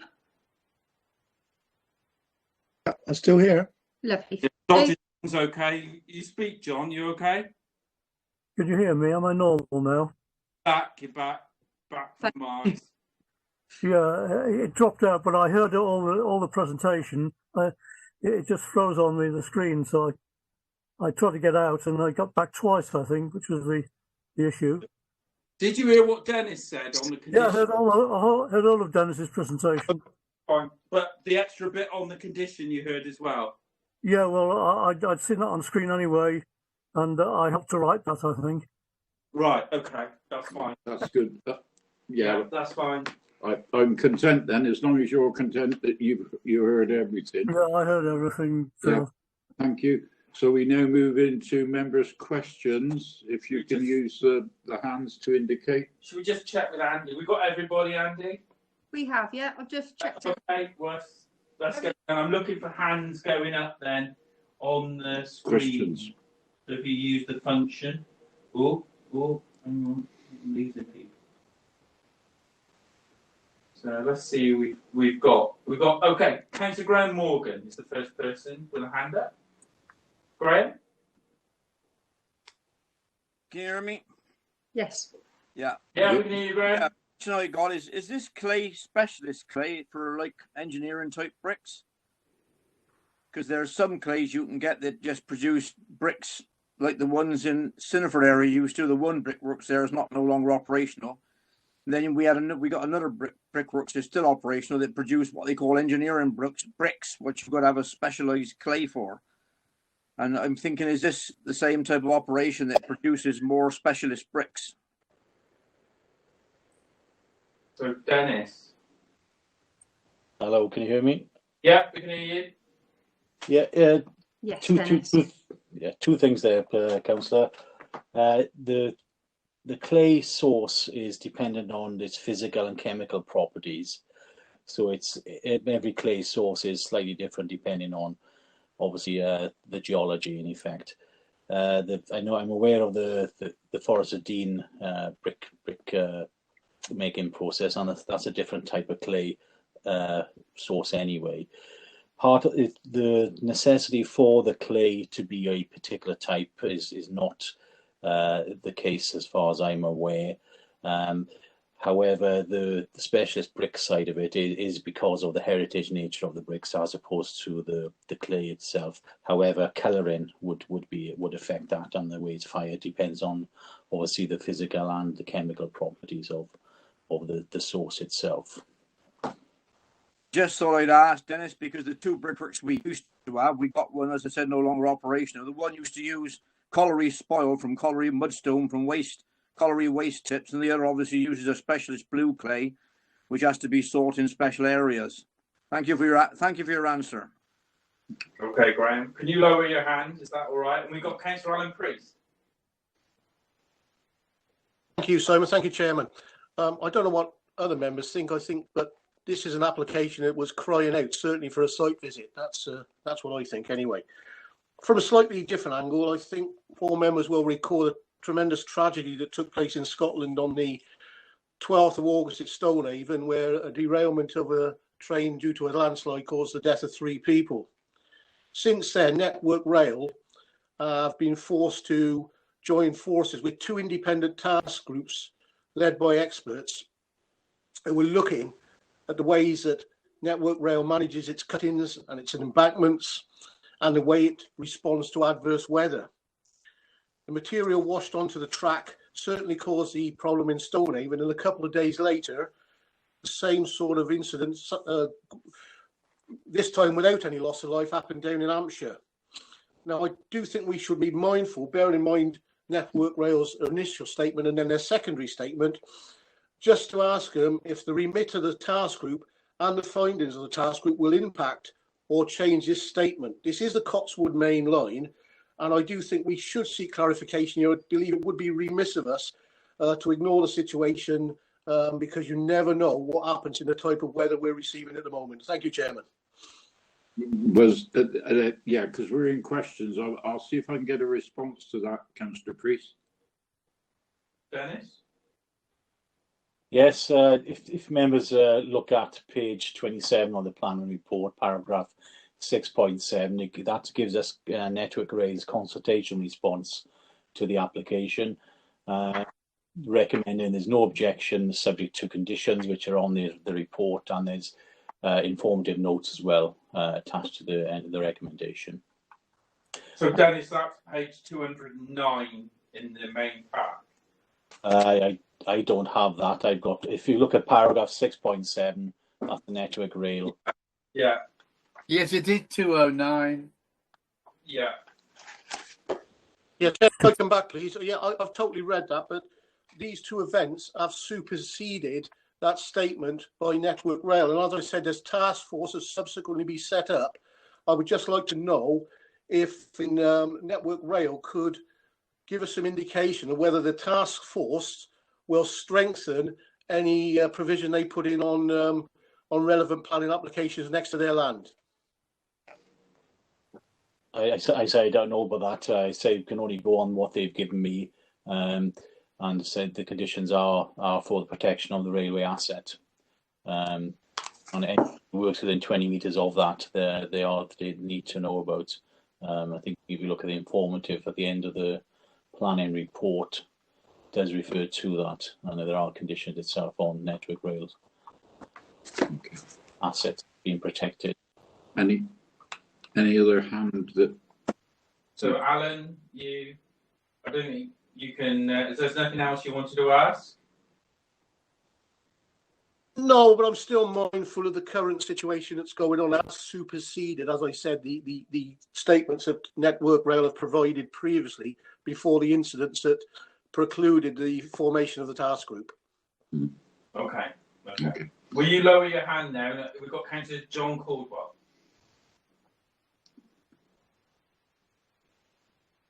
John, you're not. I think I need to unmute you. Actually, bear with me. Hey, John. Yeah, I think I'd unmuted myself at the same time. Yeah, the AONB. This site is right on the edge of the AONB, and I think somewhere in the report it says that it probably extends over this as far as the railway embankment, simply to reach a geographical feature rather than anything specific about the area itself local to that boundary. Am I right in that? Dennis? Yeah, that's correct. I think it's in the County Landscape Advisor's comments that these are normally arbitrary boundaries, not strict boundaries, but they are done for convenience more than anything. The landscape character assessment is more accurate, and that does show the different landscape characters either side of the railway anyway. Okay, John. All right. So, Councillor Stephen Hurst. Let me just unmute you, Stephen. We can just a minute. Yeah, thank you. There is an existing quarry here, isn't there, on the nearby site? Yeah. What's the remaining life of that quarry? Do we know? And when will it be reinstated? Which, in fact, will leave only the new quarry in operation, won't it? Yeah, that's quite right. The other quarry is Wellacre Quarry, which is referred to in the report. Yes. The part of the reason for the need for this application is the quality of the reserves that the permission they have there is not as good as expected by the lab results they've got previously. Hence the need to secure a long-term provision for the future brickworks. The indication from the applicant is that it's possibly up to 2 years maximum at the moment of good quality clay. which would obviously limits the potential for contracts going forward and business going forward, and the security of the staff employed for the whole brickworks as a whole. The lifetime of that quarry is prescribed by that planning permission, and as I said in the planning history, there is another application to be determined following the decision here, and the decision here will have a significant impact on that decision to be made on the next application, which is part of this application includes the removal of 100,000 cubic metres of overburden material into the Wellacre quarry, as well as some clay. This is for operational reasons within the existing site, the proposed site, sorry. So that is an application to be determined, and part of that will obviously affect restoration, and the timescales for earlier restoration may be a consideration that would need to come out of that application, given the reserve indication we've had more recently since that decision was made in 2015, I think it was. Say the lifetime of the quarry is expected to be longer. That's prescribed by the planning permission itself. However, it'll be as long as they can get the clay out and blend it with this site if approved in any event. Okay. So there'll only be 2 quarries for a relatively short time. Is that what you're saying, Dennis? No, I'm not saying that at all. I'm saying that the existing Wellacre quarry has a limited lifetime because of the quality of the clay they need for the brickworks. So the quality of the clay, which is the permitted reserve, isn't as good as expected, hence the need for another source. The other source is this application, which is a 30 years planning permission, 25 years extraction, 28 years extraction, plus the restoration and aftercare and that period as well. Fine, thank you very much. Thank you. Okay. Councillor Bernie Fisher. Let me just unmute you, Bernie. Oh, you're ready. Sorry. You're there. First of all, thank you, Dennis, for a very clear and concise report. It's a complicated issue. I may not be any brighter after this, but I am better informed. But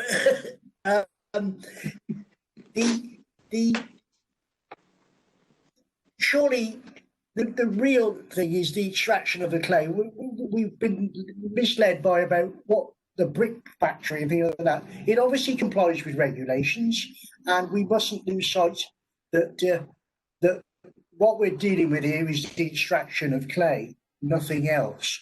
And as regards the railway bit, the railway will be revising their policies on the side of the lines and stuff like that, and their embankments. That embankments have subsided for donkey's years.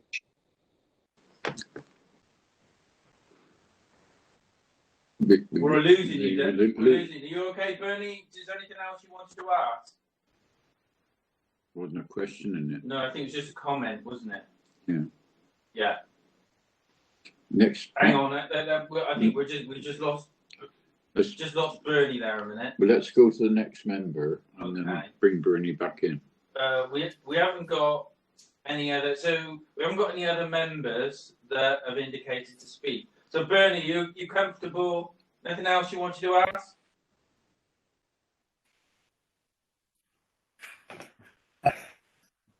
No, Bernie keeps muting. Hang on. Let's.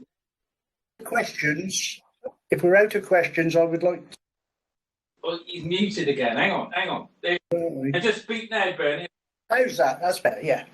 If we're out of questions, I would like to make a proposal, but it's up to the chair. I may be a little early. We have no more questions, so we're moving into debate. Looking for a proposal. So, are you prepared to accept? Yeah. There are no more questions. So, if it's a proposal, then please make it. Go on. So that we accept that we agree this application. I'll just look for a seconder now. Yeah, I'm just looking for a seconder. John Caldwell. Dr. John. Okay. So we're now in debate. Yeah. So looking for looking for hands to go up for discussion using the system. Further debate. Yeah, so Graham Morgan. Yes, great. You're muted. A little bit of a, Yeah, I'm all right now, yeah. Yeah, we got. I think one advantage with this is the fact that it's going to be a piecemeal extraction as and when they use it, which is unlike the ones in our area where they use Volvo BMs in stockpile, major stockpile amounts. And so that would be a tidier operation to use it when as and when you want it. So I'm quite happy to support what Bern is saying. Thanks, Chair. Thank you. I'm looking for any other hands who want to put anything in debate. Stephen Hurst. Thank you, Chair. If we refuse this application, is there a danger that the whole brick making operation in that site will close down? Otherwise, they will have to move clay in, won't they? After 3 years by road, I presume, which we don't want to happen, do we? Thank you. Yeah, Stephen, because we closed down on questions and we were in. That was a comment. That if the well, you were asking a question, I think. Oh, sorry. You asked a question about if this was refused, would that close down the brickwork? I did. I apologise. Yeah. Yeah. Was it? It was rhetorical. Yeah. It was rhetorical.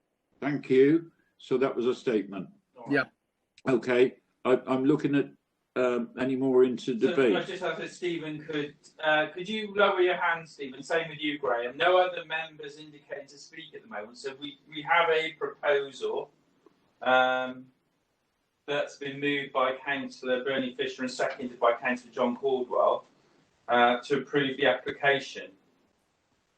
Yep. Sorry, Chair. Can we just ask, just get Dennis to clarify in terms of the section 106, please? Yes, the recommendation includes the requirement for the applicant and to enter into a legal agreement regarding the provision of extended aftercare management for biodiversity reasons outside the statutory 5-year aftercare period. The applicant's representative, the planning agent, considers that this can be undertaken by planning condition alone and is willing to, and has written that the applicant is willing to accept that. It's just that the council consider that it needs to be a legal agreement, not just a planning condition that covers that. So that is the part of the recommendation. Dennis, while you're there, just so for avoidance of doubt with the recommendation, can you just read out revised condition 12 and revised condition 30 so that people are clear what they're voting on? Because they're the late ones, aren't they? Okay, hold on. And then members of the public can hear that as well.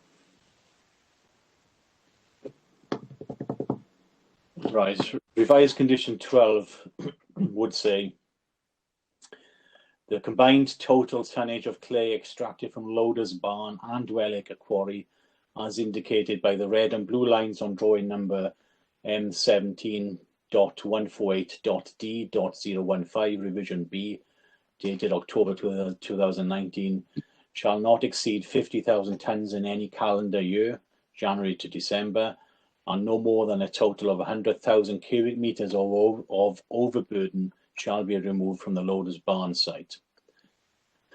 The net condition 30, the dust management plan condition to be added, this is the revised condition 13, within 1 month of the commencement of development, a dust mitigation scheme, including a dust management plan to minimise dust emissions, shall be submitted for the written approval of the Mineral Planning Authority.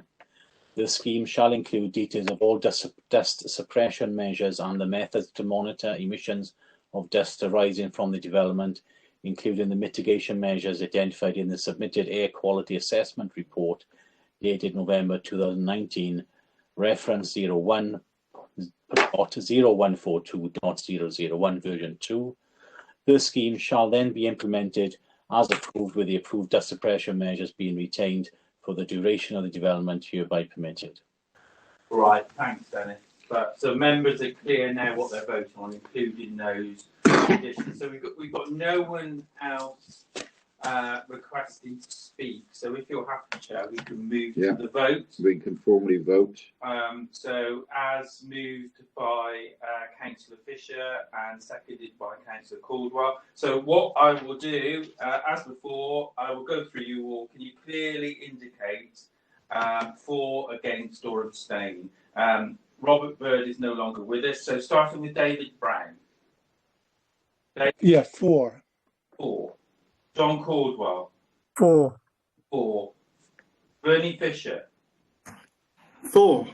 4. Terry Hale. You there, Terry? I couldn't hear you then. Are you saying 4? Yeah, 4. I thought I was lip reading. Yeah, thank you. Stephen Hurst. 4. Thank you. 4. Graham Morgan. 4. 4. Sean Parsons is no longer with us. Alan Priest. 4. 4. Steve Robinson. 4. 4. Pam Tracy. 4. 4. Robert Vines. 4. 4.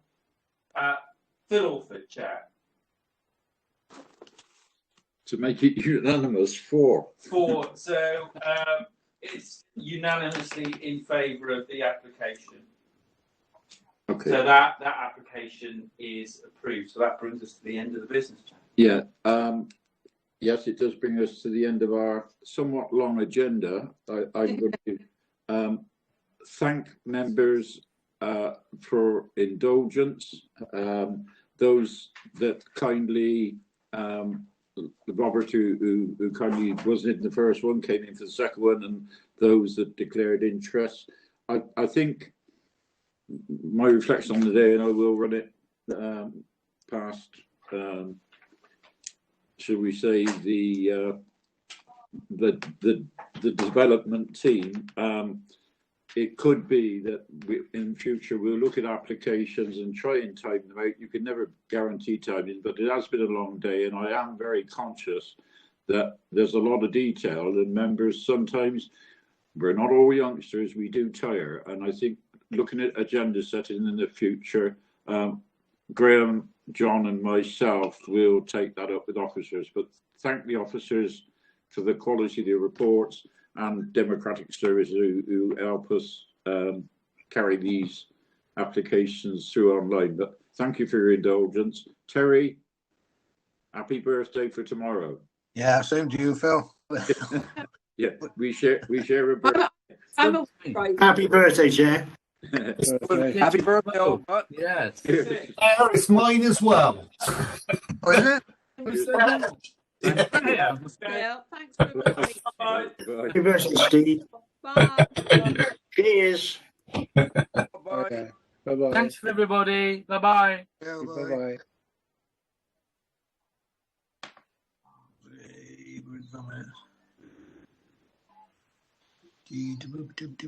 Stop video. Nigel, can you end the feed, please?